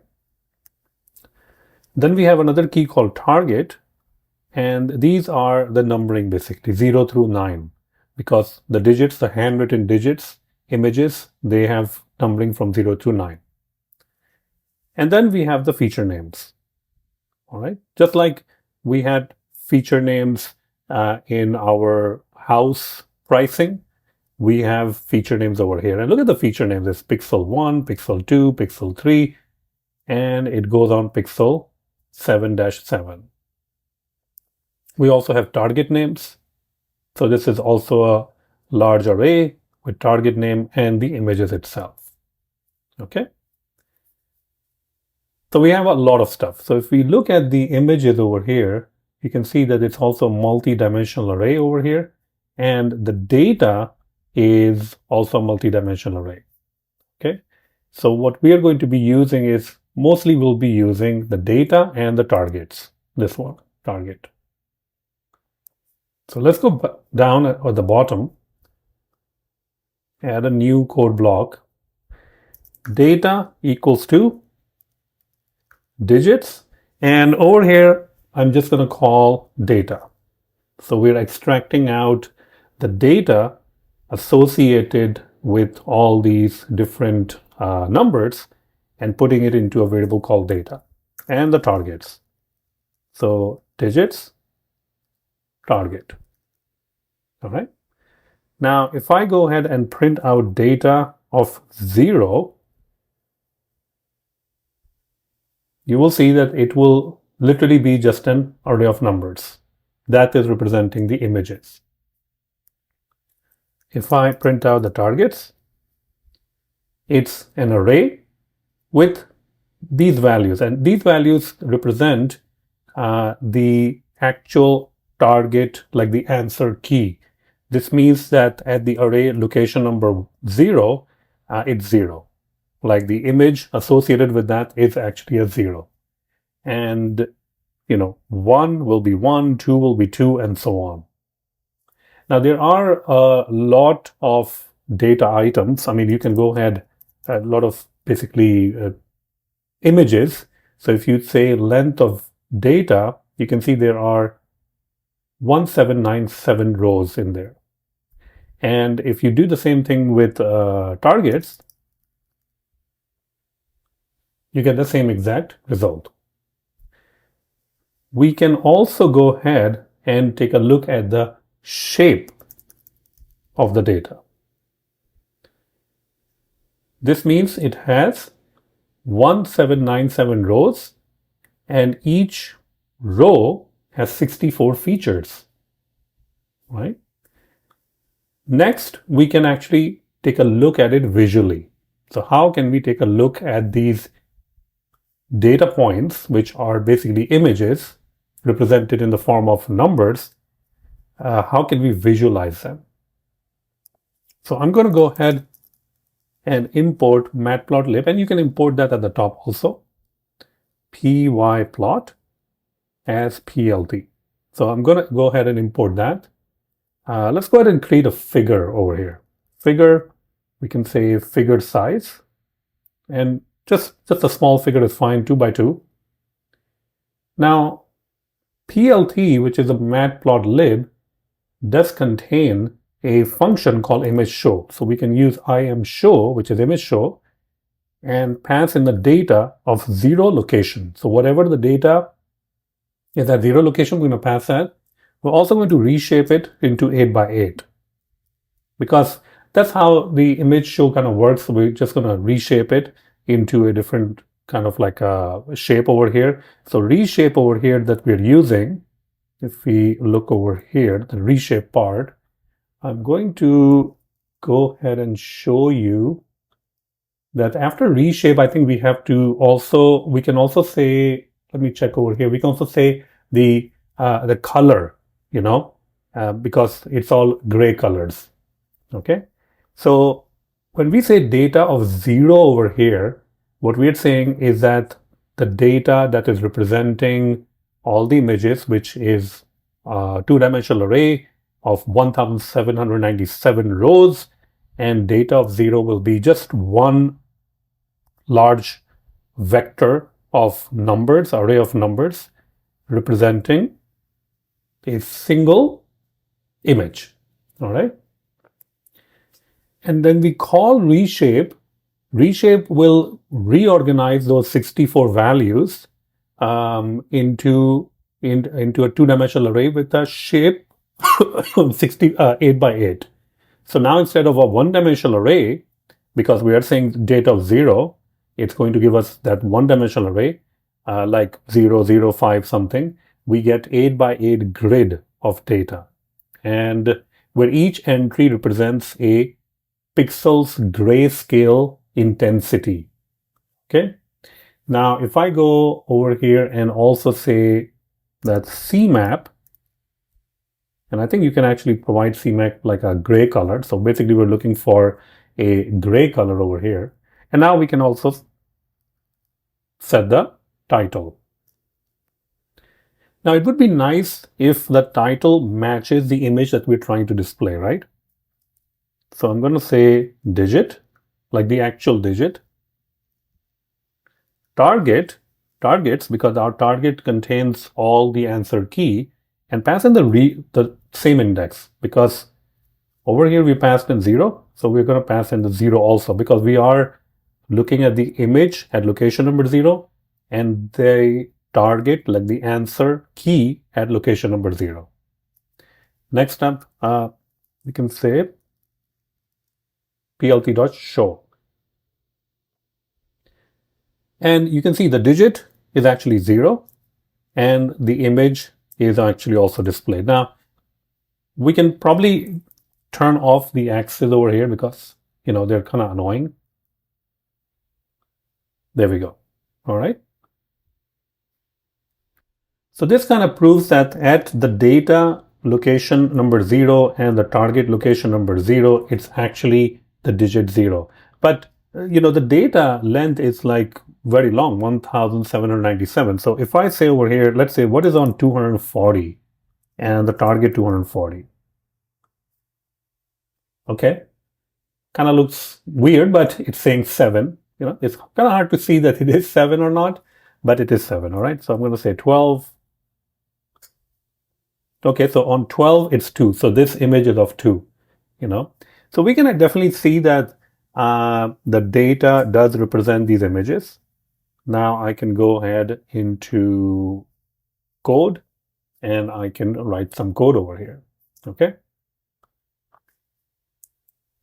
Now, one of the things that I can do over here is I can use pandas to get their the data frame, and data frame will consist of all the feature names also. So let's go ahead and I'll show you what it actually means. Pandas as PD.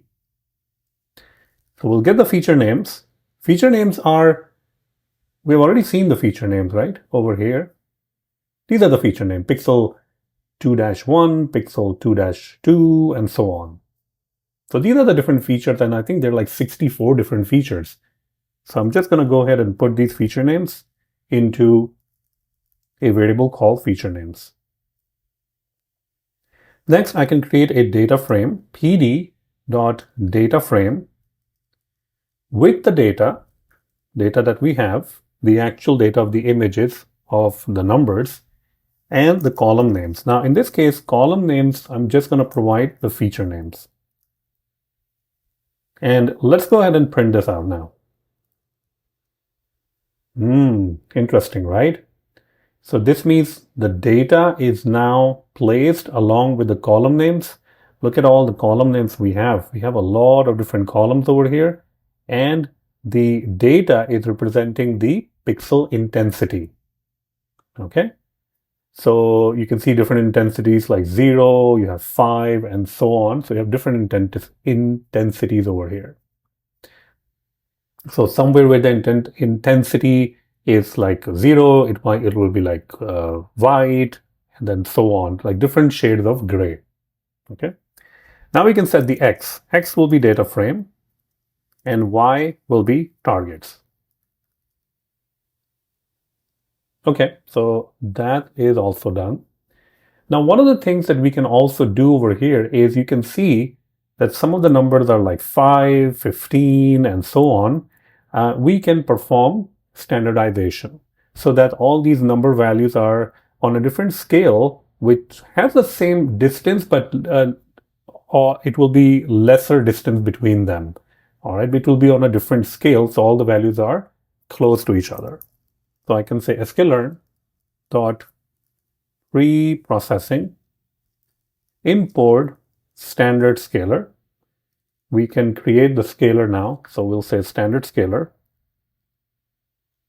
X scaled, and scalar dot fit transform, and we can pass in X. Now if I go ahead and print out X scaled, you will see that the array contains scaled values. And that's actually good because we can use these scale values for our advantage. Okay. The next thing that we can do is to perform the actual training. We will be using logistic regression. We will say train test split. All of these things we have already done before. So I'm just going to import train test split and call the train test split function.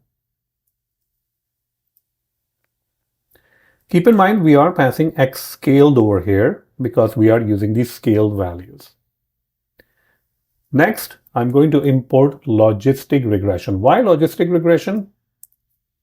Why? Well, that's because we're using logistic regression because we want the probability between 0 and 1. 0, if a probability of certain item, certain number is like very low, then we can say that false, this number is not 2. But if the probability of that number is like 0.95, which is more than 0.5, then we can say, yeah, this number is the number that you're looking for. Once we imported logistic regression, we can create logistic regression instance. Perform the fit, xtrain, ytrain. Okay, so that is done. That's good. We can also get the score, x test, y test. The score comes out to be 0.97, so that's actually a pretty good score, right? We're getting a 0.97 score. That's a pretty good score. And another thing that we can do is, this is good score. We can, but keep in mind that this is good score, but how many features we were dealing with? 64 features. Look at all the set of features, right? All these columns are different features. Now the question becomes that, can we use PCA to reduce these features so that we get similar score? Maybe we can get 0.95, 96, but with less features. And I think that's the job of PCA. So PCA is going to allow us to select the most important features from our data set, and then we can use those. So from scikit-learn.decomposition, import PCA. So PCA lives inside the decomposition. And now I can create a new instance of PCA. And there are many different ways of creating a new instance of PCA. As you can see that you can pass in the number of components. So number of components over here means that out of 64 different features, how many components you want to use. Now, you can pass some number over here, whatever, 34, whatever, but you can also pass in a percentage. So you can pass in, 0.85, you can pass in whatever percentage that you want. But what is this percentage and what does that actually even mean, right? I mean, we're passing this percentage over here. So percentage of 85, basically what we're passing over here, and this can be between obviously 0 and 1, 85 over here represents the amount of variance you want to preserve in your data set. So what PCA will actually do, and talk about the variance. So what exactly is the variance? So variance simply means that how spread out the data is around the mean. That is the variance. So if the data points are very close to the mean, then the variance will be very small. If the data points are spread out from the mean, then the variance will be very large. Okay? So what PCA is actually doing, it is trying to represents or the 0.85 percentage, it represents the amount of variance that we want to preserve. And what PCA will automatically determine the minimum number of principal components that are needed to preserve or retain the variance of 85%. So this is kind of like useful when you don't know ahead of time how many components you need, but you do know how much information or variance you want to keep. All right. So you can try out with 0.75, 0.65, but I mean, if you are going to pass in 1.0, that means that you are, you're just not really doing anything. You're just keeping all the variance, right? And keep in mind that what PCA will do is, looking at these columns, like 64 columns, PCA is going to construct a smaller number of columns, but it will provide you similar accuracy. But those columns will be called like principal component 1, principal component 2, and so on. So they don't really have a name like that. It will just be principal component 1, 2, and 3, and so on. So now I can say over here xPCA and PCA.fit transform, and I can pass in x over here. Okay. And if I pass in x over here, I can say xPCA. I mean, you can actually pass in x scaled over here also, shape. So look at this, what actually happened over here, right? we pass in the x, and what is the x over here? We were using x scale, so let me actually pass in x scale, I guess. Interesting. If you pass in x scale, it comes up with like 25 different column, because I think x scaled is, scalar, so it's trying to see if it can grab more columns. But over here, if you simply pass in x, which is not scaled, let me actually double check it. Yeah, x is just the data frame itself. X scaled is actually, sorry, x scaled is an array and x is a data frame. So we're passing the data frame over here, all right?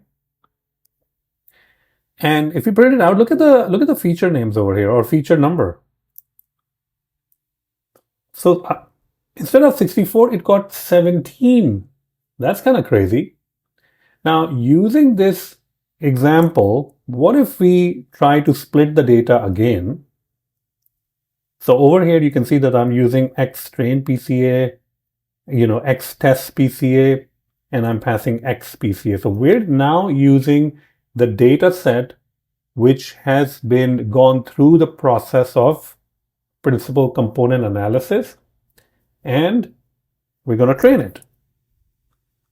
Keeping in mind that it has now reduced the number of features from 64 to 17. I mean, that's a pretty good reduction.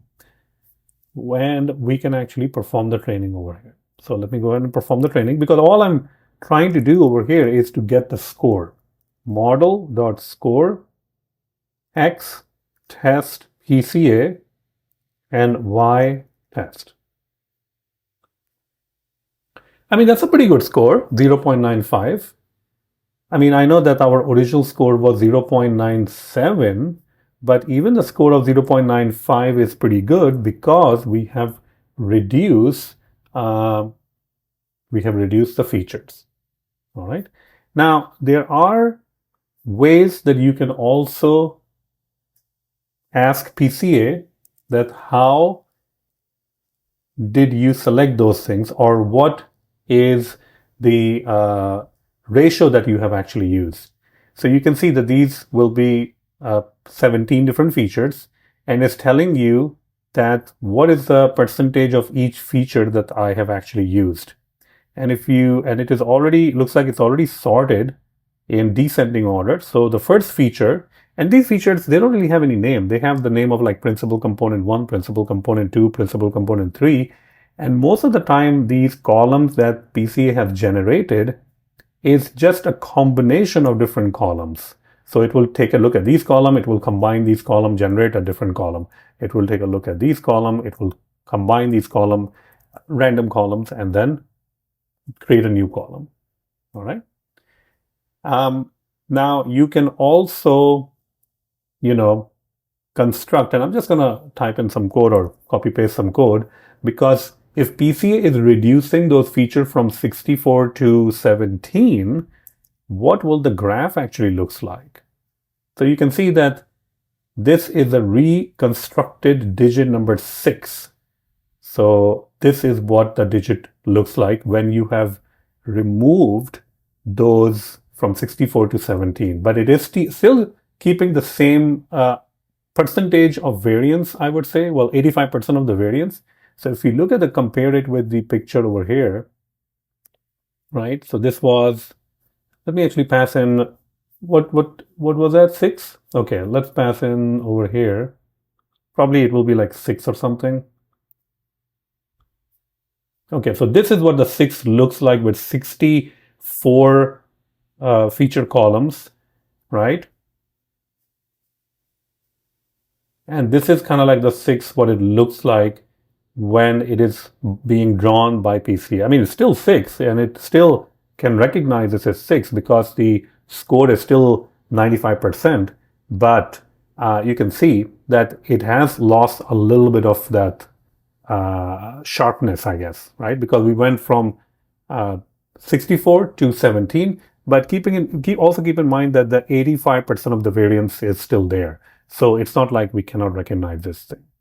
So PCA is amazing. Try it out. If you have data set with a lot of features like I'm talking about like maybe hundreds of features, you can actually use PCA to minimize those features and still keep the same score, same confidence level, and same accuracy. So that's the whole job of the PCA. Hope you have enjoyed it. Thank you. So before we dive into the implementation details, let's go ahead and see that what is our final product that we're building. So you can see this beautiful user interface, and it allows you to enter the model of the car as well as the mileage. So let's go ahead and enter a model, 2022, and let's give it a mileage of 45,000 miles. We can say predict price, and we get the price of 32,772. And this is using the model that we have trained ourselves. Let's go ahead and change the model year. If I say 2001, and you can see that how the price kind of drops, even though the mileage remains the same, but since the year is much, in the past, it's an old car, the estimated price comes out to be 8,339. So we're going to be building this. We're going to be using Flask. We are going to be training our model using scikit-learn. And then we can actually interact with the model by performing request and then rendering our server-side pages using Flask. So let's go ahead and get started. All right, everyone. Now let's go ahead and get started. So the first thing is that I have already added, you can see right here, the car prices. So I'm going to just make sure that I can copy the path and I can use that. These car prices are coming from ChatGPT. All right. So we're going to create a model that can predict car prices based on the year and the mileage. But throughout the course, we have discussed Carvana, we have discussed house prices. So this concept that we are doing, or this idea that we're doing, is creating the front end for our model. You can actually pick any model that you have trained and use this approach. Okay. So import pandas as PD. You know that I always like to just read a little bit of that file so that I know that I at least have the data that I'm dealing with. And if you look at the data, we have the year, we have the mileage, and we have the price. And yes, you can have more columns. That's perfectly fine. I'm just going with the simple case. And the reason I'm going with the simple case is that because I also have to create the user interface. So on the user interface, people will be able to put in the year of the car and the mileage of the car, and then they will get the price of the car. That's the target that they're looking for. Okay. Now we can look at the year and the mileage. What is the lowest amount of mileage? That will be interesting to see. The minimum mileage is 10,000 miles, basically, roughly. And the maximum mileage is, wow, that's a lot, right? 239,000 miles. So there's a very big difference. So it will be a good idea to standardize our mileage. And we can also probably standardize the year. So the maximum year is 2024 and the minimum year is 2001. So we can still standardize the year. It's not a big deal. All right. So for standardization, we already know that we can use standard scaler. So from sklearn.pre-processing, we will import standard scaler. And once again, I'm importing it on the top. You can import things anywhere you want, but I'm just importing it on the top. I'll run the first cell again. So now it's imported, and now I can actually perform standardization process. So all the things that you have already learned, they're going to come into play in this particular video. And in the next video, we're just going to use Flask to create the front end. And we are going to use ChatGPT. We're going to take help from ChatGPT to write some Flask code to create our front end. Because this course is not really about Flask. Maybe that requires a different course. Flask is a completely different framework. And Flask is a not the only framework. You can use, Django, you can use Streamlit. There are so many other frameworks that you can use if you're just looking to create some sort of a front end while in Python. So here we go. We created the standard scalar. And what I want to do is standardize the year and the mileage. So scalar dot fit transform. And now I can go ahead and standardize two different things, year and mileage. And this is going to return us something, right? So what I'm going to do is I'm going to just put it back again into year and mileage. There we go. All right. Now if I go ahead and say df.head, you will see that the year and the mileage has been standardized. Not the price. You don't really want to standardize the price because that's the actual target column. So you don't really want to standardize that. So at this point, we have pretty good data. Like we have the year, we have the mileage, we have the price. We can divide it into dependent features and independent features. So X will be independent features. df.drop, we're just going to go ahead and drop the price column through the axis of 1. And Y will be the actual target, the value that we're looking for, the answer, which will be the price itself. Okay, nice and simple.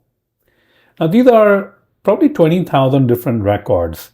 So this gives us a pretty big range, pretty big data set, and we can perform train, test, split. So once again, I'm going to go on the top first cell and import train, test, split. That is going to allow us to split the data into training and testing data set. Train, test, split, passing in X, passing in Y, test size, let's go with 20%, and then the random state. So random state we can actually pass in over here to be anything. Just going to pass in 42. So if I need to recreate this particular split, I can always pass in 42. X train to be X test, Y train, Y test. Perfect. Go ahead and run that. Great. So at this point, now we can start thinking about, well, what kind of algorithm, machine learning algorithm we're going to use to predict prices. And the most straightforward one is a linear regression. So I'm going to import linear regression. Let's make sure you run the cell. Model equals to linear regression. And model.fit X train Y train. Because we're going to use training, right? There we go. So we have trained it. I mean, it was actually pretty quick for training. And once we have trained it, we can also go ahead and try to find the error. Error means like the mean square error and the R2 score. So for that, I'm going to import a couple of different things. So let's go ahead and import R2 score and mean square error as well as NumPy. So we are importing R2 score. So that's going to give you the score about the accuracy associated with the model that you have trained. And we can also import mean square error and also NumPy. And now we can go ahead and try to find the score. But before we do that, we need to perform the prediction. So I'm going to say prediction X test. This is going to give us Y prediction. Now, what is Y prediction over here? Well, if you printed out Y prediction, it will be simply the prices of the car. See that? Simply the prices of the car. So these are the prices that we're getting. Okay. Now, let's add a new cell. Now, based on that, what will be the R2 score? R2 score R2 score will be Y test with the Y prediction. R2. And now we can go ahead and, we can print out the R2 score. So print R2 score, and we can probably just say over here R2. Okay, 86%, that's fine, data is taken from ChatGPT, but 86%, that's the thing that we're getting right now. Okay. The other thing that we want to do to get, which is also important, is the mean square error. All right, mean square error. So we can actually call this mean square error and pass in again the Y test and Y prediction. And then use NumPy to square root it because it's squared error, right? So square root it. This is going to give us root mean square error because we're performing the square. So we're doing root mean square error. Go ahead and type it out over here. Root mean square error. And that's an important figure if we print this out. So let me actually print it out over here. Root mean square error, $, and root mean square error. Actually, we should use the formatting operator now. And we can also kind of like limit this to like no decimal, like nothing after the decimal. Okay, so the root mean square error is 4050. What does that mean, 4050? Well, that means that on average, our prediction can be off by 4050 on average. Sometime it can be more, sometime it can be less. This means that if you are trying to buy a car based on the year and mileage and based on the training data that we have used, the price, you might be paying a little bit more. You might be paying, on average, you might be paying 4050 more, or on average, you might be paying less 4050. All right, so you'll be getting a good deal on average. Now, it can be higher, lower, but that's the average. Okay, and that's fine. I mean, because the ChatGPT generated the data, so it's not like some accurate data coming from somewhere, but on average, that's kind of like the root mean square error. Now let's go ahead and see that what will happen to the new car. New car simply means that when a person buys a new car or when the person enters their information, how can we predict their price or what will be the price of the new car? So I'm going to say new car pd.dataframe, and we can pass in a dictionary over here. The year. So this is data coming from maybe, somewhere. It can be coming from a web application, console application, iPhone, Android, whatever. But we're just checking it out. I mean, obviously, we'll have to build the user interface for the Flask application. But over here, we're just going to pass in some stuff. 60, 1, 2, 3, 60,000. So 2023 is the year and mileage is 60,000. Okay. So now the question basically is, well, what will be the price of this car? Okay. The first thing we need to do is we need to do scaling. Because remember, when we are training our model is trained on the scaled year and mileage. So whenever you get a new car with a year and a mileage, you need to scale it using the same standard deviation and the mean. And we can get that from the scaler. And we don't have to call fit transform. We just have to call transform over here. Because if I call fit transform over here, it's going to recalculate the standard deviation and mean again. So we don't really want to do that. We want to use the original standard deviation and mean. And we can go ahead and pass in the new car. And once we have the new car scaled, we can now pass it to the predict function. New car scaled. This is going to give us some sort of a prediction. And I just want to, what's going on over here? Oh, there we go. Let's go ahead and run this. So it's coming out. I know it's saying like X have feature names and all that stuff, but anyway, we are getting some sort of a price over here, which is $32,000. All right. And if I go and change this to, let's say it's not 2023, it's, 2002. See that how the price went down from what was 32,000 something to 8,000, right? So it went down a lot. Now, these prices don't go on Kelley Blue Book or Carvana or things like that. These prices are not going to match the actual prices of the car, right? I mean, you might say, oh, 2022, 60,000 mile. There's no way I can get that price. It should be lower. It should be higher. Well, it's based on the model that is trained on, right? It's based on this model.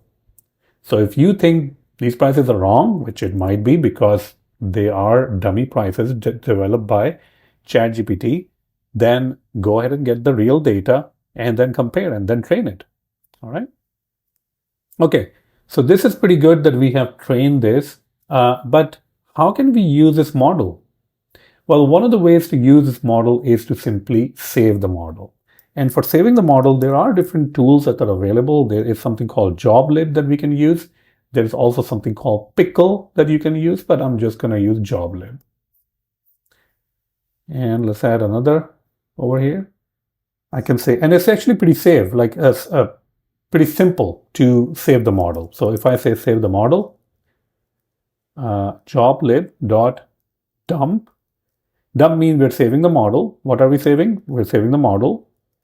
And where are we saving? What will be the file name? Car price model.pkl for pickle, even though we're using joblib, but that's the file format pickle. Obviously, you can name any file that you want. Now, another thing that you need to also save is save the scalar. Scalar, remember scalar, the standard scalar, which is right here. We need to save that. Why do we need to save that? Well, we need to save that because this scalar contains the standard deviation and the mean. And when we are building our web application, we are going to have to use the same standard deviation and the same mean that was used to convert these. So that's why we need to save the scalar also. And it's not that hard. It's the same thing. Scalar. And again, the name of the file, which can be car price scalar.pickle, PKL. And if we run this, you will see that since we are on Google Colab, there we go. It's actually saved it on the root like this. And you can just go ahead and download it. All right. So download this price model, download the scalar, both of them. You will need both of them. And in the next video, we are going to learn about how to quickly create a front end using Flask and ChatGPT, and we'll be able to create a website where a person can enter the year and mileage, and they will have a user interface to get a price. All right, so this is going to be really cool and exciting. Stay tuned for that. Thank you. All right, so in this video, we are going to be creating our Flask website. And I am currently running all of this in Miniconda, and I have multiple environments. So let me actually change the environment. Conda activate my env. So now if I say conda env list, you can see that I am currently on my env environment. So that's the environment I'm using. Okay, so in this environment, what we want to do is we want to use Flask. So let me first say conda install Flask. And I'm going to say yes. And it's done. So it's already installed. Once I have installed Flask, I can go ahead and import it. So from Flask, import Flask. And there is a starter code already available on the Flask website. Currently, what I really want to do is I want to just go to a page, go to a URL, localhost, and get Hello World over there, and that's it. So app equals to Flask name. Okay. So what exactly all of this mean? I mean, we're writing the code, and you can, by the way, get this code from Flask actual website and copy paste it if you want to. That's perfectly fine. But I can explain some parts of this code. I mean, not all the code, because that will take a while. Okay. So Flask over here, what we're using right there is a Python class that we're using from the Flask framework. So, and passing something to the initializer. So the name over here that we're passing, and you can print out the name if you want to, is a special Python variable that holds the name of the current module.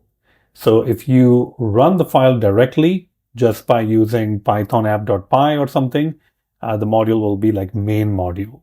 All right. So if you want, you can just print it out.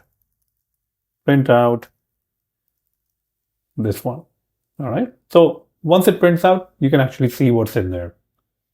And after that, I'm going to create, so after creating the app instance, I can go ahead and create over here, let's see, the route. So I'll say app.route, the root route. So this means when the person goes to localhost port number, this route is going to get invoked. The route, will call it index, and it is going to return, we can actually return anything we want. So I'm just going to return some HTML, hello world, with h1 tag. All right. So once we have that, now the next step would be to, well, how do we run this? And there are, again, multiple different ways that you can run this. Okay. So this is fine. We have saved it. If you want to run this, we can go to our terminal, and from here we can say Flask app, and our app name is app also. So that kind of makes it a little bit confusing, right? So let me actually change the name for this. Let's go ahead and rename this. Let's call it main. Is that fine? I think that should be okay. So our app name is main, and run.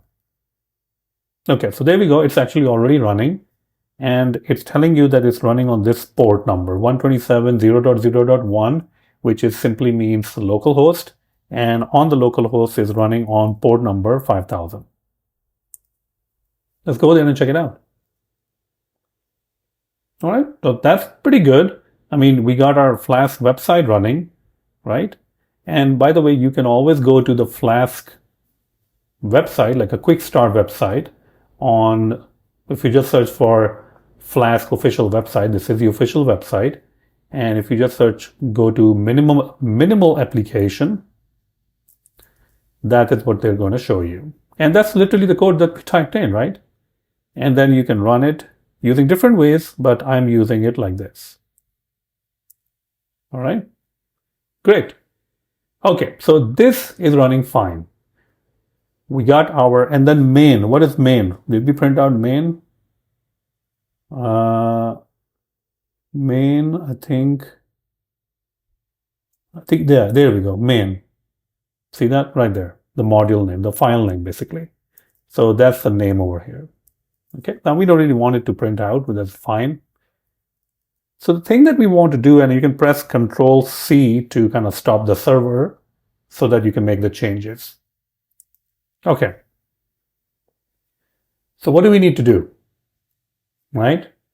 Well, first of all, we need access to the model pickle file and the scalar pickle file. And both of those I've already downloaded, this one and this one. All right. So I can just go ahead and copy it. Great. We got the model pickle file and the scalar pickle file. We need both of them. Okay.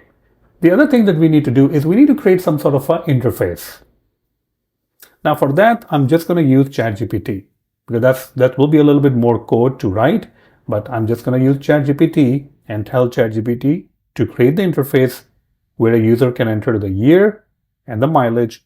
When they press the button, it will invoke a predict price action. So that is called the action, this one. But this one is more of a get action. We need a post action where people can invoke post. All right. But let's start with our loading our models. So for that, I'm going to create a variable. I will call it model path. And I'll just assign this model.pkl, pickle. And then the scalar path. These are just helper variable constants that I'm declaring. Price scalar.pkl, pickle. Great. Now, when you go to the index path, the only thing we're going to do is show you a web page. And in Flask, you can render a web page if you put those web pages inside the folder called templates. That's just the convention. And I'm going to go ahead and also import render template. So that's one of the functions that is part of Flask that we're importing, and that will help you to render the template. There are currently no templates over here, so I'm just going to add a file called index.html. And we can write over here index.html, but later on we're going to make it a little bit more better.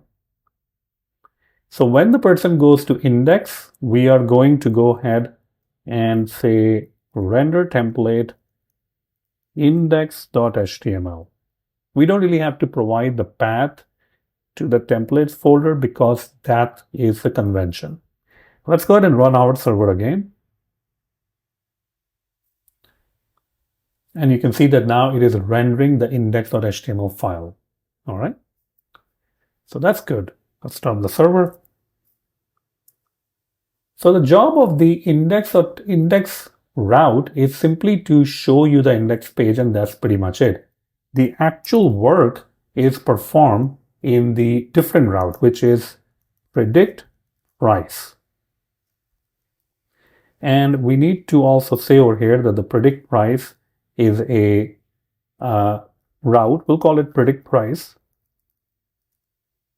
methods post. This means that on this route, that will be invoked when you post it. So when people are posting to this route, to the predict price route, they are posting the year of the car and the mileage of the car because they have some sort of a form on the page, and they fill out, they type it out, the year, and they type it out, the mileage. So we need to extract that part. And the way that we extract that part is by using request.form, and we pass in the key that we are using to post this information. Don't worry about where this key is coming from right now because we are going to see that later, and we're going to convert it to integer. So year and mileage. Now again, you can add more try, catch, you can add more validation to it. That's perfectly fine. The request is again part of the Flask. So I'm just going to go ahead and get the request. Okay. So once we have that, next we are going to convert that into a data frame. So data frame, we're going to go ahead and pass in the year and the mileage. Okay. And for the columns, we are going to set the columns to be year and mileage. Now, PD, which is pandas, since this particular environment that we're using, this may already have pandas because we installed it. We can simply say from pandas, or no, import pandas as PD. So we can actually do that. Now it is saying that the pandas could not be resolved. That's interesting. We can actually run our app and see if pandas is able to read or not. So let me go ahead and run this.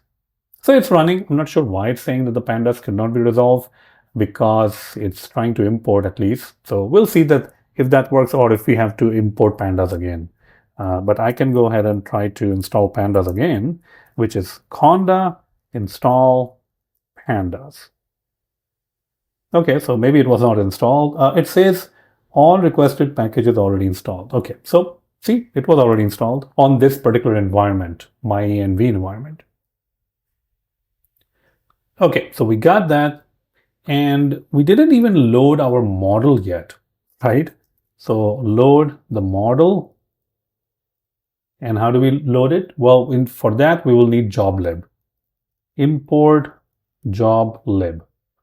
Now again, joblib might not be installed, so I'll say conda install joblib.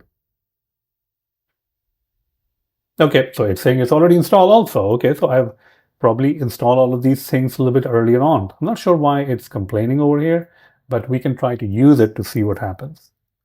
So I can say joblib.load model path, and we can also load the scalar. Important thing, scalar is very important. Joblib.load scalar path.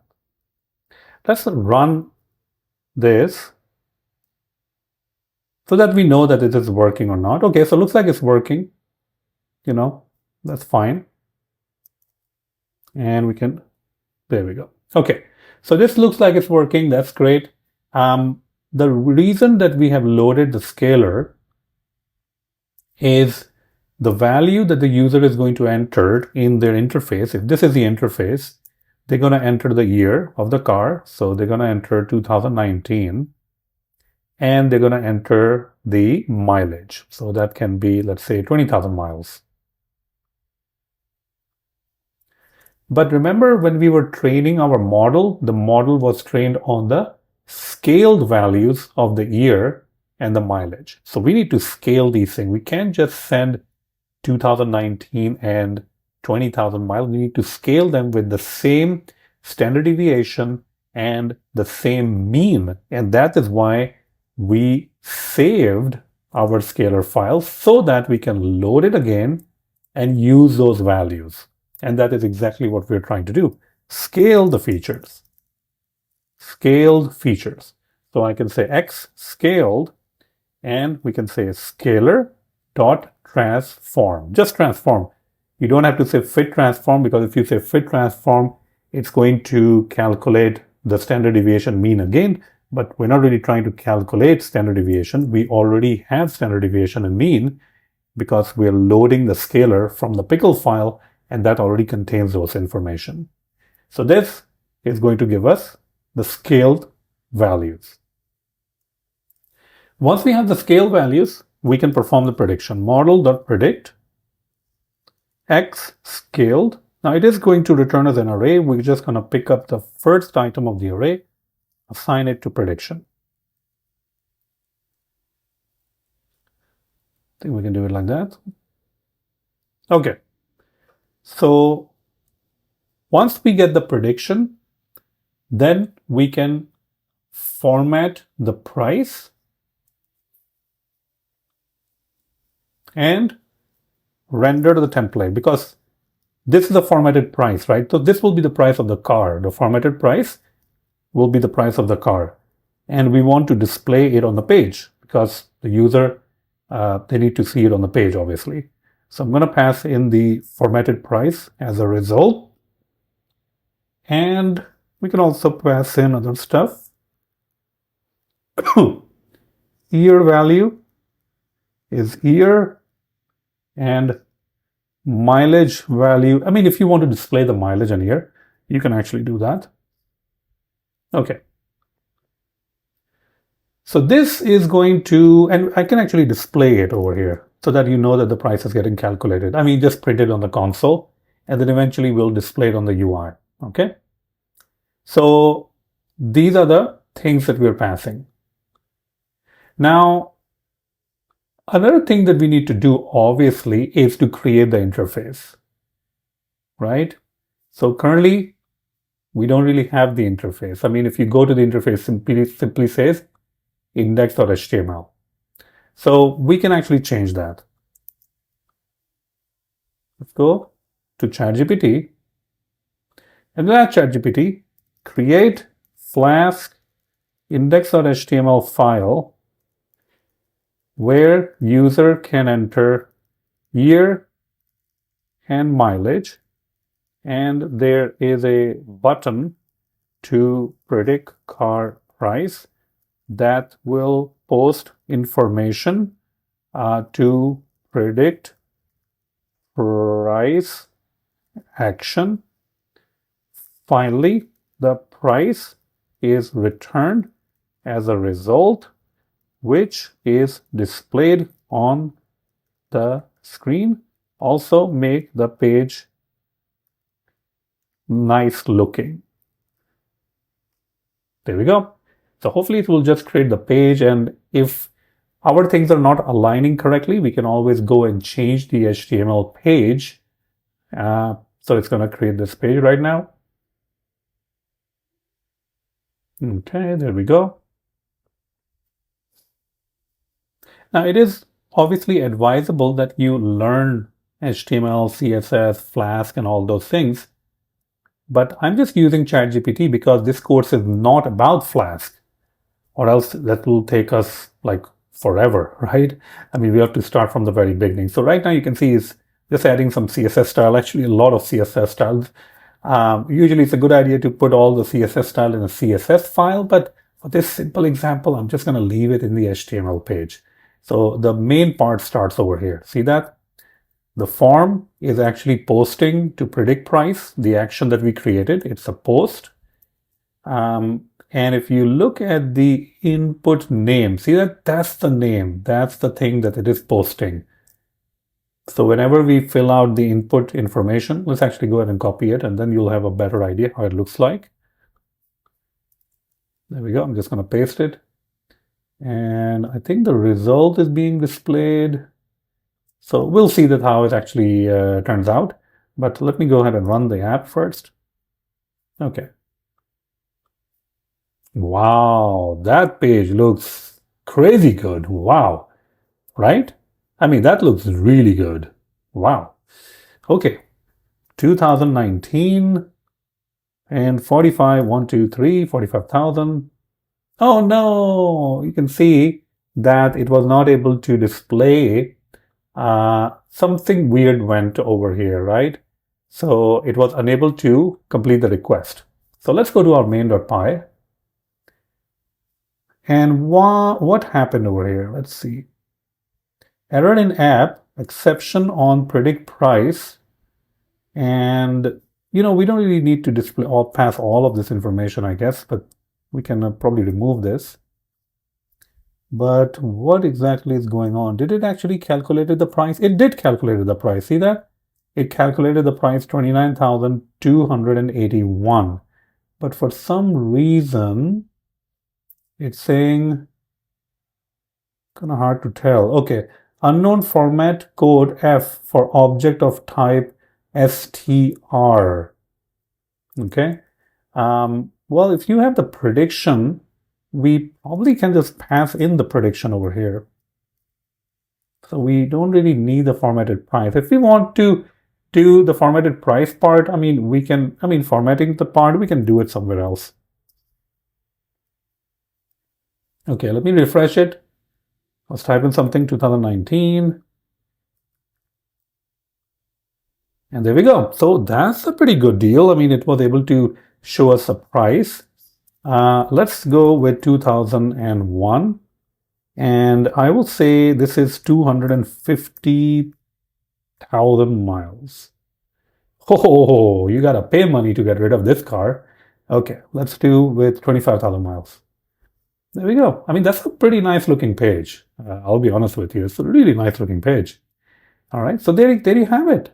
I mean, this is the full deal because we created we trained our model all on our own. Then we created the front end, beautiful front end, by the way. And this is how it actually works. We loaded our model, we loaded the scalar, and we created our actions using, Flask. And the index page, yeah, we did use ChatGPT, but the most important part of these index page is the form, right? Predict price and the values that are transferred, that are sent, name, and the mileage. And the name key is important. The name attribute is important because if you don't put the name attribute, these values will never be transferred. And then somewhere over here, we'll be using a result somewhere, right? So probably over here, we're using the result to display the value, okay? So this is actually pretty good. I mean, it's a beautiful looking page that we are able to display all these things, okay? Now, as it comes down to, well, I don't know about Flask. This course is not about Flask. This is some extra stuff that I'm adding. So if you don't know Flask, you can go and learn it. That will require a different course. But you can use ChatGPT to try to create a much simpler page that will allow you to display the result. So I think it looks pretty beautiful. Let me go ahead and say 2024. There we go. It's a beautiful page, by the way. It looks really nice. So there you have it. Hopefully you have enjoyed it. Thank you so much.